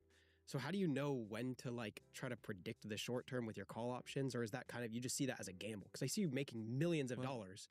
Well, they don't always work. This is a cycle that repeats itself over and over again. Like I said, it happened with DeepSeek. It happened with AGI maybe being further away than we thought it was. Now it's the compute. It's always going to be something else, but the cycles don't last that long. And I'm making bets that over the course of the next few months, that it will be a rinse and repeat. And these companies will recover, because the risk reward of not being invested in these companies is just, it's asymmetric, right? So could there be some downside? Yes, absolutely. But missing out on the upside of the biggest technological cycle that we've ever seen in the history of the world, right? It like that's an asymmetric risk. And I firmly believe that both institutional and retail investors will ultimately decide that they have to be part of that, and these stocks will recover. So what happened to Michael Burry closing down his fund? Why did he do that? Well, listen, you know, Michael Burry seems to have conviction that we're in a bubble, that things have gotten overinflated, and maybe he's partially right. You know, maybe he's partially right. But he's a weird guy, first of all. Let's just like take a step back. Remember, he obsessed over the mortgage bubble for years and years, and he was really early. I think the difference between his historic call on the mortgage collapse and now is that the mortgage industry was somewhat insular. Like he found a problem that once exposed, theoretically, there is no way to get out of it. Whereas with this AI super cycle that we're in, and we're still in the very early innings, I'm not even sure we started the first inning. That's how early we are. There's so many factors, and it's so large that I think he's in over his skis with this one. Even if he's right about one piece of it, this is very different from the mortgage sector, right? Like this is the entire world innovating in a way that we've never seen it innovate before. Part of it reminds me of Isaac Newton, his investing. Did you see this chart? Was early in on something and sold it for a really big profit. And his buddies got in a little higher than him, and it went up even more. And he says, I'm not touching that. That's too high. It keeps going up. And he says, no, I'm not doing that. It keeps going up even more. He says, you know what? Maybe I'm wrong. And maybe I should be investing. And then he buys. And it goes up even more. And he's like, oh, wow, yeah, I'm glad I didn't miss out. And then the whole thing collapses. And it shows he sells at the bottom. Like he lost his whole fortune doing this. I think the core issue is people overthink things. Right. So like we all have these phones in front of us. I think I've talked to you guys about this in the past. You know, one of my biggest investments ever was on Apple, early days iPhone. When this phone came out, there were a million things to kind of talk the phone down, right? To say Apple's getting overinflated. When you experience an iPhone for the first time, when I've held an iPhone 1 in my hand, I was like, this is maybe bigger than anything that's ever happened in my life. And this will likely end up creating the biggest company we've ever seen. So it's like, that's all you need to know. Game over. Like you don't need to worry about all the little things. Did he do this thing right? Is the connection good? Did he get a good deal with AT&T? That stuff is like nothing compared to the overreaching story that this is the most transformative piece of technology that has ever been invented in my lifetime and would completely restructure the way that we live our lives. And that the chokehold that Apple would have on all of us, right? It was just, it's hard to wrap your head around that and the financial opportunity for that company. So I think about AI right now and what's happening. It's so much larger than this moment. Like that, no, nothing worries me. No blip in the system worries me. No market correction worries me. They're all opportunities to me. Every single dip, every single market bump is just an opportunity for me. When I checked my portfolio this morning, today is, what is today, Thursday? Today's Thursday. It was a horrible day in the market. You guys can go back and probably see it since we're posting this in a couple of days. And I saw my portfolio down a bunch. I'm like freaking out a little bit. I'm like, oh, okay, how am I going to make this up? Okay, I got to make sure the podcast is good for this Sunday. I got to make the money back. Then you walk in and you were saying, oh yeah, this morning, like, you know, I bought a little bit this morning too. And you bought some Bloom Energy. Graham asked like, oh, how much did you buy? And you're like, $1 million. Casually. And then I'm thinking, okay, that's got to be, okay, margin. Is that like, no, just $1 million. But it's on margin, yes. It is on margin. So you pay for it on margin, but it's not leveraged Bloom Energy. It's not options. I bought Bloom Energy. options it's equity. too, but yeah, I bought $1 million in equity. So let's talk about this morning. When you open up your portfolio for the first time, how much were you down today? A few $1 million. And what was the internal dialogue? So if you have people watching right now where their portfolio is going up or it's going down, what do you tell yourself when you wake up and you see you're down a few $1 million?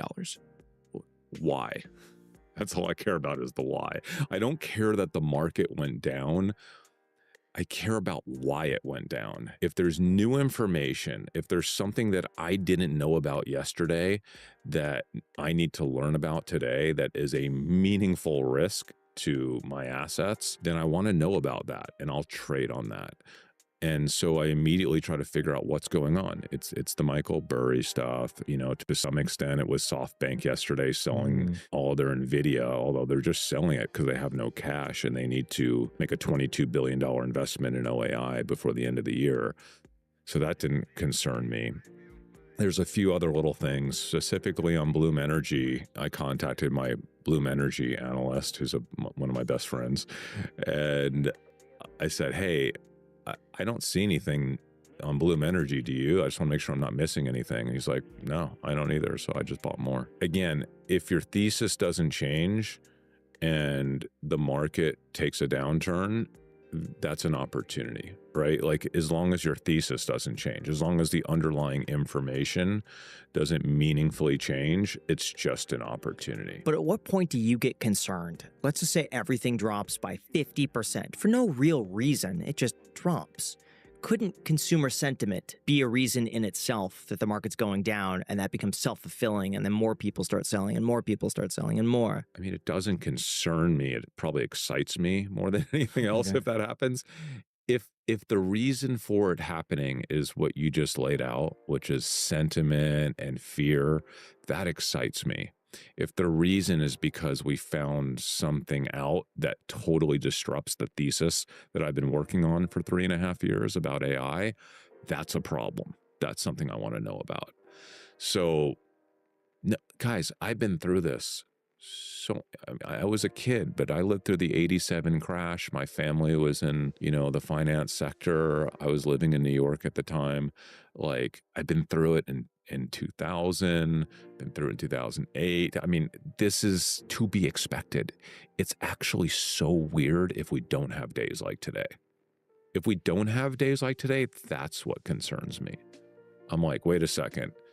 Is like the information that I know, have they already accepted that? Meaning there's no meaningful degree of information arbitrage between me and the rest of the world, right? I like it when people are coming out with concerns and fear and, the polar opposite kind of thesis as mine, as long as I believe mine is stronger. But that assumes that the market is somewhat logical. And the market can be very irrational and very emotional. Not in the long term. Where does that play in? How long could the market be trading on emotions for before eventually logic comes in? Logic will always win. Historically, the market trades off of emotions for very short periods of times, days, weeks, maybe months. Look at every market crash. Look at the recoveries on every market crash pretty much during our lifetime. It's very quick. So whenever it's a fear-based drop or just confusion, the market generally recovers very quickly. How do some of these companies justify their valuations when they're trading at crazy PE ratios that we haven't seen in a super long time? Sure, you could say the company is good, but it seems like there's a lot of emotions in there driving that price up, and it's sustaining it too. Yeah, I mean, so company by company is different. I'm right now I'm talking about the AI story. Could you make a case that Palantir is overvalued? Absolutely. You can definitely make a case. Listen, I exited almost all of my Palantir, over the course of this summer on a case-by-case basis. You can make, they could be overvalued. But the stocks that I'm invested in, I don't think are overvalued. So I'm not concerned, right? Like, you know what I'm focused on. I'm focused on companies like Amazon. I'm focused on companies like Bloom Energy that I think are beautifully positioned to be one of the primary power suppliers for data centers around the world and compute over the next 5 to 8 years. I'm not super concerned with the companies I'm invested in. How long you guys been doing this? Since 04, so 20 years. And you guys have lent out how much money? Over $8 billion. Over $8 billion.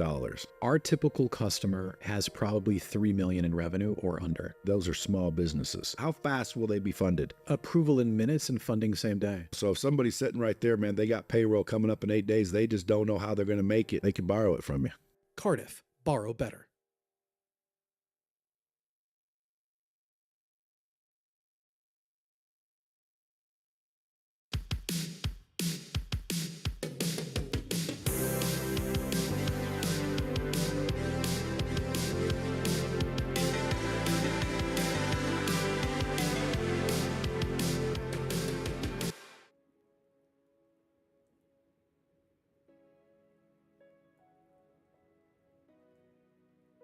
Now, really quick, every business is probably asking themselves the question, how do we make AI work for us? Because the possibilities are endless, but guessing is too risky. And sitting on the sidelines isn't an option either, because Here's the truth. If you're not doing it, your competitors are. And that's exactly where NetSuite by Oracle comes in. It's the #1 AI cloud ERP, trusted by over 43,000 businesses to manage everything from inventory, financials, commerce, HR, and CRM, all in one unified system. And when all of your data lives in one place, your AI gets smarter, real-time on tool. Prove that. NetSuite gives this guy the guide and losers in the AI race. Well, it's early, and we don't fully know that yet. So I think one of the big issues is, as investors, we're always trying to answer all the questions. We're always trying to figure out everything all the time at the same time. And we're just not capable of doing that. To be a great investor, you just have to figure out one or two things. So if you can find one or two companies that you have conviction in,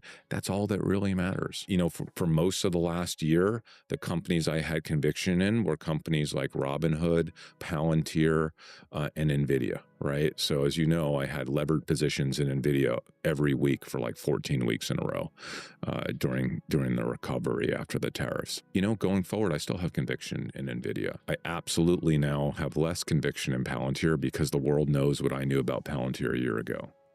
The world now finally knows what I knew about Robinhood a year ago, right? I do think Robinhood still has legs to continue to surprise people the next 2 to 5 years. So I'm still in Robinhood. But when we think about this kind of next phase of the cycle, there are 60 or 70 AI companies, and I don't have opinions on most of them, okay? Like, there's no way for me to get strong conviction around dozens and dozens of companies. I feel really good about Amazon, okay? I feel really good about Bloom Energy. I still feel really good about NVIDIA. You know, why do I feel good about Amazon long term? It's really simple.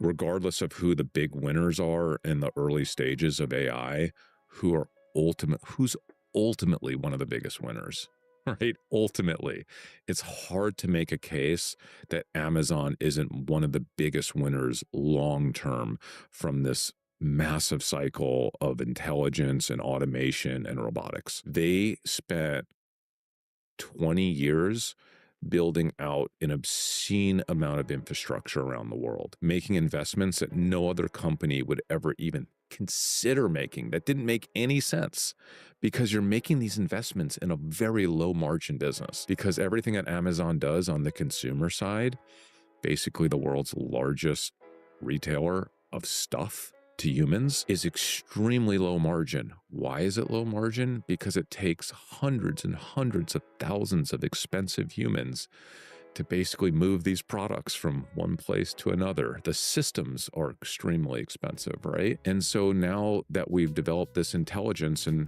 you know, the other half of my world is like this concept of us having an infinite labor machine over the next few decades. Once embodied AI comes to fruition, which is robots, which is inevitable. It's just, we can debate the timelines, but it's inevitable. Amazon's the biggest winner. Yeah. So like, I don't care what happens in the next few weeks to few months with Amazon. If it drops, I'll just buy more. Yeah, Amazon's been incredible. I went to Home Depot the other night to find an extension cord. I wanted to find a 15-foot extension cord outdoors. And I went to Home Depot and I looked at the prices and then went to Amazon. And then I realized I could buy the same thing at Amazon for half the price, and it would arrive the next morning between like 6 and 8 o'clock a.m. That's insane. So I just went and bought it on Amazon instead. The other thing that's interesting with Amazon is their movies that you could watch, and their shows that you could watch on Amazon, which are incredible. Like Beast Games was through Amazon. And so them getting in that media side too, I think is incredible. Not a lot of people think about that. It's fun, but it's not what I really care about. What I really care about is the infrastructure play that Amazon has invested in over the last couple decades, that once they're able to properly, kind of tweak the efficiencies in that infrastructure with automation and robotics, which is inevitable, I think Amazon is going to be unstoppable. Meaning, like, I don't think you'll be able to compete with Amazon in terms of your ability to get a product from here to there. What about the growth possibility, though? Amazon is already such a massive company that if they doubled, they would be the largest company. And if they doubled, like it would be hard, I feel like, to make a substantial return on Amazon. Not when you use leverage, right? So if you're using leverage, so if they go up 10%, you have like weekly calls on it, then you can. yeah. I mean, it doesn't have to be weekly calls, right? I mean, it could be monthly calls. It could be just investing on leverage. Like that's what I do. So I take big swings when I have high conviction in a thesis. So I'm curious, what does your portfolio then look like right now? You had Dave, the other host of Dumb Money Live, say that your portfolio is just insanity. And I'm curious, like what are the main stocks that you're super bullish on and the swings that you see? Listen, I'm going to stay super bullish on Robinhood for a long time. I don't see that position changing anytime soon. I'm still bullish on NVIDIA, but I'm not levered like I used to be. That was insane. What I was doing with NVIDIA a few months ago was actually... What were you doing? Actually kept me up at night. I mean, I had 10% of my portfolio invested in weekly NVIDIA options every single week. Sometimes 15% of my entire liquid net worth in options that if it just moves $1 the wrong direction in the next few days, it disappears. But I had pretty good conviction that every week it was going to move in the right direction. And except for like, I don't know, maybe one of those weeks, maybe two, I hit it every week. How is that not gambling? Gambling. It's not gambling. It's the opposite of gambling. Every single one of those trades was based on a thesis that was deeply researched, right? So it was hey, I see who's flying over to the UAE next week. I know they have these meetings. I know exactly what those meetings are going to be about. Like, it's not hard to like anticipate what the news flow is going to be once they arrive in the UAE, once they have those conversations, once they talk about the data centers, once the news starts to put together the pieces about who's going to be the biggest beneficiary. Oh my gosh, now we have this thing called sovereign AI, and all the stuff that Jensen was talking about is actually becoming real. I mean, every week there was a different story. So I wasn't just randomly throwing my money in NVIDIA calls that week. I had a thesis related to a very specific piece of information that I felt was going to get dispersed right that week. And for the most part, it did, and it worked. So the way that you kind of balance out your finances is very interesting. You have your trading account that you try to build up to a certain amount, like low 8 figures. And then from that point, you take a chunk out at the end of the year, put it in the foundation. Yeah. And so what would happen then if your primary trading account, you were wrong on some of these things? Like, how would you build that back up? Like, because I don't think you necessarily have like an active source of income. I do have active sources. I remember I have a few restaurants. True, yeah. Volatile source of income. But you were lamenting recently, I think on X, about how hard it is to be successful in the restaurant business. The hardest. It's the worst. We are successful, but we're an anomaly. I do have another business, as you guys know, Collecticon, which is the largest, Pokemon trade show in the world. And that's actually an obscene cash flowing business. And I love it. So no, I do have income, but for the most part, you're right. Like, I generate as much as I can from my trading account. And then I take a big chunk of it and put it in my foundation every year. And I have gotten a little listen, Dave has known me since I was 13, right? And he's seen me go through these cycles. And I've gotten in some very squirrely situations in the past where he's had to lend me money. So he's had to lend you money? Oh yeah. How did that conversation go about? I mean, we were younger and it wasn't a lot of money, but yeah, I mean, just a few $100,000 last week. Listen, I don't know if I told you guys this before, but when I was post college, I had taken cash advances off of every single credit card that I had, like 5 or 6 credit cards. Cash advances. I used those cash advances to buy options in one stock that went bad, and I went broke. I lost every dollar to my name, and I was in debt. How old were you? Early 20s. And how did you get out of that? How much debt did you have? I didn't get out of it. It was horrible. I had no money. I was living in LA. My apartment cost $525 a month. My car was broke down. I was selling cars at the time, literally selling cars at Santa Monica BMW, I believe, at the time. And I was just completely broke. And then unfortunately, I didn't have health insurance and I got sick. I got something called Graves' disease, which is a thyroid disorder. And I had to move home to Texas. My parents took care of me. And once I got better, I just started building my way. But it took a few years. Took a few years. Yeah, took a few years. From one bad stock. Yeah. How much stock was it? How much debt did you take it was the most incredibly bad stock to ever be invested in. It was a stock that ended up having some kind of fraud, and they delisted it while I had my options. So they didn't delist it, excuse me. They froze the stock while they were investigating the whole thing, the SEC, and because the stock was frozen while I was holding my options just expired worthless. What did you learn then from that experience? Risk management is important. Yeah, it is important. I was a kid. I always tell people, like, that's when you want to make mistakes. The only way you will ever learn these lessons is losing real money. So I encourage everyone when they're young just to actually do stuff, to invest with their own money, because if you do blow up your account, you are going to learn that lesson. You want to learn that lesson when you're really young and you're investing thousands of dollars and not millions of dollars, and you don't have a family, right? And you like that's when you want to do it. But yeah, I was in debt for many years. My credit ruined.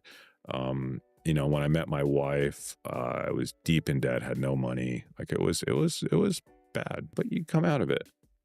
But how did you have the faith to then go back into the market and do it again? What else are you gonna do, right? Like I learned my lesson, but like my lesson was I had too much concentration, and I didn't really at the time. I wasn't investing properly. I wasn't investing the right way. I was investing because I knew a guy that knew a guy that said, hey, this is a sure thing. First of all, as we know, there is no such thing as a sure thing. But more important than that is you have to do your own homework. And that's what, now you know why I preach. I don't just say that to say that. Mm-hmm. Like I say it because I really mean it. When people try to like copy my trades or people ask me for my exact trades, I generally don't release them anymore because I truthfully do not want to instill that type of behavior. Steal my ideas, but do your own research and actually make your own decisions, because these are really important decisions. You don't want, like, I don't want to blow up your account, right? Like that's on you, not on me.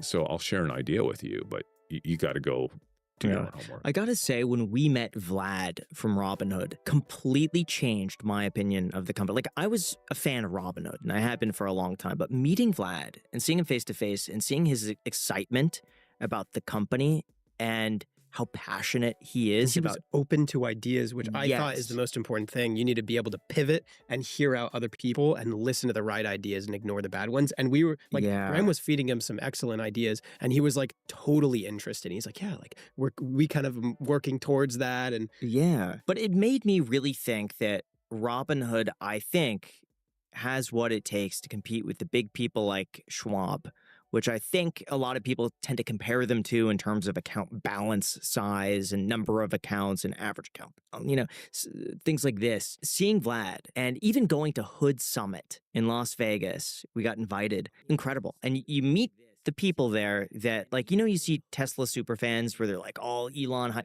I met those people, but for Robinhood, like a totally different segment of the market where people are so excited about Vlad and Robinhood. And I think he's one of the few people where after meeting him, I was convinced on the company. And we've met other people, big investors, where immediately after meeting them, like, all right, listen, I lost all faith. I will say Michael Saylor was pretty convincing too. Yes, Michael Saylor was the only other one that when Bitcoin was $48,000, $50,000 when we filmed with him, afterwards, I'm like, you know what, Jack? What he says makes a lot of sense. No comment on Michael Saylor, but I will say this. That was the best interview Vlad has ever done. I watched that, and he's come a long way. He used to be terrible at giving interviews. Oh, he was excellent. Yeah. Yeah. That was great. Listen, the Robinhood's my number one position. It became my number one position this last year. It grew into becoming my number one position. It eclipsed Amazon. And my thesis has always been really simple. We have $100-ish trillion that will get transferred over the next 30, 35 years to the younger generation through inheritance and other means. And that a big chunk of that money is going to Robinhood. And beyond that, I have a second thesis on Robinhood, which is Vlad manages that company like a startup. There are very few companies in the world of that size where the founder CEO is, quite honestly, has the balls to still manage it like a startup and to take big risk and to break through walls and to ask for forgiveness as opposed to asking for permission. Yeah.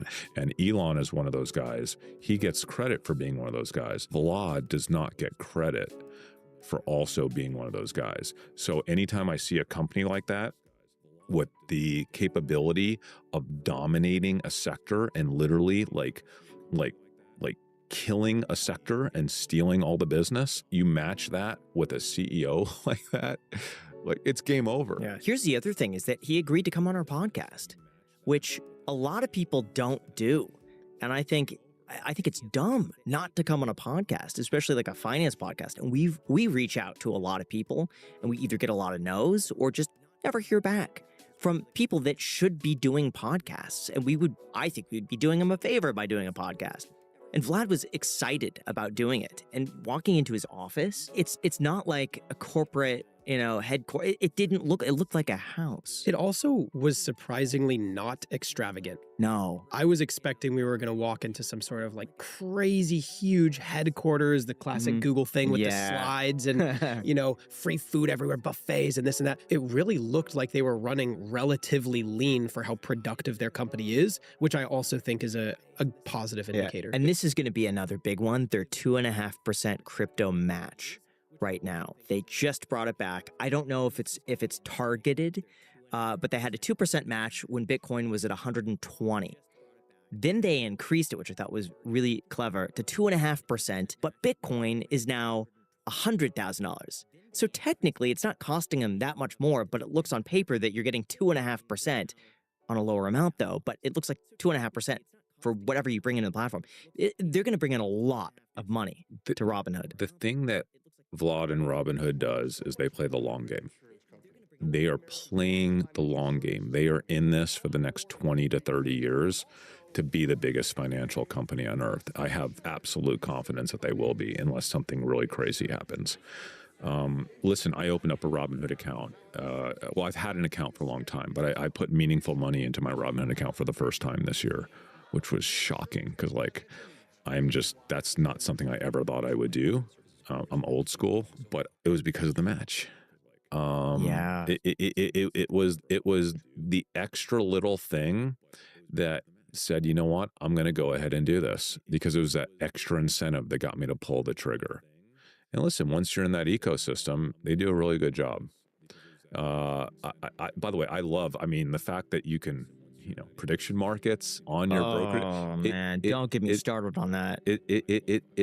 It's huge though, because you got to realize it's not about even how big of a market that can be.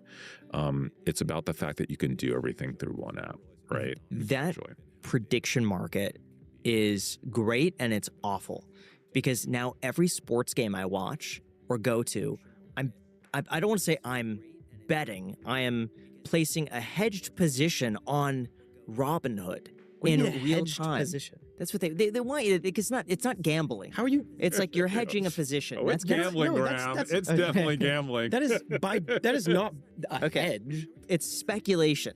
There we go. I'm speculating on Robinhood. But what's funny is that I could watch, I went to a hockey game the other day, and I'm watching the hockey game at the same time as I'm watching my Robinhood account because I bet on the Las Vegas Golden Knights. And when one team scores, you see the odds change. Yeah.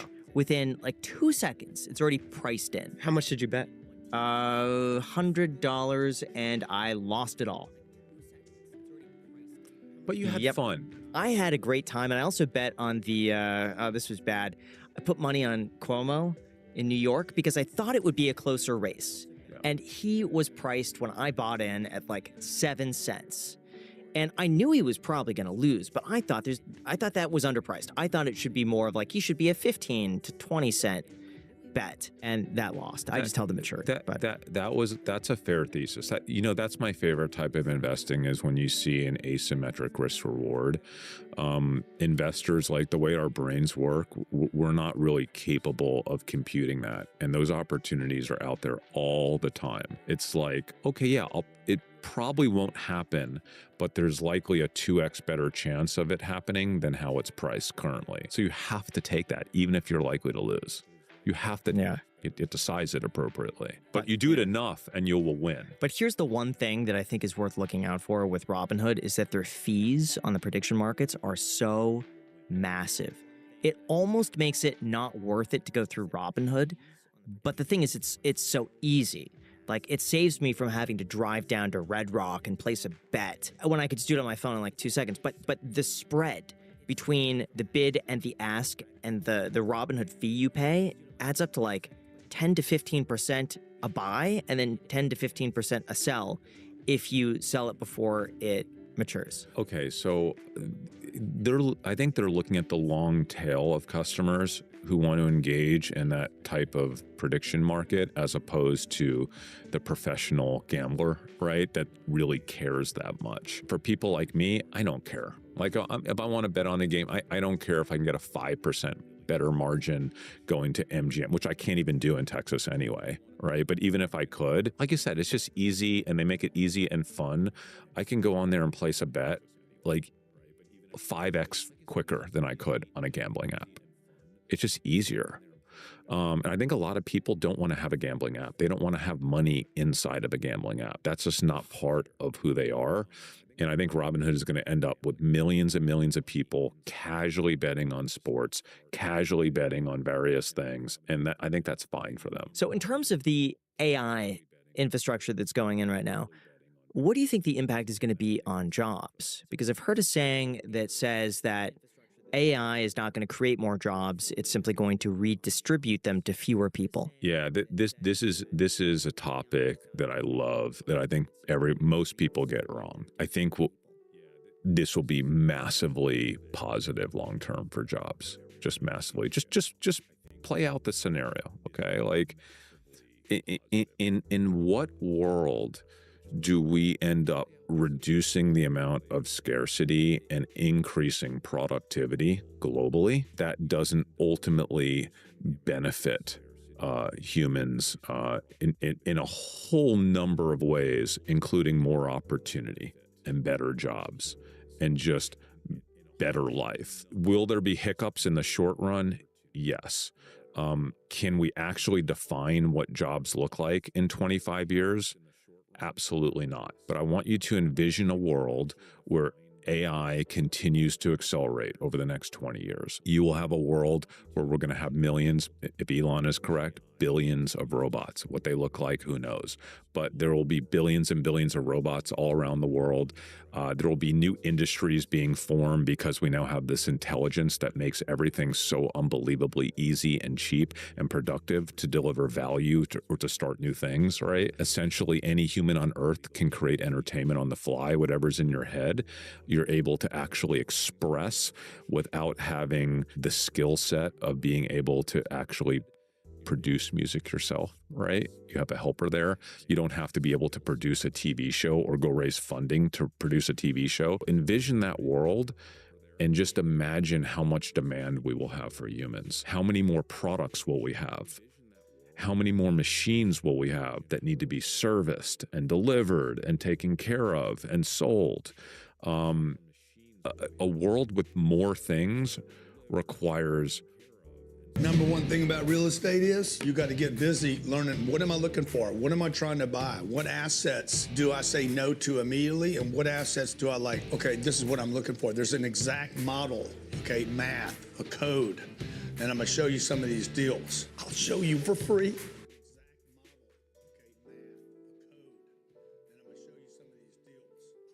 All right, I'm going to take a pause here, and I want to quickly cover the World Cup here. So we have to find some of the World Cup top gems, and as you know, the World Cup is always a very, very busy year, and I think there's got to be some opportunities out there, like companies to really invest in, that will do well going into the World Cup.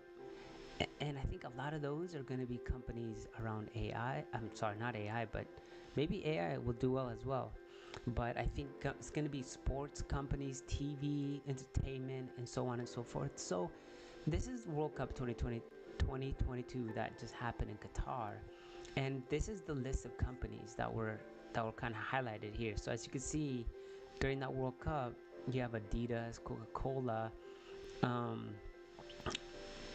Coca-Cola, Hyundai, like some car companies, Visa as well, right? So transactions, people are going to be buying and selling different products, and because the competition or this World Cup was done internationally, then it makes sense that they're spending money using their credit cards or debit cards. So which is kind of interesting.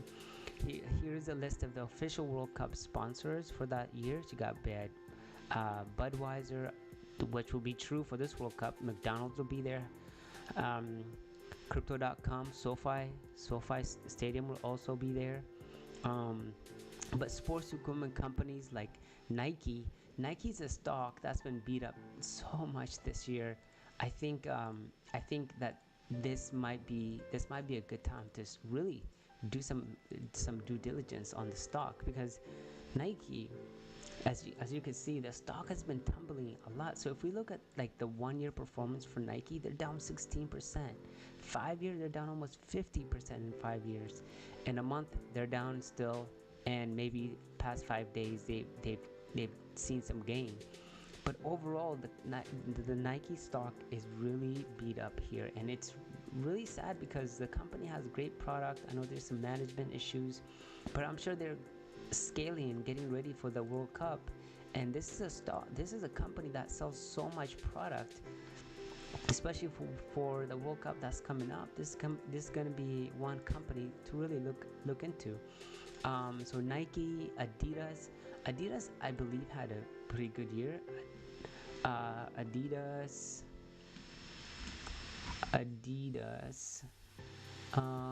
OTC, what's going on here? What's the ticker symbol? Adidas. They're not Adidas. Adidas AG, OTC. Alright, well, I can't find Adidas. Maybe they're a private company. I don't know. So Nike, Puma is public. Okay, Puma is a public company. Alright, so Puma, I mean, their stuff isn't as popular anymore. Puma, P-U-M-A, right? P-U-M. Alright, P-U-M.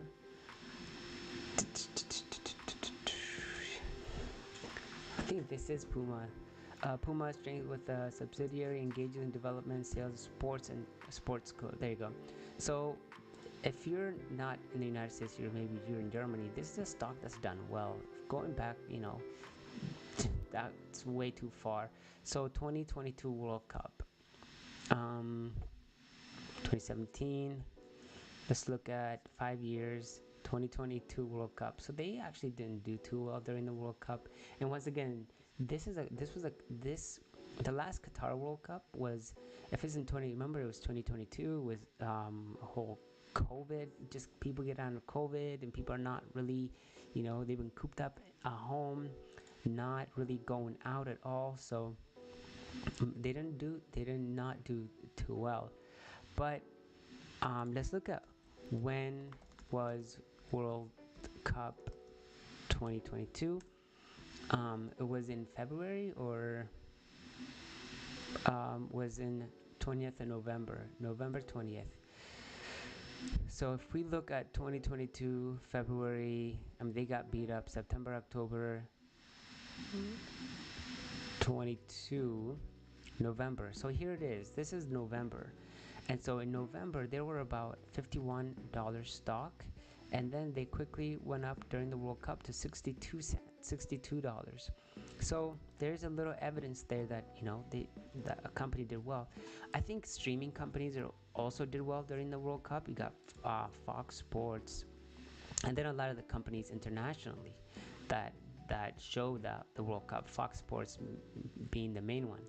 But we need to look up companies for World Cup 2025 that is coming up right now. So let's do it this way. So let's look at research and break it down and try to find out, okay, what are the industries that will do well World Cup 2026. And by the way, this is coming up next month, which is going to be quite intense here, because it's going to be here in the United States. We're going through a whole bunch of tariff situations and everything else like that. But you got hospitality and accommodation, so there's going to be a lot of people in hotels and everything else that are going to do well. Hospitality, like hotels, motels, short-term rentals, Airbnb, and then food and beverage, bars, cafes, like Starbucks will probably do decently well. Coca-Cola, Pepsi will do well. Transportation. Yes, transportation can be broken down into a couple of things. So airlines, public transportation, like buses, trains, as well as Uber and Lyft will also do very well. Car rentals, yep, here they are listed here. They will also do well. And then retail and merchandise, because a lot of the like Nike brands, like clothing, are going to be being sold here just because somebody's going to buy their favorite jersey, and that might be Nike brand or Puma brand. The infrastructure, construction, entertainment, and media, betting. I think the betting markets will do well. That's why maybe looking at companies like let's go looking at a company like Robinhood. Interested in Seven. So we're interested in really looking at the not hospitality, but maybe food and beverage, transportation 3, 7, infrastructure, retail merchandise, and maybe the Nikes as well. So let's add retail merchandise for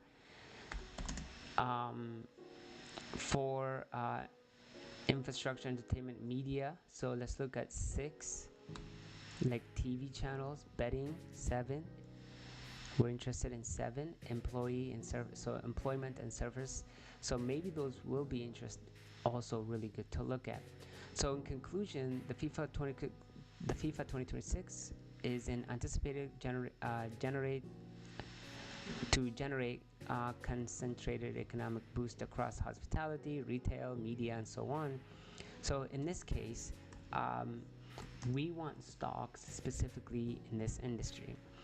I would like sectors that do well in these industries, and list at least like 5 stocks that would perform well. So we want them to break it down into those specific grouping that was provided, but we want to look at the companies that will do well in there. So tourism and hospitality, high demand for hotels, motels, and so on and so forth. Then transportation, like airlines, ride sharing services, and public transport systems will be high in demand due to the fan mobility. By the way, something else a lot of people don't understand is that a company like Waymo, so Waymo is going to be cheaper than taking an Uber. So, and also people are going to want to experience Waymo here in the United States, because Waymo is not all over the world, and people can't just experience it. So when the World Cup, when the world comes to the United States, people are going to want to experience this. So Google is going to get that boost in revenue just because of people's Waymo experience.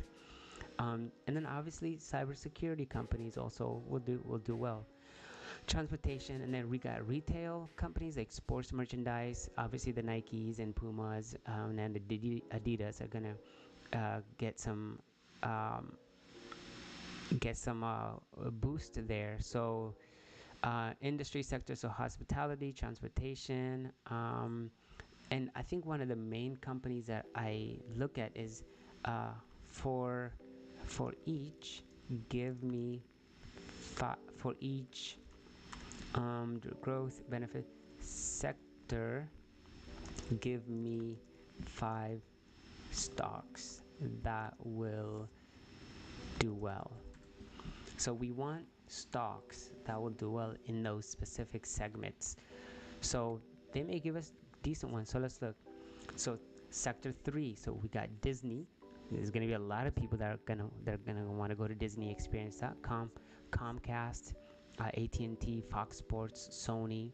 Okay, you got Nike. So here's Adidas. They are publicly traded. Puma, Under Armour, Lululemon. I don't know about Lululemon, but clothing and equipment will do well. Amazon also, I think, could do well as well during this World Cup because people can order something on Amazon and get it delivered to their house. Hospitality like Marriott, World Hotels, Airbnb. This is one of the companies that I kind of mentioned that will do well. So we are interested in. So let's keep track. So we are interested in Disney. So I am. So let's consider maybe Disney, Comcast. There's a sports channel that they're not really bringing up here that I think could benefit really well. They're saying Netflix. I'm gonna say Amazon because a lot of people can watch their sports via Amazon. Apple TV can probably play some of those sports, as well as transportation. So let's look at company like Waymo. Let's look at Uber, Lyft. What else? I mean, Spirit Airlines. Spirit Airlines has kind of moved away from the whole idea of like cheap flights, and I think so maybe they might not be a consideration, but I'm gonna keep them there still because they still do provide cheap flights as well. Puma, Adidas, so Airbnb. Who else? Booking.com, yes. Booking Holdings. Yep, Expedia Group. Those will do well. Netflix. So Uber. We have Uber there. We got So these are the companies that I think could see like potential wins in the World Cup. So we got Disney, Apple. So primarily a technology company, Apple may see an indirect benefit through increased sales of devices. So their iPhones, maybe would somebody move to America and then buy an expensive iPhone? So I might rule out Apple, to be honest. I'm going to rule out Apple.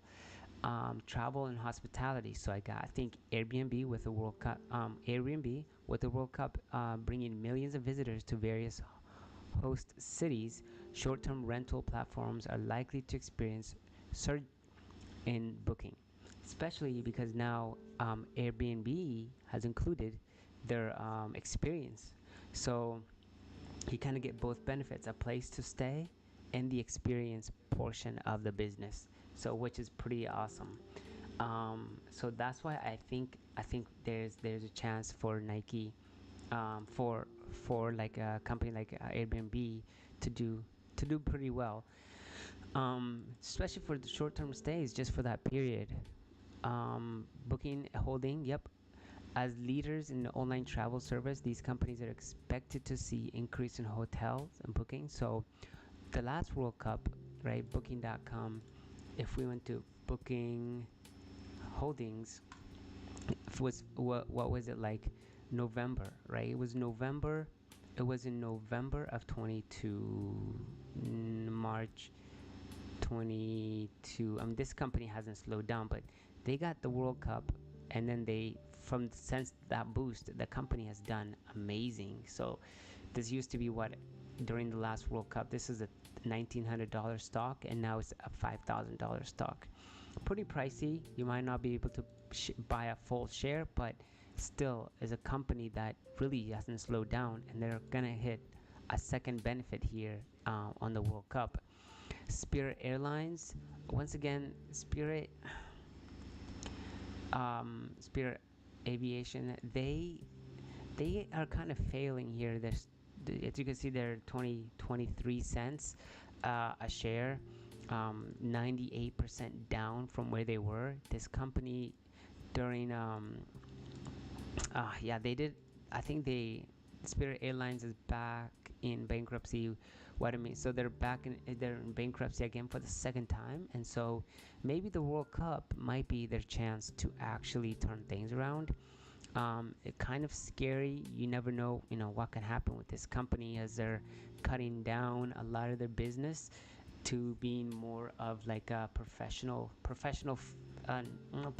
slash like more up higher level customers rather than the cheap air flights that they used to provide. So they might not be maybe the best one to look at, but if they do get benefit from this World Cup, this could be a turning point for the company. So charts, let me see if it can give us error loading. Yeah, the charts are not going to be good here because the company's gone through bankruptcy, and then I think now they're a $6.2 million market cap company, but potential there for them to do well in the World Cup. I would maybe just totally forget this company and maybe look at sky blue,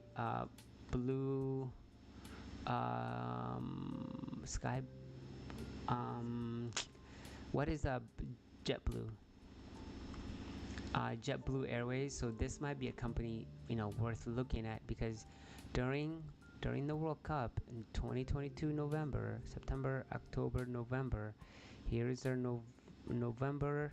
They didn't do well, but then they got their sales in the World Cup, and things kind of went up into January because they showed up those numbers coming after the World Cup. And once again, these are going to be short-term trades, and the trade happens before the event actually happens. So if you got in before the World Cup in October, September, it was hitting bottom, and then going into the World Cup, they did well, dipped, and then went even higher. So maybe this might be a good turnaround play, but don't really know. Maybe scratch them off just because it looks like the company overall is just like not doing well, but it could be a good turnaround play. Spirit Airlines, Uber. Yes, Uber is going to do very well, especially here in the United States. JetBlue is, I think, mainly operates in the U.S., so there's good potential there. And so JetBlue, maybe a good company to look at there. Uber and Lyft, I think, are going to be a definite go-to because of what they do. I mean, every person that needs to get to the World Cup, they're going to need transportation, or people might just rent cars, and so companies that do car rentals might do really well this coming World Cup. Who else would do well? Obviously, hotels. So let's try to find out companies that do car rentals.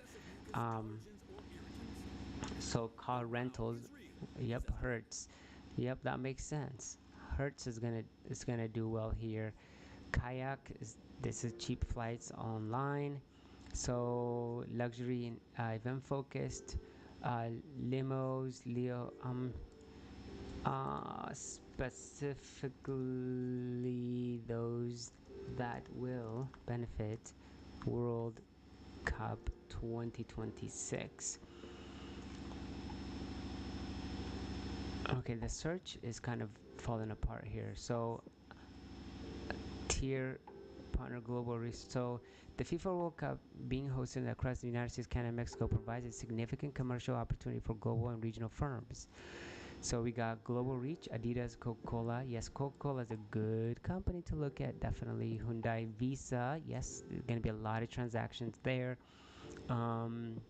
Tier 2 is going to be the region event-specific activities.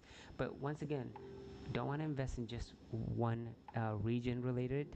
You want to invest in more. I think we want to look at more companies that will benefit across the board. So that would mean the Uber, the Waymos, and so on and so forth. So we got the tier 2, the regional events, so not really interested there. Tier 3, support and supplies, so maybe operational and leisure benefits, so the Home Depot, not really. Not maybe Airbnb, alternative accommodations. Sector says sector specific opportunities in co-hosting countries. Technology and smart solutions like IOTA, AI driven apps, infrastructure, tourism. Conclusion, I think another company we didn't look at is like Robinhood. Robinhood's partnership with Kalshi, I believe, is pretty impressive there. So even Robinhood, they allow betting, and I bet you the World Cup is going to be huge here in the United States, and so there's going to be a significant amount of people that are gonna be using and sign up on Robinhood here in the United States to bet on there.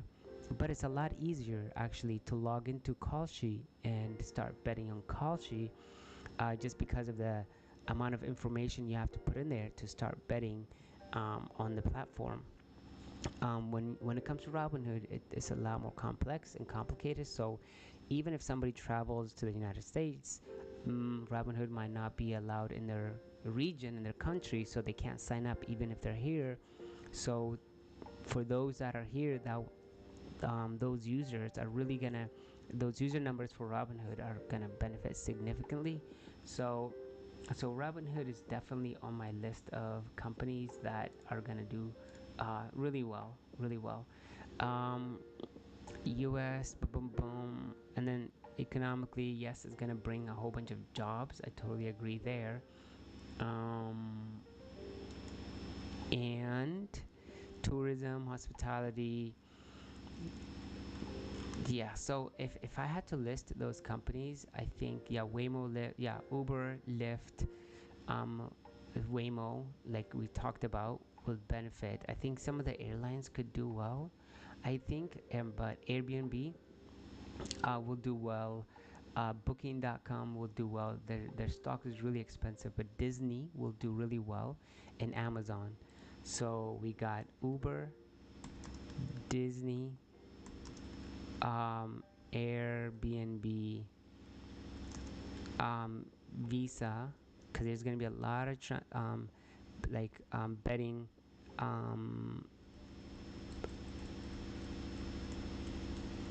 betting companies. I'm thinking of online betting, publicly traded online betting companies. So DraftKings. I think DraftKings.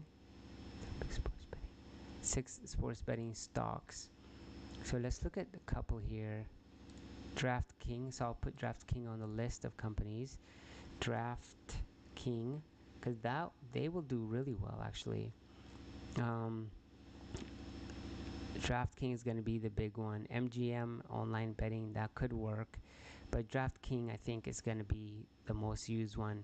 We got Flutter Entertainment, maybe FLUT. I'll add them on the list, and FLUT I think will do well.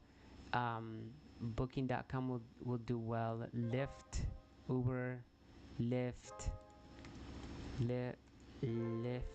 will do well. Disney, Waymo, I think Waymo will do well because of Google. So Google might be a good place, especially with their AI infrastructure already in place. I think there's also people getting on Google to get a summary of what's going on, who's in the lead, and Google really provides a really good overview of a magnificent overview of what's going on, who's in the lead, and everybody already naturally goes into the Google environment. But if Google gets something that is well put together, AI generated World Cup standings, I think that might be really a good list, a good way to draw people to use Google's products. So Uber, Disney, Airbnb, disconnected. Recorded successfully. Reconnected successfully. Okay. Who else? I think Visa. We listed Visa on there. Who is another good company? Limos, SUVs, Netflix, Amazon. I think I didn't list because people are gonna be getting on Amazon to watch sports. So I think that's gonna be a good one to keep on the radar. Marriott, yes, Airbnb. I have them on there. I think it's gonna be Airbnb. People naturally go to Airbnb. I think that's gonna be one good one. Booking.com or Priceline, Nike, Adidas, Nike. I think Nike is also a good one to look at for the World Cup. Disney, Comcast. I don't know, but I think one of the big ones that I keep, Tubo, right? Tubo Sports. Is it Tubo Sports, or what is that channel where people can, sports TV? This is a channel that people use to watch sports. And Fubo. Yeah, Fubo is one of the biggest one. They just recently actually partnered up with Disney, so I think they're gonna benefit a lot. So Fubo. All right, these are the list of companies that I think are gonna be worth looking at for the World Cup, just because of what they are doing right now. They're gonna benefit significantly. So Visa listed as an official FIFA payment technology. Visa will benefit directly through exposure to massive global audience. You got Airbnb listed as an official alternative accommodation for partners. Tier 3 providing strong benefits. Nike, although the name not a named official FIFA partner in 26, Nike often benefits there indirectly via sponsorships and athletic wear and team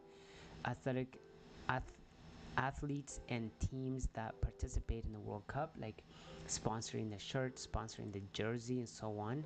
DraftKings and Fubo. So while not official sponsor, betting and streaming platforms gain from increased sports betting activity. Companies with indirect regional benefits like Uber, Lyft, Waymo, Amazon, and Disney, because people are going to come to the United States and they're going to really benefit from that event as well. So these are the companies that I think they might be worth looking at. Maybe I can search here on X as well. There's potential stocks for World Cup 2026. Maybe there's something here.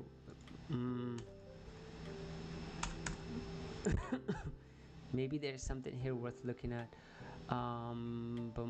Stocks. So sectors that all if you want to stay ahead of the next 18-month market rotation, take a look at these company railway information, EV batteries. Let's just pin this one. Let's save this. Seems kind of interesting, even though I didn't come for this. It's out for 2026. Oklo, Hood, Nebius, Palantir. I think this. Yeah, I mean, let's just ask Grok real quick. Stocks that will do well for World Cup 2026. So maybe Grok will help us find something here, but I think there's gonna be companies that are gonna significantly benefit. Grok's not working. All right. So the 2025 World Cup co-hosted by all the regions, so it's going to be 48 teams, 104 matches across 16 cities, making it the largest ever. This scale is projected to draw over 6 billion viewers globally and generating billions in economic activity, boosting sectors like broadcasting, apparel, hospitality, telecommunication, and consumer goods. While the events impact many more localized North American companies, compared to past tournaments, sponsored media, partnership, and travel-related firms stand to gain from highest viewership tourism. So Nike, Adidas, Fox Sports, Comcast, Verizon, Marriott. Yeah, people are gonna be staying somewhere. American Airlines. I think that would be the airlines to add to the list. Coca-Cola, McDonald's, and then who Anheuser-Busch. Yep. If you, I'm not gonna invest in alcohol companies. So timing gains. Apparel and consumer stocks may rally pre-event on the merchandise hype, while broadcasting peaked during the tournament event actually. So okay, so I mean, so if it to do international optimism, so for global exposure, consider Manchester United or broader advice. These are not by recommendations, blah blah blah blah. Okay, so these are some of the companies listed as per Grok. Deep analysis on Nike, Olympics, investing in Olympic stocks. No, I kind of wanted to see Grok's source. Best stocks benefit from 20 World Cup. Looks like none of it was from X. Most of the resources is actually outside of X. Not a lot of people are, so which is a good sign that people are not talking about this yet. So this is really good. One company I really wanted to highlight here is Fubo. Fubo, I think it's just so early. I think this company is going to benefit significantly from the World Cup, just because they've partnered up with Disney. Disney owns 70% of the business. Has ownership of the business, and the stock has done decently well. You see this jump, but nothing really has happened since Disney they finally finalized that Disney partnership here, and Disney's pulling out a lot of their sports off that channel onto Fubo as well. So I think there's significant amount of benefits. As you can see, Fubo versus the S&P. The Fubo S&P has done really well, but Fubo 5 years, 5 year annualized and 5 year, they didn't do too well, but recently they have been outperforming significantly just because of the business they are in. Fubo TV operates a sports first live TV streaming company, and they're going to be showing the World Cup, I'm sure, because they have so many channels that they broadcast their shows on. So financial health, I mean, the company is making pretty good revenues. They're going down, but I think going into the World Cup, this is going to pick up significantly, and they forecasted even really good numbers going into the coming year.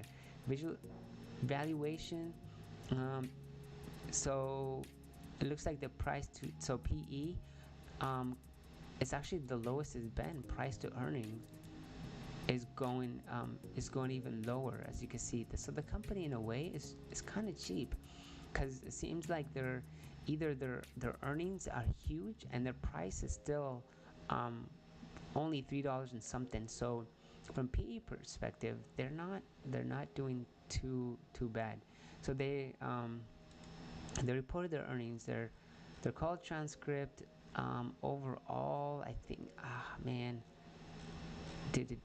I wish, let me just do a quick, no, I won't do a quick summary, but you can go read it here. As you can see, I am fools.com, and you can take a further look.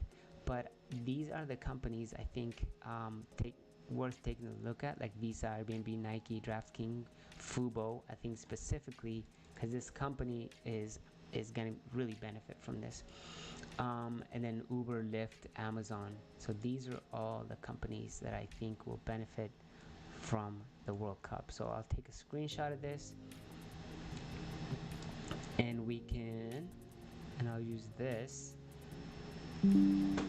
Likely winners for the World Cup. I think X also gave us a decent list here. I think the Nike, Adidas, Fox, Comcast, Verizon, Apple, Coca-Cola, I don't have them on the list, but they'll do well. McDonald's will do decently well as well. So Anyways, I just wanted to cover that. I hope you enjoyed that video on some companies to start considering for the World Cup while the event is coming up in probably a couple of months in reality. So yeah, I'm gonna continue. If you like that video, make sure you give it a like, follow this channel. I'm gonna be posting videos like this all the time. So if you want me to look at one of those companies deeply, let me know. I'll do further research on them. But Fubo is the one to really look at here, and Disney, Uber, and Lyft. More work from humans, right? So like I am 100% convinced in this. Like this is not even debatable to me. What a job is in 25 years might look very different from what a job is today, but there will be more and better jobs as a result of AI and robotics in 20 to 30 years. Now, again, between now and then, will we have hiccups? Yeah. The issue is we can't foresee how that problem gets solved if AI moves too quickly and disrupts too many job positions, but we will fix that problem. So like humans, we don't fix big problems until the pain of not fixing that problem becomes bigger than the pain of taking action. Okay. So right now, the pain of like, let's just say it was increasing taxes. That's a huge pain. Like we're not going to increase taxes unless we absolutely have to for something, right? If we have 50 million people that are jobless in 8 years because of AI, do you not think we're going to resolve that? Of course we're going to resolve that, because if we don't resolve that, the pain of not resolving that will end up be people overthrowing our government and coming with, you know, picks and shovels to actually kill us. Okay. So that problem will get solved when it needs to get solved. But don't you think that the government would then just step in and subsidize life if you had this massive unemployed workforce that should be working? Then that's kind of what we've seen in the past, is like the government steps in like they've done with education. And now, you know, housing is becoming less affordable. So now they're thinking about introducing 50-year mortgages. Okay. So the answer is maybe yes, it will get solved. Will the government solve it? Maybe. Someone will solve it, because the alternative is so catastrophic that we would never allow that to happen. And by the way, not to mention the fact if AI becomes that great to displace tens and tens of millions of workers, probably going to be pretty great at helping us solve those problems too. I have always thought, I mean, not to get too into politics, I always stay out of politics. You know, I have some of my very closest friends on the furthest right as you can get, and some of my very closest friends are literally as far left as you can get, and everything in between. And I've just been this guy in the middle my whole life. I kind of call myself like a radical centrist, because I just like to solve problems. So much of this is about misunderstanding and miscommunication and sentiment and feelings, and people just not coming up with solutions because we have all these obstacles to coming up with solutions. AI doesn't have that. I think AI is going to actually play a really big role in helping us solve all of these huge problems that we have today when it comes to how do we spend money as a government, because that's what most people on the right have an issue with. I don't think billionaires or millionaires would have any issue paying more taxes if they had confidence that the money was being spent appropriately to help humanity. I really don't, and to help their neighbors, and because that benefits them, right? Because those people are their friends, their family.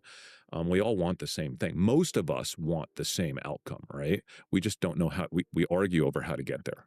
So I think AI is going to do a really good job helping not just companies become, because everyone's talking about companies becoming more productive and efficient. Like, it's going to help governments in a really big way, and no one's talking about that. And once AI gets into government, which it will, and actually helps government figure out how to be more productive with our money, I think we're going to see such massive efficiencies there, and what we can actually do with our tax dollars to help people. It's one of the things I'm actually most excited about this AI revolution. So yes, we'll have hiccups. It will not be a long-term problem. And I don't know exactly what the solution will be or how it will play out. I just know we'll figure out how to like even out the bumps along the way. But ultimately, we will have better and more jobs for humans as a result of this. There's like no doubt in my mind. Like I would bet everything I have on that. Let's be honest for a second. Most days, it feels like your computer is running you, not the other way around. You've got 20 tabs open, 5 apps, all competing for your attention, and basically every day you get... Thank you so much to Shopify for sponsoring this episode. Introducing Iron Beam, a bright choice for futures trading. Iron Beam is... China is racing towards AI superiority, okay? And that, more than anything else, ensures that the US government is going to support and, if needed, backstop our AI ambitions, okay? Nothing in the world motivates a country to backstop something and to support it more than its competing enemy that is pushing forward on that frontier. So that's something that I think people don't fully appreciate. So when we're talking about AI and all these big investments, like, we don't have a choice.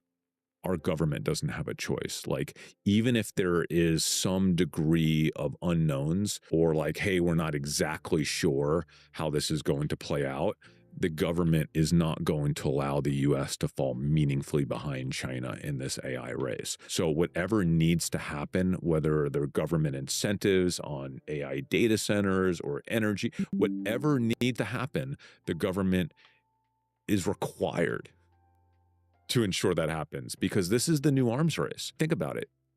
If China becomes the country that's able to produce products 5x cheaper than us, right? They have intelligence on future warfare and weapons, right?